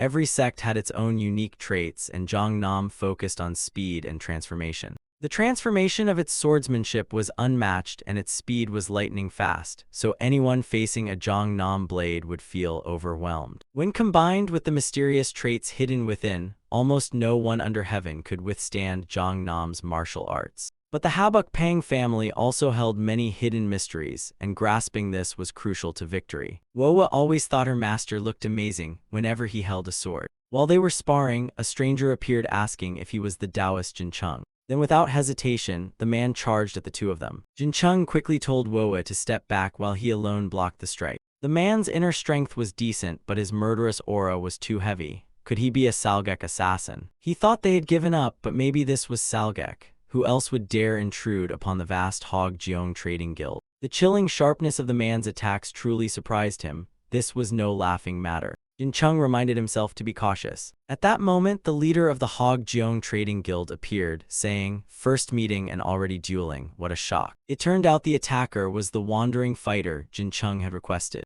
His name was Bloodscythe Galsun. He immediately demanded 20 silver taels for helping with training. This Galsun fellow was even greedier for money than Jincheng. Still, his power was no joke. Since the Hog Jeong trading guild would cover the sparring costs, he could duel freely. Jincheng looked at him and said, "Please give me your guidance." The man, unfazed, grinned, thinking that if he could train his body and earn money at the same time, why not fight? To say such things on a first meeting, this guy was strangely likable. His sky-breaking demon blade technique used both point and plane. If the blade was used as a point, it would focus into one spot, and mastering that method could make it far more powerful. The two clashed fiercely, their auras colliding like twin whirlwinds devouring each other. The strength of the sky-breaking demon blade lay in its simple, steady, and reliable movements compared to swordsmanship. But if mixed with the inner energy traits and secrets of Jongnam, it became something entirely different. After sparring with Galsun, Jincheng reflected on what he had learned and explained it to Wowa so she could remember. Surely that knowledge would benefit her greatly later. Wowa smiled brightly, jotting down everything Jincheng taught her. Watching his disciple Wowa, Jincheng happily recalled his own childhood. Surely his grandmaster and master had once felt the same joy when he was a child like Wowa. Jincheng vowed in his heart to make Jongnam renowned across the world, so as not to disappoint their teachings. With Jongnam's involvement in Hog Jeong trading guild matters, the Habuk Pang family quickly learned of it. The former head of the Habuk family asked who dared interfere. He was told it was Jincheng, the survivor of the Salgek conflict, a prodigy who had revived Jongnam's lost secret arts. In the clash with Salgek, Jincheng had annihilated all their assassins, and at his age, truly no one could match him. The Habuk Pang master felt that Jincheng was not easy to deal with, yet Jincheng dared to interfere in his affairs this time. They discussed what to do. Someone suggested taking care of Jincheng first. That idea was quickly dismissed because they knew Jincheng's strength was no ordinary thing. The Jianghu rumored that not only the young but even old masters could not match Jincheng. This was information guaranteed by the beggar's sect. Could it be that the mighty Habuk Pang family could not face a mere youngster? Who would have thought Jongnam would produce such a genius? But the Pang family would not stop their current work and already devised a plan. Thanks to support from the Hog Jeong Trading Guild and daily sparring with Galsun, Jincheng's training and research in martial arts had succeeded. The date of the duel with the Habuk Pang family had been set, about 10 days away. The question now was how to become stronger. Wowa saw her master troubled and innocently asked, "Master has studied blade techniques from many sects, but why does it still feel difficult?" Aside from helping the Hog Jeong Trading Guild, his true goal was to become stronger. The target was not only defeating top martial artists but also reaching the transformation realm. The condition to reach transformation was training the upper Danshan, but one mistake could cause Qi to rebound into the brain, turning him into a fool with amnesia. That was why Jincheng strove to become strong enough to reach transformation by many different methods, always researching and training martial arts. Wowa asked why he wanted to grow stronger, and Jincheng countered by asking if she knew why everyone wanted to become rich. Because they wanted to escape the shackles of money. For example, the rich could feast on grand banquets whenever they wished, while the poor could not eat what they desired. Only the wealthy could freely enjoy their riches, while the poor had no freedom of choice or action like the rich. Jincheng just needed to reach the highest level, then no matter the limits, he could free himself. For those in the Jianghu, martial arts were the guarantee of freedom. He reminded Wowa to always remember this. Jincheng invited her out to the streets to celebrate completing their preparations. The streets were bustling with people and food, for this was the busiest market square. Jin Chung asked where the nearest noodle shop was, and they were directed to Chenfeng Inn. The two followed the directions, warmly welcomed by the staff inside. The interior scene was extremely luxurious and dazzling. After sitting down at the table, Jin Chung opened the menu to see what delicious dishes were available. Woa wanted to eat spicy stir-fried beef. Jin Chung also invited the guide from earlier to join them for the meal. Naturally, the man nodded in agreement.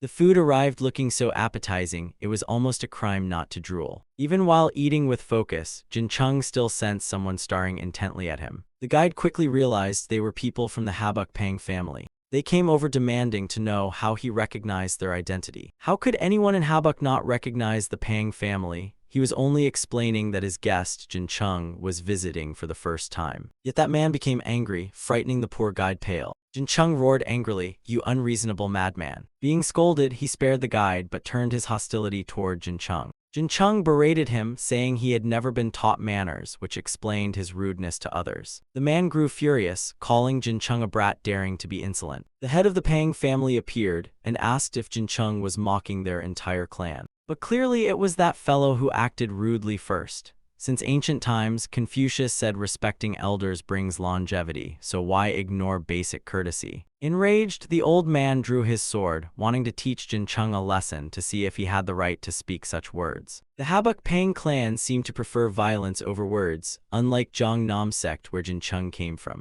If this story reached the Martial Alliance, it would make quite the comedy. This was the first time Woa had seen her master remain this calm. The other side struck first. Yet without even drawing his sword, Jin Chung sent him flying 10 meters away. He had no interest in conversing with someone who knew nothing of etiquette. The Pang family head demanded why he dared provoke their clan on Habuk land. Clearly the brat started it, but the old man refused to admit fault. He wanted to silence Jin Chung. Immediately, Habuk Pang experts rushed forward to attack him. Naturally, the result was injuries so severe they had to drag each other to the clinic. The furious clan head shouted, "So noisy you are, Jin Chung, aren't you? I will never forget today." After venting, they stormed out of the inn. Jin Chung returned to the table and told the guide, "Let's continue our meal." News of the clash between the Habuk Pang family and Jin Chung spread quickly. It circulated everywhere, making many groups curious about Jin Chung, and the black taverns prospered even more. The princess in the imperial palace also grew intrigued by Jin Chung's reputation, so she sent people to investigate him further. It had been a long time since the princess found something entertaining. The Habuk Pang family head returned home after failing against Jin Chung, for Jin Chung's martial arts were anything but ordinary, and even Habuk Pang's top masters were badly injured. If they underestimated this matter and lost again, their reputation would plummet miserably. The family head changed the strategy to deal with Jin Chung. At all costs, he had to be killed. Today at the duel arena between Jin Chung and Pang Jiadong, crowds flooded in to watch. Perhaps it was because Princess Yang Hwa herself came to witness the match. She was the owner of the famous Black Tavern, and Princess Yang Hwa was the emperor's most beloved daughter. The battle between Jin Chung and the Pang family head began. The old man released internal energy stronger than anything Jin Chung had seen before. He had taken a secret pill called Potential Awakening Pill, a drug that doubled the body's strength for 3 hours, but afterwards it required half a year to recover. The Pang clan master had swallowed the secret medicine brought by the Forsex as an emergency measure. Jin Chung thought the man had been hiding his true abilities, but in fact he had simply taken drugs. The old man wanted to save time, so he rushed in with useless chatter while launching his attack on Jin Chung. Jin Chung's expression did not change as he carefully observed each movement. When the old man got close, Jin Chung finally drew his sword to block. The old man felt uneasy because Jin Chung defended so effortlessly. Jin Chung looked at him confidently and asked, "If it's strength, you're not the only one who has it." Jin Chung clenched his teeth and erupted, his internal force spreading in all directions. Princess Yang Hwa observed Jin Chung and smiled with satisfaction. Jin Chung taunted his opponent, "Go ahead, try using your full power." Enraged by his arrogant demeanor, the old man attacked again, unleashing flames that covered the sky. His aura looked different from ordinary martial chi, which made the duel even more entertaining for Jin Chung. The combined technique of the Pang clan rushed toward Jin Chung. Jin Chung's 36 swords of the world also activated to block it head-on. The old man panted heavily, drenched in sweat because Jin Chung was too strong. Yet he had to win at all costs, since this was his sect's honor. He mustered his strength to unleash the Pang clan's ultimate move, the deadly ninth moon, determined to claim victory. His killing intent was terrifying, creating a massive storm, but Jin Chung could not afford to be swept away.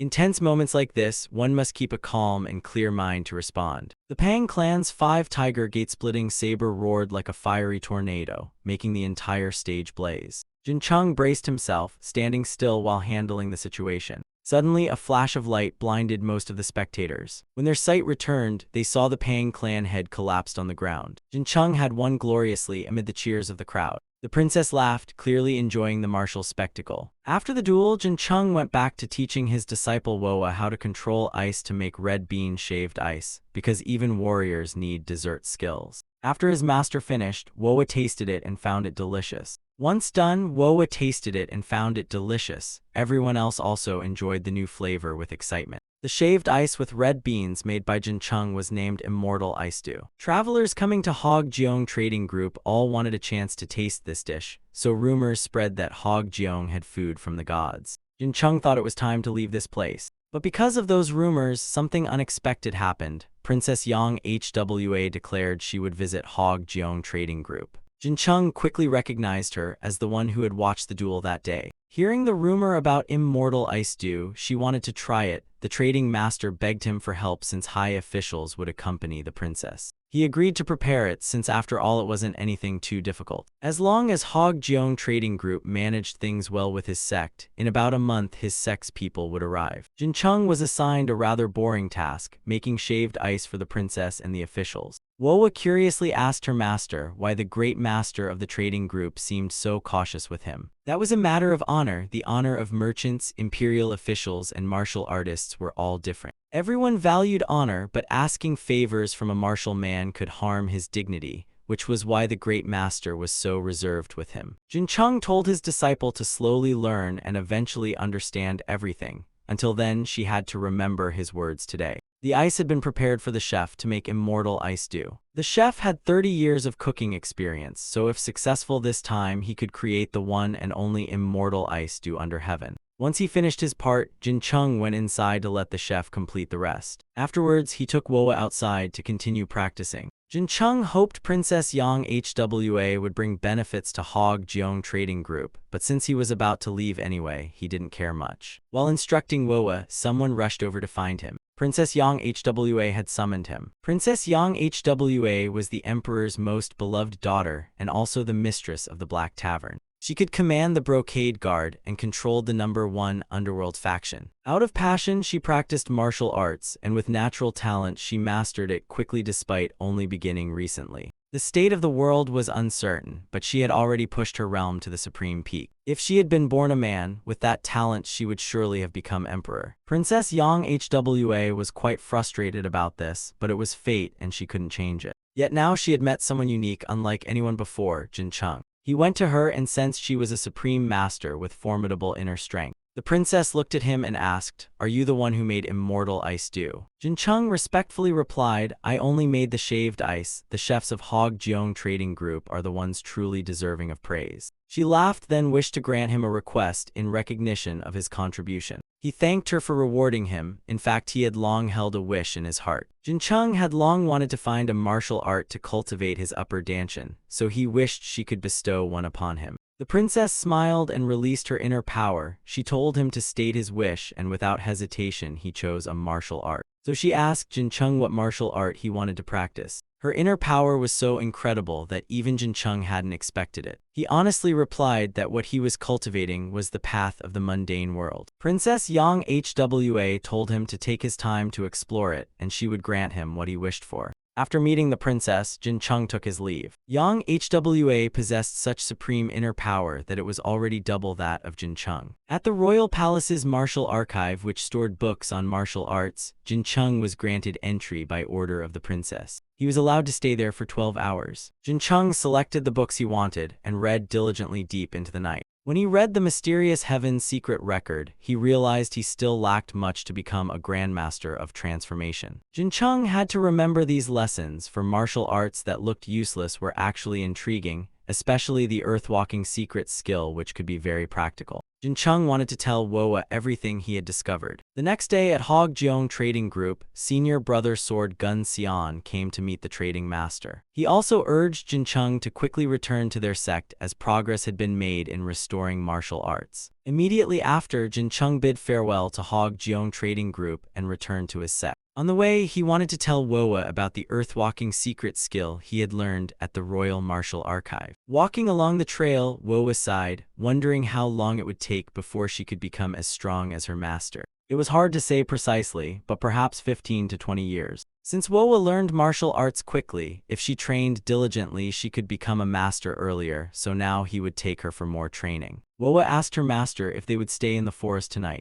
Ahead there was a village, and today they would stay there to wash up. That village had been massacred, the entire population slaughtered. The killers were bandits ordered to wipe out everyone in the village without leaving a single survivor. A mother and her child fled but were relentlessly chased. They knocked the mother down, she clutched her child helplessly crying for help. One bandit smugly raised his sword to kill them. Just then Jin Chung appeared and saved them. Jin Chung was furious at their vile actions. At once he erupted with a surge of inner energy, forcing all the bandits to halt. The bandits turned to look at Jin Chung, terrified by his fearsome aura. Then they all rushed at him together, thinking they had numbers while he was alone. Jin Chung carried Woa on his back, telling her to hold on tight. Young and old alike in the village had been killed mercilessly, so there was no way he could forgive their deeds. They thought since Jin Chung was carrying a child on his back, how could he possibly deal with them? Yet the whole gang was flung away by Jin Chung's strength. Some cried out for their lives. Some tried to run, but none could escape Jin Chung's grasp. However, seeing an old man still alive on the ground, Jin Chung chose to save him instead of chasing the bandits. Jin Chung told him to stay still while he used inner power to heal him. The demon sect lord received news that Nokrim was spreading chaos everywhere, and the demonic leader was quite pleased. The demon sect had passed down demonic arts to the bandits to throw the world into disorder, forcing Blood Lotus and the Martial Alliance to struggle with what to do. The demon lord laughed loudly because his plan was unfolding perfectly.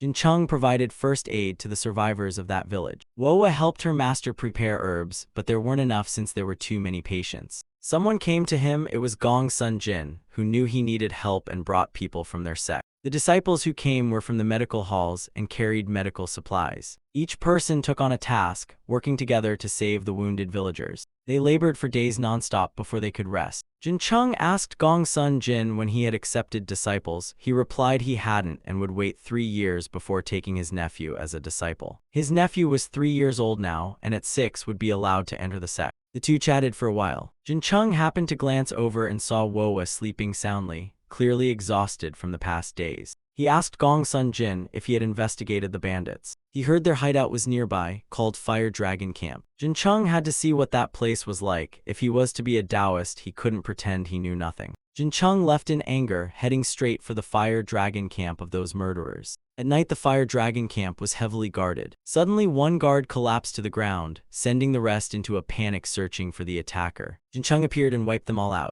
Right then he sensed the sinister aura of the demon sect. He also sensed the energy of a super grandmaster and about 600 bandits. Truly, there was nowhere the demon sect didn't meddle, but that didn't mean they were unstoppable. The bandits captured children and innocent villagers to sell them in illegal human trade. A little girl cried in terror, and a bandit threatened to cut out her tongue if she didn't shut up. Terrified, she covered her mouth, trying her best not to make a sound. Jin Chung appeared and struck the bandit with a fatal blow. The other bandits shouted, demanding to know who Jin Chung was to dare break in. Without bothering to answer, Jin Chung killed them all on the spot. Afterwards, Jin Chung spoke gently to the little girl, "I'll free you soon, but it's too dangerous right now, so wait a bit." The prison was enormous for the bandits to manage. Moreover, the captives included both adults and children. All the bandits there were beaten down. Those who escaped scrambled to hide from Jin Chung's wrath. Some guessed Jin Chung was a master from the Tang family, but Tang masters would never wear a Taoist robe. One of them recognized the robe Jin Chung wore as belonging to the Jiangnam sect. Jin Chung had already advanced deep into their base. There were 4 top experts here, and the massive one was the leader. He swore to himself he would behead them to avenge the innocent. The leader shouted, "Why are you still standing there? Attack him now."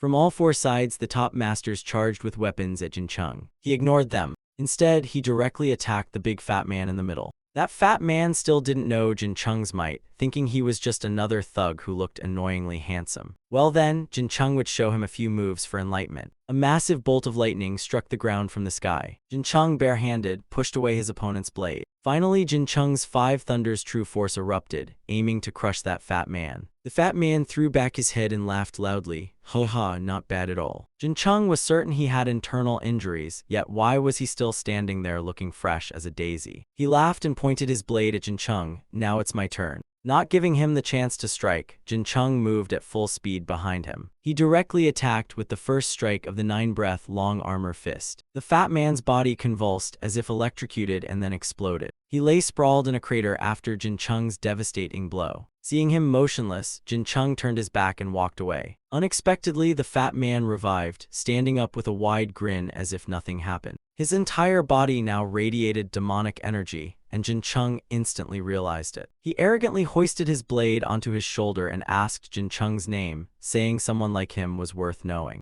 That fat man had used the immortal blood demon art, the martial art that made him dream of being the world's #1. Jin Chung smiled and answered him, "Even if it's the immortal blood demon art, it's useless, because today I'll kill you right here." The old man didn't wait and lunged forward, channeling demonic power into his strike, eager to see if Jin Chung could still talk after losing his head. He opened his mouth wide, charging at Jin Chung and roaring like he wanted to swallow him whole. Jin Chung calmly sidestepped and looked at him with confidence. Missing the strike, the fat man grew angrier and shouted, "Don't be so arrogant." Jin Chung stroked his sword, chanting an incantation and channeling inner power into it. He directly used his thin sword to block the giant blade. Jin Chung had already grasped every detail of his opponent's moves and actions. Now it was time for him to die. The sword lightly kissed his neck and ended that filthy life in the darkness. The next morning, the surviving bandits were brought back to the village by Jin Chung. He told Gong Sun Jin to deliver all of them to the magistrates, where officials would handle their crimes. He rescued all the captives, from children to the elderly, helping them return to their families. Jin Chung asked where Woa was and learned she was out training, so he took the chance to bathe. While soaking, Jin Chung recalled the immortal blood demon art of that fat man. They kidnapped people to enhance their demonic arts, absorbing the pure blood of boys and girls to achieve the immortal blood demon art. If cultivated, wounds would heal at an exponential rate and the body would grow stronger. Clearly, this was a martial art fit for demons. The demon sect was worse than beasts, so he vowed to kill everyone he encountered. When they heard Fire Dragon Camp had burned, the demon sect panicked. Rumors said Jin Chung had torched it and Zhongnam sect had caught their scent. The demon lord sat quietly pondering, then decided the situation was still acceptable. It wouldn't affect their plan to stir up war between the Martial Alliance and Blood Lotus. The more violence the bandits committed, the faster chaos would spread, giving the demon sect opportunities. Jin Chung woke up after a tiring night, sprawled across the table. Today he had too much to do. It had been a month since arriving at the village, and thanks to heaven's blessing, he was still alive. Gong Sun Jin rushed in with urgent news. Zhongnam sect had issued an emergency summons, saying the Martial Alliance was launching a large-scale campaign against the bandits. It was said the government officials were also on the move. Around 50,000 soldiers were marching. They weren't imperial guards, but regular soldiers honed into elites. The authorities had joined in to wipe out the bandits, and the Martial Alliance couldn't sit idle, so Jin Chung was ordered to join. Jin Chung rose and told Gong Sun Jin to inform Woa to prepare for departure. Jin Chung felt as if a great storm was about to sweep the martial world. Bandits died miserably under the sword of a nameless man. They wanted to know his name. He calmly stood and told them, "Tell King Yama in the underworld that you were slain by the infinite heavenly gate master of martial immortal sect." They hadn't expected such a youth to be the master of martial immortal sect. Before he could say more, a lightning-fast sword cut his artery, ending his filthy life. The martial world was vast with many strange geniuses. Who would have thought even a bandit chief could reach sword steel level? The martial immortal sect master turned away, seeking to heal after finishing off that bandit trash. Demonic energy had already spread through his body, just as his grandfather had said. This figure was indeed the martial immortal sect master Infinite Heaven who had appeared in the previous chapter. Jin Chung, Woa, and Gong Sun Jin's disciples set off to receive orders. He grumbled that going alone would be fine. Why did they have to travel together? Gong Sun Jin explained that alone he'd be vulnerable. Jin Chung scolded him, saying as a super grandmaster he shouldn't be afraid of such things. But Gong Sun Jin wasn't the only one. Apparently everyone in Zhongnam sect was training like maniacs. When he was young, Jin Chung found Gongsun Jin stiff and strict, but now he seemed oddly cunning. Jin Chung casually asked if his clan's child would have talent. Gongsun Jin admitted it was hard to say since the boy was still young, but as the family's treasure he had high hopes. Even so, if he didn't reach the realm it was useless. Gongsun Jin's family only needed the child to become a super grandmaster. They no longer wished for their clan to return to being one of the 8 great families. Hearing his nephew speak of his clan's hopelessness moved Jin Chung to offer help. No matter the circumstances, if help was needed, Gongsun Jin only had to ask any time. Between the two of them, there was no need for formality. Gongsun Jin's kin were also Jin Chung's kin. Gongsun Jin was touched by his martial uncle's words and froze for a few seconds. At Zhongnam sect, Taoist Ching Jin was directing everyone after they had gathered. Zhongnam sect could not sit idle and let government troops alone handle affairs in Shanxi. Zhongnam sect would directly take care of the bandits' stronghold. Jin Chung didn't seem very pleased with this plan. On the march, he kept grumbling at his master. What was honor anyway? Seeing bloodshed wasn't anything glorious. How could you wipe your nose without touching it? Gongsun Jin advised his martial uncle, Jin Chung, to stop talking or he'd anger martial uncle Ching Jin. Ching Jin turned back to scold him for knowing one thing but not another, and complaining too much. To Jin Chung this felt unreasonable. The government sent troops, yet they still had to march along. How could this not be absurd? According to Ching Jin, this was their chance to spread the name of Zhongnam sect. Moreover, this was a decision from above. How dare Jin Chung show such attitude, not because he was rebellious, but because he thought it illogical, so he overreacted. Ching Jin wondered since when his young disciple had become so argumentative, saying he must have gone begging for training and picked up bad habits. When he was little, Jin Chung had been so obedient, but now he dared talk back to his master. Ching Jin sighed, thinking perhaps he needed to spend a day disciplining his disciple again. At Huashan sect, Elder Ching Hyoja of Huashan had also gathered enough troops. They heard Zhongnam had crossed the pass 6 days earlier, so in about 10 more days they would reach the bandit stronghold. Huashan sect wanted to seize Great Mountain Camp faster, using this chance to make their name more widely known. Today they would rest at a nearby village. Tomorrow they would begin the attack. Even if it was for fame, they had to act openly and justly. The Huashan sect leader wanted no matter the cost, they could not fall behind Zhongnam sect. This was a great opportunity for them to restore Huashan's glory. Nam Trung sect was studying the stronghold map to devise a plan. Ching Jin assigned each disciple to bring 3 skilled light footwork juniors to scout if the map was authentic. Ching Jin asked Gongsun Jin if the map turned out correct, what would he do? The narrow and treacherous mountain terrain would take time, but if a path could be opened, it would be very useful. Since the mountains would hinder them, Gongsun Jin planned to cut trees to create several paths. Hearing this idea from Gongsun Jin made Ching Jin quite pleased. It would be better to open a path from the rear. No lookout tower should exist without guards. Standing nearby, Jin Chung also felt the fiery spirit of the young men. The next day, they decided to begin executing the plan. Ching Jin reminded them not to forget compassion for those who surrendered to the infinite life Buddha. After the battle meeting ended, Jin Chung returned to his room to rest. Woa's health hadn't been good lately, so he worried for her and wondered when he himself would become strong enough to be truly free. Transformation realm, profound realm, or perhaps a realm no one had ever reached. If Jin Chung didn't study various martial arts and formations, when the Salgek attacked he could lose Woa. He had to reach the transformation realm or it would be hard to protect those dear to him. Thinking back and forth gave Jin Chung a pounding headache. He stood up wanting to go outside and check the situation. The next day, they set out according to plan toward the bandit stronghold. Trees on both sides of the road were neatly chopped to clear the way. They overcame hundreds of traps. Finally, the road to the stronghold was open. Ching Jin declared that if they surrendered, their lives would be spared, but if they resisted, they would never see the sun again. Of course, the bandits weren't going to submit so easily. Jin Chung and several other disciples charged in, ready to fight. Their opponent carried a heavy aura of demonic energy, sneering that the fake Taoists of Nam Trung sect had arrived. Then he used sorcery to surround them. Jin Chung suddenly grew interested in sorcery and promised himself he would study it later. He focused on using the Great Void Control Fist to sense through feeling. Soon he located the man's position. But he still didn't know what to do about the thick mist ahead. When you don't know what to do, acting on instinct is best. Jin Chung slashed the air at lightning speed, forming a whirlwind that scattered the fog. The man never expected Jin Chung to break such a dark art, a spell far from ordinary. Did he think Zhongnam sect Taoists were just common clerics? Before he could cast another spell, Jin Chung would kill him. Jin Chung leapt high, sword thrusting straight at him. The man stood motionless, staring at Jincheng without resisting. He was shielded by a layer of dark sorcery that could not be pierced easily. Outside, Qing Jin commanded the disciples to overwhelm the bandits. The Jiangnam brothers all surged forward to attack. The bandits laughed loudly, thinking so many Taoists were eager to taste their axes. In this bandit den there were 3 super grandmasters, strengthened by training in demonic arts. Qing Jin heard the cries of the wronged souls and today resolved to personally enter the battle and unleash slaughter. Qing Jin's sword steel slashed forward, tearing open the path. But unexpectedly, the enemy struck from behind. There were actually more than 8 super grandmasters.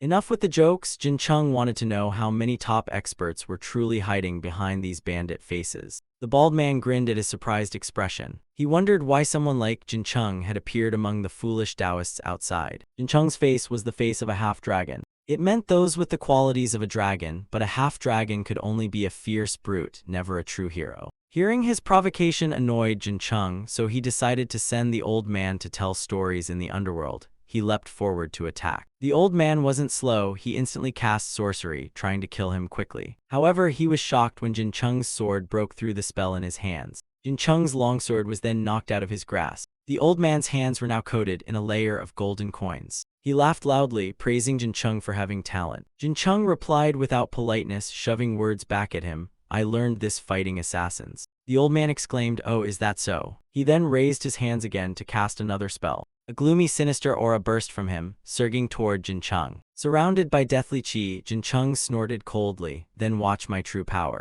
The old man's deathly chi transformed into 2 giant hands grabbing at him. Jincheng raised his hands and unleashed the 5 thunder's true force. Thunder exploded from him, spreading out in all directions. The giant deathly hands were stopped, yet the thunder kept surging forward. The old man couldn't react in time, struck head-on, coughing blood in shock. This is the 5 thunder's true force. Jincheng didn't give him time to breathe, darting forward. But just then, his legs were ensnared by deathly chi. He couldn't advance, tense, looking down, an illusion spell. Lightning flickered once more along his arms. You think this can stop me? The 5 thunder's true force was unleashed again. Thunder turned into a divine dragon, diving at the old man. The strike was so powerful it lit up the entire night sky. When the dust cleared, the old man was gone without a trace. Jincheng gritted his teeth in frustration. He escaped, nothing I can do. He didn't linger, quickly turning to run out. Elsewhere, fierce battle still raged. Qing Jin was surrounded by bandits attacking from all sides. His situation worsened as he kept being forced into disadvantage. He sighed in tension, the enemies were too many.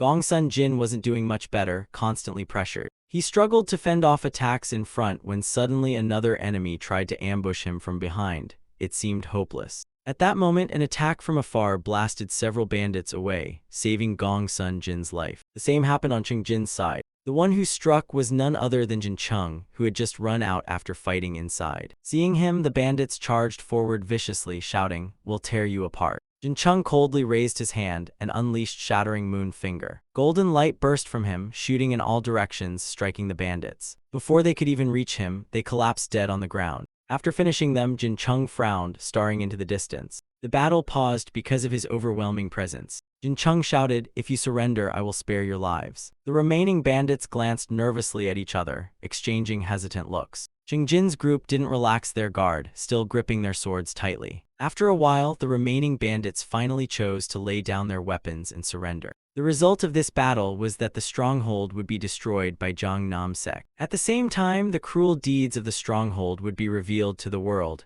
but this battle held special meaning for the Taoists of Jiangnam sect, because they could see Jincheng's true strength instead of just hearing rumors. When it was all over, Jincheng sighed in boredom. What a hassle. Scene shifted to Great Mountain Camp. There a bloody battle raged, the sounds of killing and screams echoed everywhere. Scene shifted to Huashan sect. Sect leader Cheng Doja slammed the table angrily after hearing the news. Impossible. Out of 150 Taoists, only 3 survived. The man replied, "Please calm yourself, sect leader. We have already reported this to the beggar sect and the Hao clan. We will soon have news." Cheng Doja roared in anger. Unbelievable. If it was Great Mountain Camp, it shouldn't have been that fearsome. How could so many die? The man also didn't know the reason, so he remained silent. Cheng Doja once more slammed the table. "Find me those bandits. My disciples are all dead. I cannot sit idle like this." The man bowed, understood, sect leader. Zheng Doja swore to himself, I will make you taste the wrath of Hua Shan Sek. The upper Danshan referred to the brain, but few knew what happened when energy was directed there.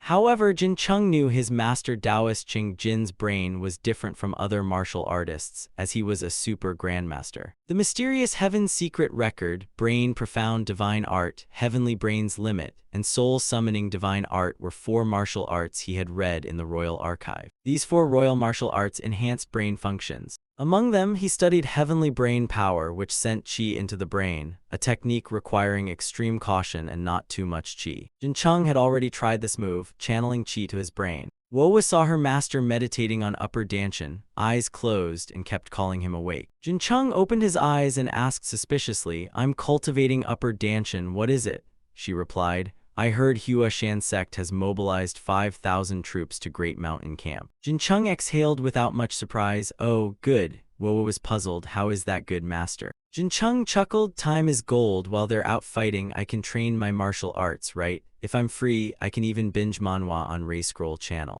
Master, who first said time is gold? Jin Cheng brushed it off. It was a great man, not from the Central Plains but from the distant western regions. Time never stops, right? Letting it pass without meaning is wasting it. Wowa still looked confused, but honestly, who could really tell what was useful and what was? Layazi said to let things follow nature, but Jin Cheng explained, Wowa, in this world almost nothing is absolute. You must decide what matters most to yourself. Living carelessly without respecting nature isn't right either. Wowa suddenly understood, so that's how it is.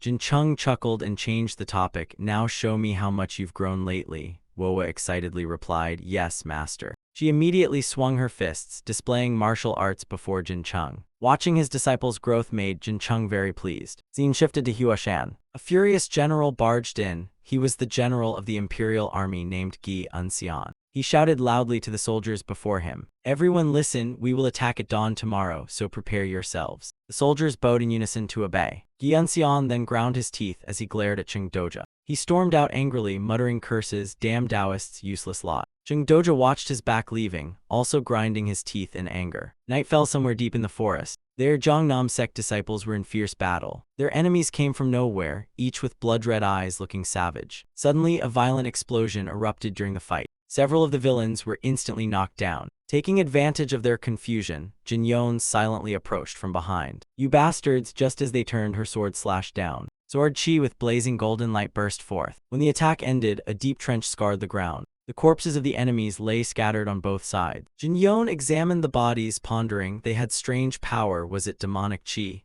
No, more like yakai energy. Could this be a new force rising? At that moment, voices came from behind. Quick, check our men. Jin Yon quickly regrouped with her comrades. Taoist leader Gun Bayan asked her, Little Yon, are you all right? Jin Yon shook her head, I'm fine, but my inner strength is a bit drained. How about the others? Gun Bayan explained, the situation is chaotic, but luckily no one is seriously injured. We'll withdraw now, so get ready. Jin Yon frowned, withdraw. Gun Bayan nodded, ahead there's a town, we'll rest there for now. The group then set out together. As Jin Yon walked, she thought of Jin Cheng, wondering what he was doing, maybe reading manhwa on Ray Scroll. At the Imperial Army camp near Great Mountain Stronghold, Gi Unxian stood before a map with his officers, set up a guard unit and a solid battle formation. And absolutely do not get injured before facing the bandits. The 2 men before him responded in unison, yes, General. Gi Unxian laughed proudly, those damned bandits, I'll slaughter them all. Meanwhile, at Great Mountain Stronghold, inside the council hall, discussions were taking place. A disciple named Bloodbrains, scholar of Demon Old Master, reported,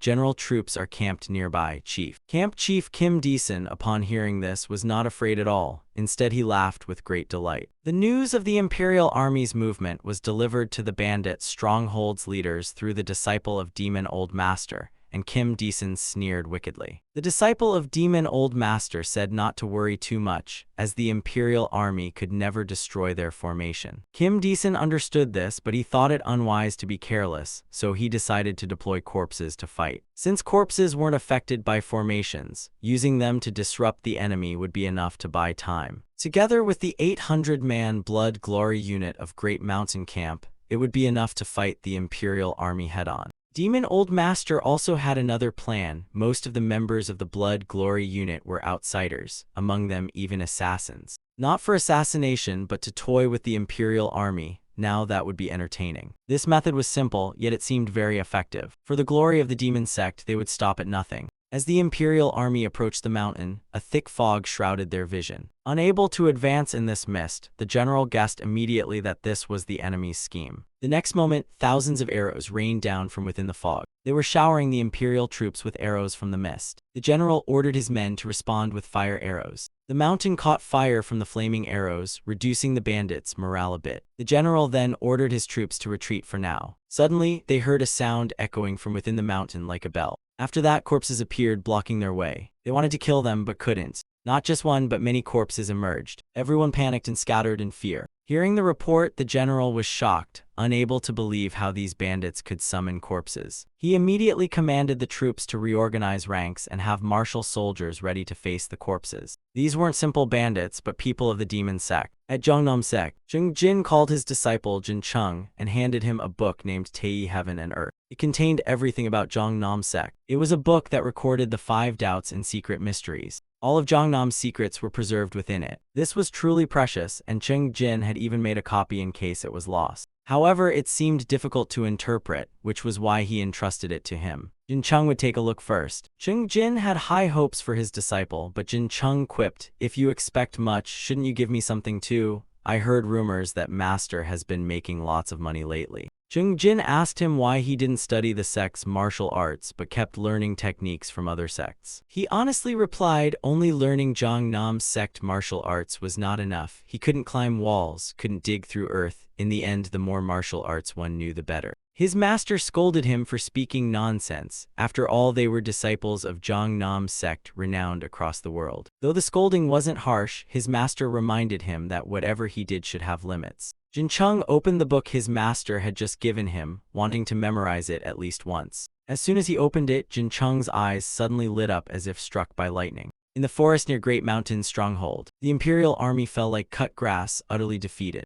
The general was so furious he smashed the table upon hearing they had already lost more than 2,000 soldiers, and their total numbers were not even that large. Were they not just mere bandits? How could the army soldiers not deal with them? But those bandits had learned demonic arts, their arrows infused with dark power the soldiers couldn't withstand. Moreover, corpses attacked in the fog day and night. Soldiers, starving and exhausted, were dying one by one, lost in the endless mist. The general knew he could not let this continue. He gathered the remaining troops, determined to kill the enemy. Just as his resolve burned, a voice suddenly rang out. "I don't know if that's possible, General." Hearing it, he reflexively swung his weapon and demanded to know who it was. The figure appeared and vanished, replying, "Even if you knew who I am, what could you do? If I mention King Yama, surely the general knows him. It's more like sorcery than dark arts, but tell me, what's truly the difference between righteous and evil? Now is the time I'll grant you eternal rest." As he spoke, ghostly hands rose from the ground, seizing the general's body. He revealed his name was Samino. Then he took the general's life.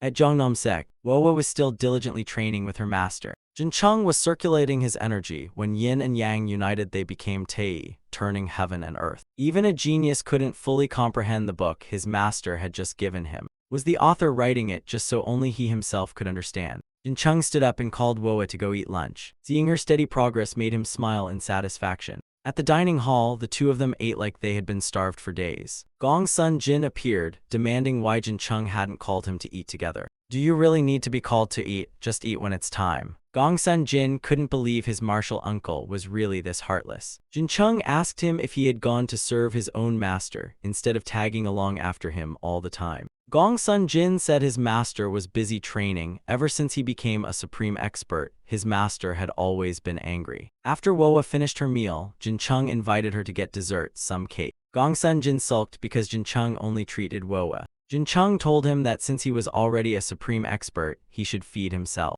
But he argued that he hadn't become so skilled just by being Jin Cheng's martial uncle. Jin Cheng taught Gong's son Jin the secret that had helped him survive against Salgek. It was all about true mastery. Then he told him to just sit down and ponder it. At that moment, a disciple rushed in, inviting him to the elders' council immediately. The imperial army had been completely massacred. Jin Cheng hurried to the elders' meeting and learned that 5,000 soldiers had perished. Surely the emperor would be furious. That was no longer the main issue. The real problem was how to deal with Great Mountain's stronghold. The fact that mere bandits had wiped out 5,000 soldiers was absurd and unnatural. According to Hao Clan's information, the Great Mountain Chief had become the leader of the Blood Glory Corps, and it was said that Blood Scholar was the vice leader. Jin couldn't believe that Demon Old Scholar was still alive. If Demon Old Master was alive, then naturally his disciples wouldn't die so easily. The tense atmosphere made the elders exchange weary sighs. Jin Chung wanted to stand up and express his own opinion as a junior. The ancients said, "Know yourself and know your enemy, and you will win 100 battles, so first they must understand the enemy's movements." Knowing enemy intelligence was good, but the real problem was whether there was any reliable talent capable of doing this.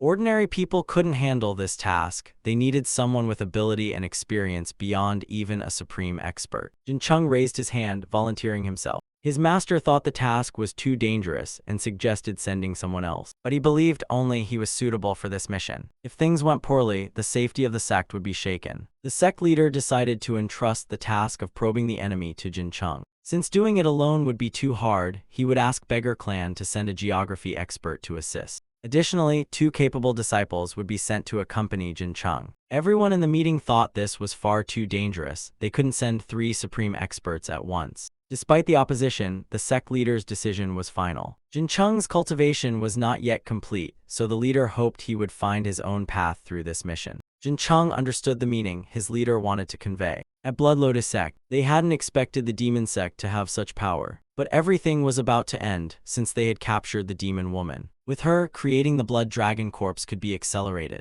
They would watch the demon sect's actions a while longer to see if anything interesting happened. The next day, a pretty boy from Beggar Clan came under orders from his master to meet Jin Chung. He introduced himself as Hu Yujan from Beggar Clan, the dragon heir of the Beggar Clan. The reason this young man could become the dragon heir was because he was a martial arts genius that appeared only once every 1,000 years. He had mastered all the legendary martial arts of Beggar Clan within just 10 years, including 2 peak divine techniques. Because of this, Beggar Clan paid great attention to nurturing Hu Yujan. After exchanging greetings, they got straight to the main topic. They said more than half the people who entered Great Mountain's stronghold never came back, and those who did had barely set foot inside, meaning there must be something terrifying lurking within. Jin Yon knew that 4,000 disciples of Hua Shan's sect had also gone there, yet she acted alone. That was because her pride had been trampled, and for the sake of honor, she made a huge mistake. Jin Chung didn't care about their pride. What mattered now was just getting the job done. Hu Yujan cheerfully said he would explain along the way. He had also just studied the formations of Great Mountain Stronghold. So the 3 young men followed the boy into the bandit territory. Near Great Mountain Stronghold, they surveyed the situation. The area was covered by the 5-leaf fog formation. Nothing more annoying than trudging through mist. Jin Chung told little brother Hu to quickly lead the way. He happily went ahead into the mist. With his keen senses, Jin Chung noticed about 100 steps to the left, a scout was spying on them. Senior brother closed his eyes and summoned the secret sword technique. One strike pierced straight through, taking that man's life. The bandit lurking in ambush vanished thanks to senior brother's secret sword technique. Going deeper, more bandits hidden in the fog appeared to attack them. Jin Yon took the initiative to fight under Jin Chung's support. Meanwhile, little brother Hu was scribbling something on paper, and senior brother stood guard by his side. After a while, the map was completed, and Jin Chung wanted to see it directly. Little brother Hu was truly skilled, yet still humble. During the 7 days together, he was deeply impressed by Jin Chung's extraordinary abilities and respected him greatly. Jin Chung, embarrassed by the praise, thanked little brother Hu. Without him, the map could not have been finished. Now they would return to their sect, while Hu Yujun went back to Beggar Clan. Jin Chung urged senior brother to hurry so he could go bathe. 7 days without washing made his whole body itch. Senior brother and Jin Yon couldn't believe that in such a situation Jin Chung was still saying childish things like that. The map of Great Mountain Stronghold was completed thanks to cooperation with Beggar Clan.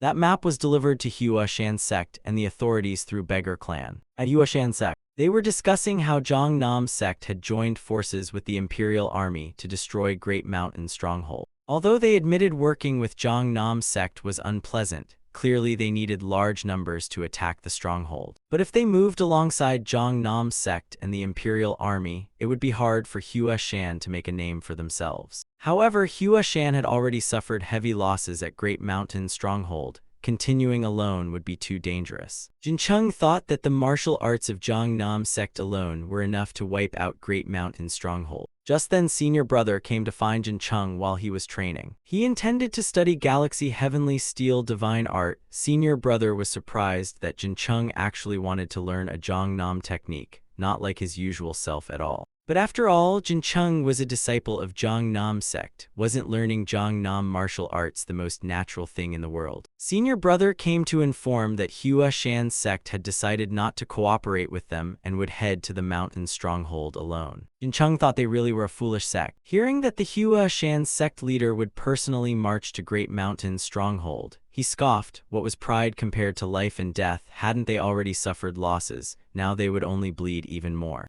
In the end, it would only mean sacrificing precious lives. Vice Chief Blood Scholar sensed clearly the advance of Hua Shan's sect's disciples towards the stronghold once again. Truly a bunch of idiots who didn't know their own limits. He summoned a subordinate to report back to the chief that the two of them would act together. He also called another underling to deliver orders to 4 Demonic Thunder, saying the Hua Shan sect leader would arrive in person. So they should prepare a very grand welcome. Yes, a very grand welcome indeed. He would let Hua Shan sect experience the living hell he had learned from his own master. At Hua Shan sect's military camp near Great Mountain Stronghold, the sect leader was strategizing while examining the map in a secret area. It would take about an hour to penetrate deep into Great Mountain Stronghold. Though the mist was heavy, they already knew the geography. The leader was determined to annihilate Great Mountain Stronghold in just one day, not allowing the enemy to waste their time. He gathered Hua Shan's formation and began commanding. First, he ordered all the archers to be ready to fire. He did not believe the enemy could withstand Hua Shan's sect. From the mountain top, countless boulders rolled down, crushing the Hua Shan soldiers and disciples before they could dodge. The leader took 500 men to wipe out the rock-rolling squad. He wanted Great Mountain Stronghold to feel Hua Shan's fury. The leader led the charge straight towards the stronghold and attacked. Inside the stronghold, the chief asked if Blood Old Scholar was ready to face Hua Shan sect. Of course, he had prepared a beautiful soul to welcome Hua Shan sect. The chief rose, wielding a giant axe infused with surging demonic power, ready to greet Hua Shan's leader. Hua Shan sect proactively stormed Great Mountain Stronghold, breaking its gates directly. As soon as they rushed inside, they found no one, only a sinister laugh and voice. The voice introduced itself as Blood Old Scholar, delighted to meet Hua Shan's sect leader. Wasn't Blood Old Scholar the strategist of the Blood Glory Corps? The chief was also eager to meet Hua Shan's leader. He mocked that a mere bandit had become the core leader of Blood Glory Corps, which must mean the demon sect was running out of strength. Blood Old Scholar said now they would play a game of tag. If Hua Shan sect could find Blood Glory Corps, they would win. If not, they would die. The game began as massive flames rose, and tens of thousands of arrows rained down upon Hua Shan's forces.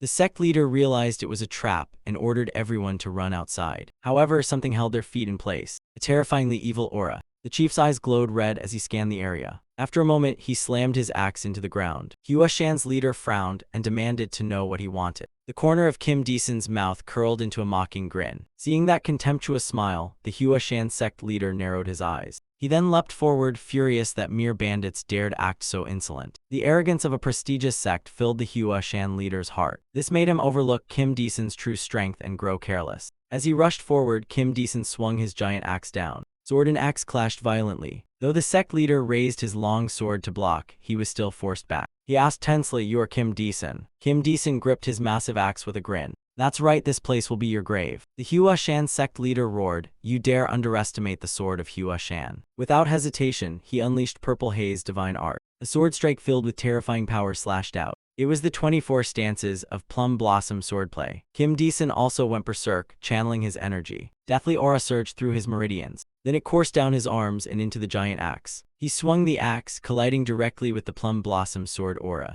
The clash ended swiftly. Plum Blossom swordplay was no match, and the Hua Shan leader's sword shattered. Kim Deeson saw this and laughed smugly. Zine shifts to Jincheng. He was standing in a corner cultivating Tei Divine Palm. He struck out countless palms in a row. After a while, he stopped and exhaled. Just practicing this alone feels weird. Fine, let's try again. He began once more, condensing Tei Divine Palm. Then he followed with Water Thunder and 5 Thunder's True Man. Next came Kun Evil Hand and Venomous Dragon Hand. After chaining together countless techniques, he scratched his head in frustration.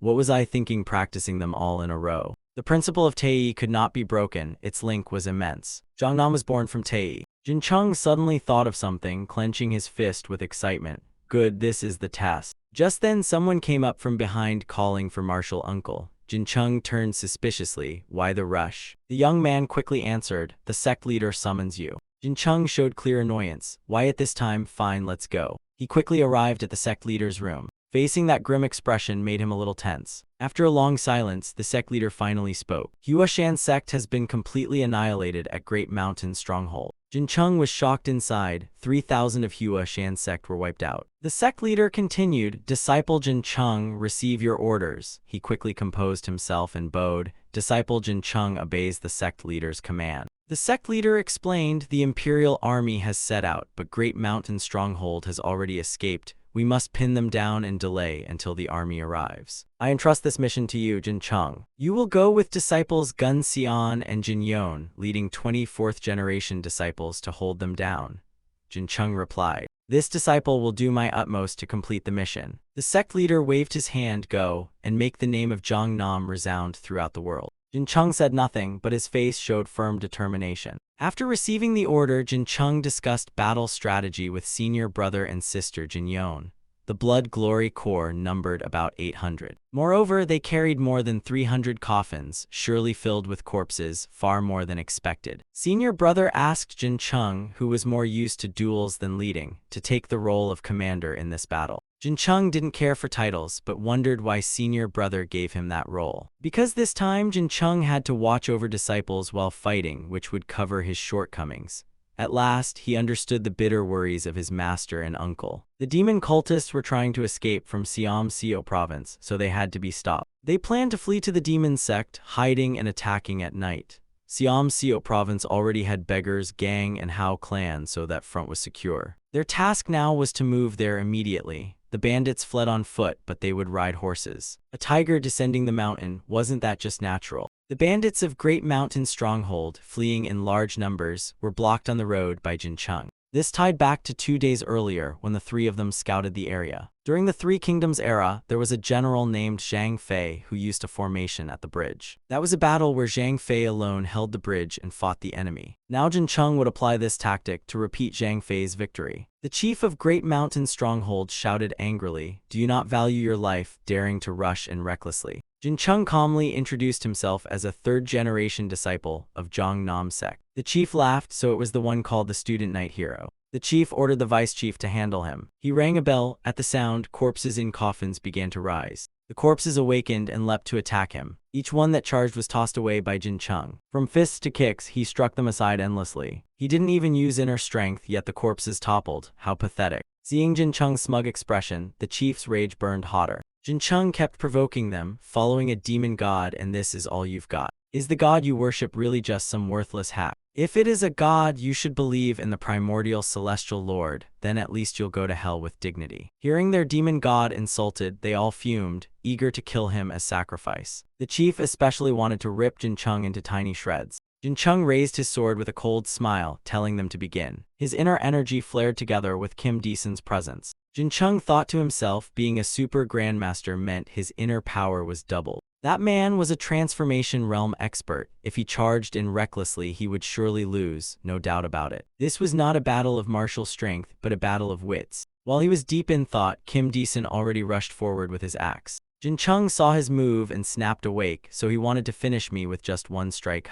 If his strength was 10, then my sword was only 2. Kim Deeson roared loudly, utterly ridiculous. His massive axe swiftly slammed down onto Jin Chung's sword. Jin Chung immediately flipped into the air to evade. His advantage was being twice as fast as his opponent. As he dodged, he quickly countered with a sword slash. Kim Deeson hastily raised his axe to block. Jin Chung sneered inwardly, I knew it. Jin Chung then unleashed sword chi. Kim Deeson didn't expect this move. He quickly tilted his head aside to dodge. Even so, Jin Chung's sword chi grazed his neck, leaving him injured. Jin Chung didn't continue attacking, instead retreating and landing on the ground. The curl of his lips clearly showed mockery. Kim Deeson gritted his teeth furiously at that expression. Jin Chung gave him no time, swinging his sword again. This time he executed the 36 Heavenly River swords. Sword chi rained down toward Kim Deeson. He had no way to dodge and took the strike directly. Though the move landed, Jin Chung wasn't happy. Instead, his face twisted in annoyance. because what he hit was Kim Deeson, but only a corpse puppet. Kim Deeson's expression turned serious. Apologies, I underestimated a super grandmaster with such arrogance. Now I'll fight with full strength. With that, death chi erupted once more. Jin Chung couldn't help but sigh, wonderful. Kim Deeson roared and swung his axe. The strike was so powerful it shook the entire forest. Even so, Jin Chung was completely unscathed. Instead, his lips curved with genuine excitement. Kim Deeson saw his attack fail to harm Jin Chung and grew increasingly tense. At the same time, the traps on the mountain prepared by Jin Chung's group were triggered. A massive boulder rolled swiftly down toward the bandits. Damn it, it's a trap. Kim Deeson also sensed the disturbance and roared furiously. Such a despicable move. Jin Chung didn't care much, he quickly leapt away to escape. Well then, see you next time, you fools who put faith in demon gods. The bandits shouted, brothers, catch him and kill him. They had only taken a few steps forward when Kim Deeson bellowed, everyone, stop. The men looked utterly confused, turning their heads toward him. Kim Deeson explained, do you want to fall into another trap, raise the corpses and form the ranks. Very quickly, the corpses once again stood up with talismans stuck on them. They also hurried to clean the battlefield, check wounds, and reorganize their formation. Blood Scholar spoke, they will continue attacking us. It's best we defend tightly and prepare an escape route. Kim Deeson gnashed his teeth, how can this be? He's the life and death knight, isn't he? I'll tear him to shreds. Blood Scholar advised, you will have your chance to do so later. Switching scenes, Jin Chung had regrouped with the other two. Senior brother crossed his arms, our problem now is the corpses. The corpses' bodies were as hard as steel, ordinary swords were useless. Both Jin Chung and Jin Yon fell into deep thought upon hearing this. After pondering for a while, Jin Chung spoke, how can we make sword chi thinner? Senior brother asked doubtfully, you mean using sword chi? Jin Chung nodded, yes. They then went together to a cliffside. Jin Chung drew his sword and pointed at a large rock. Sword chi quickly enveloped his blade. He swung the sword in an instant. The rock in front was immediately struck by countless streaks of sword chi. The large rock was instantly sliced into countless small fragments. Sheathing his sword, Jin Chung turned to Jin Yon and senior brother. Even if corpses are harder than steel, if the sword chi is fine and sharp, its destructive power increases, making them easier to handle. Senior brother added, we have to test it to know, but we've never practiced applying it this way. Jin Chung sighed, then I'll just show you how. Jin Yon asked skeptically, right here and now. Jin Chung smiled and nodded. Switching back to Great Mountain Stronghold, their ranks had once again been straightened neatly. Blood Scholar suddenly trembled, for he sensed that Jin Chung's group had arrived again. Jin Chung alone quickly rushed out from the forest. Blood Scholar waved his hand and shouted, form a wall of corpses, block his attack first. Before Jin Chung even got close, corpses had already lined up in front of Blood Scholar. He roared again, swords cannot pierce through the corpse wall. Jin Chung sneered coldly with disdain. He swung his sword, unleashing countless sword chi as thin as rice leaves. The corpses were instantly struck, sent flying in all directions. Blood Scholar ordered his men, the enemy is only one, surround him and attack. As they charged forward, Jin Chung once again unleashed sword chi. They were no different from the corpses, immediately blasted away. Even so, Blood Scholar still shouted, keep attacking, you think you can face us all alone, fool. Just as he finished, his men behind him were blown away by the same kind of strike as Jin Chung. The ones who acted were Jin Yon and senior brother. Blood Scholar was horrified, attacked from two sides. The three, Jin Chung and the others, struck from front and back to encircle him. Blood Scholar panicked, turning his head and shouting for Kim Deeson. They will run soon, we must catch them before they escape. Kim Deeson gripped his massive axe, then I'll capture that so-called life and death knight. Blood Scholar also drew his sword, I'll handle the other Taoist. Kim Deeson charged forward roaring, life and death knight, today is the day you die. Jin Chung had no desire for a drawn-out battle, shouting loudly, everyone retreat. Jin Yon and senior brother heard the signal and immediately stopped their attacks. They exchanged glances and nodded. Kim Deeson was not willing to let them go, chasing closely after Jin Chung. After running for a while, Jin Chung suddenly stopped and turned. Kim Deeson roared, trying your cheap tricks again, are you? Jin Chung said nothing, swinging his sword to strike the ground with sword chi. Kim Deeson, chasing behind, froze at the sight. He quickly swung his axe to block the sword chi. When the dust settled, Jin Chung was nowhere to be seen. He raged furiously, ran away again. He slammed his axe into the ground, roaring so loudly it echoed through the whole forest. Blood Scholar came up behind him to report, leader, the other Taoists have also fled. That means I've lost half my corpses and men, Kim Deeson shouted. Even if we sacrifice them, we must advance. We cannot let those Taoists keep leading us around. Blood Scholar stroked his chin, I have an idea. This time they won't be able to escape. Scene shifts to the disciples of Zhang Nam sect. Jin Yon sat in a corner wiping her sword. She raised it to the sky, squinting to see if it was shining bright enough. A breeze blew by, scattering falling leaves. Jinyon immediately stood up, swinging her sword to slash. The falling leaves were instantly sliced into countless tiny pieces as thin as toothpicks. Jinyon saw this and smiled in satisfaction. Suddenly she heard a sound and turned her head to glance behind. Jincheng was shirtless, bathing and pouring a bucket of water from head to toe, refreshing his whole body. Jinyon witnessed the scene and her face turned red. Jincheng turned his head to look at her, puzzled. "Senior sister, what is it?" Jinyon, embarrassed, quickly turned away. "It's nothing. In broad daylight you strip like that, hurry up and put on some clothes." Jincheng lifted his torn, filthy shirt. "It's all ripped, what's the point of wearing it?" "This time escaping from that Uncle Kim Deason was so miserable," he said, while Jinyon smiled, thinking. Jincheng is indeed very strong. Kim Deason is a top grandmaster who has reached the transformation realm. Even though Jincheng is only at the super grandmaster level, he still faced Kim Deason with ease.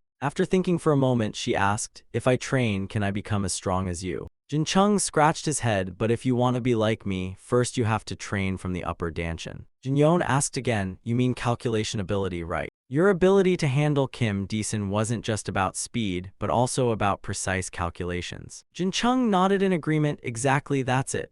Jinyon continued, "So can I try?" Jincheng opened his mouth wide. "Oh, but senior sister's style is way different from senior brother's." Jinyon was firm. "Nonsense, I just need to try, that's all." Jincheng had no choice but to smile helplessly. "Well, if it's you, I think you'll do well. Fine, I'll teach you after this is over. I left the book in Vosu Pavilion, but it's better if I help you myself." Jinyon happily smiled. "Thanks, little brother." Jincheng crossed his arms with a grin. "This is nothing." Jinyon turned to leave. "Let's head out now." Jincheng was startled. "Huh, already? What about senior brother?" Jinyon replied, "Senior brother, been ready for a long time." Jincheng raised his hand. "If that's the case, let's go." Jinyon smiled and nodded. Very quickly night had already fallen. Jincheng's group once again quietly approached the bandits. As usual, their formation was neat and alert on all sides. Jincheng sighed. "Already they're here." Senior brother muttered, "Something feels strange, like they've already laid a trap waiting for us." Jincheng casually replied, "I'll go in first." Senior brother was startled. "Alone?"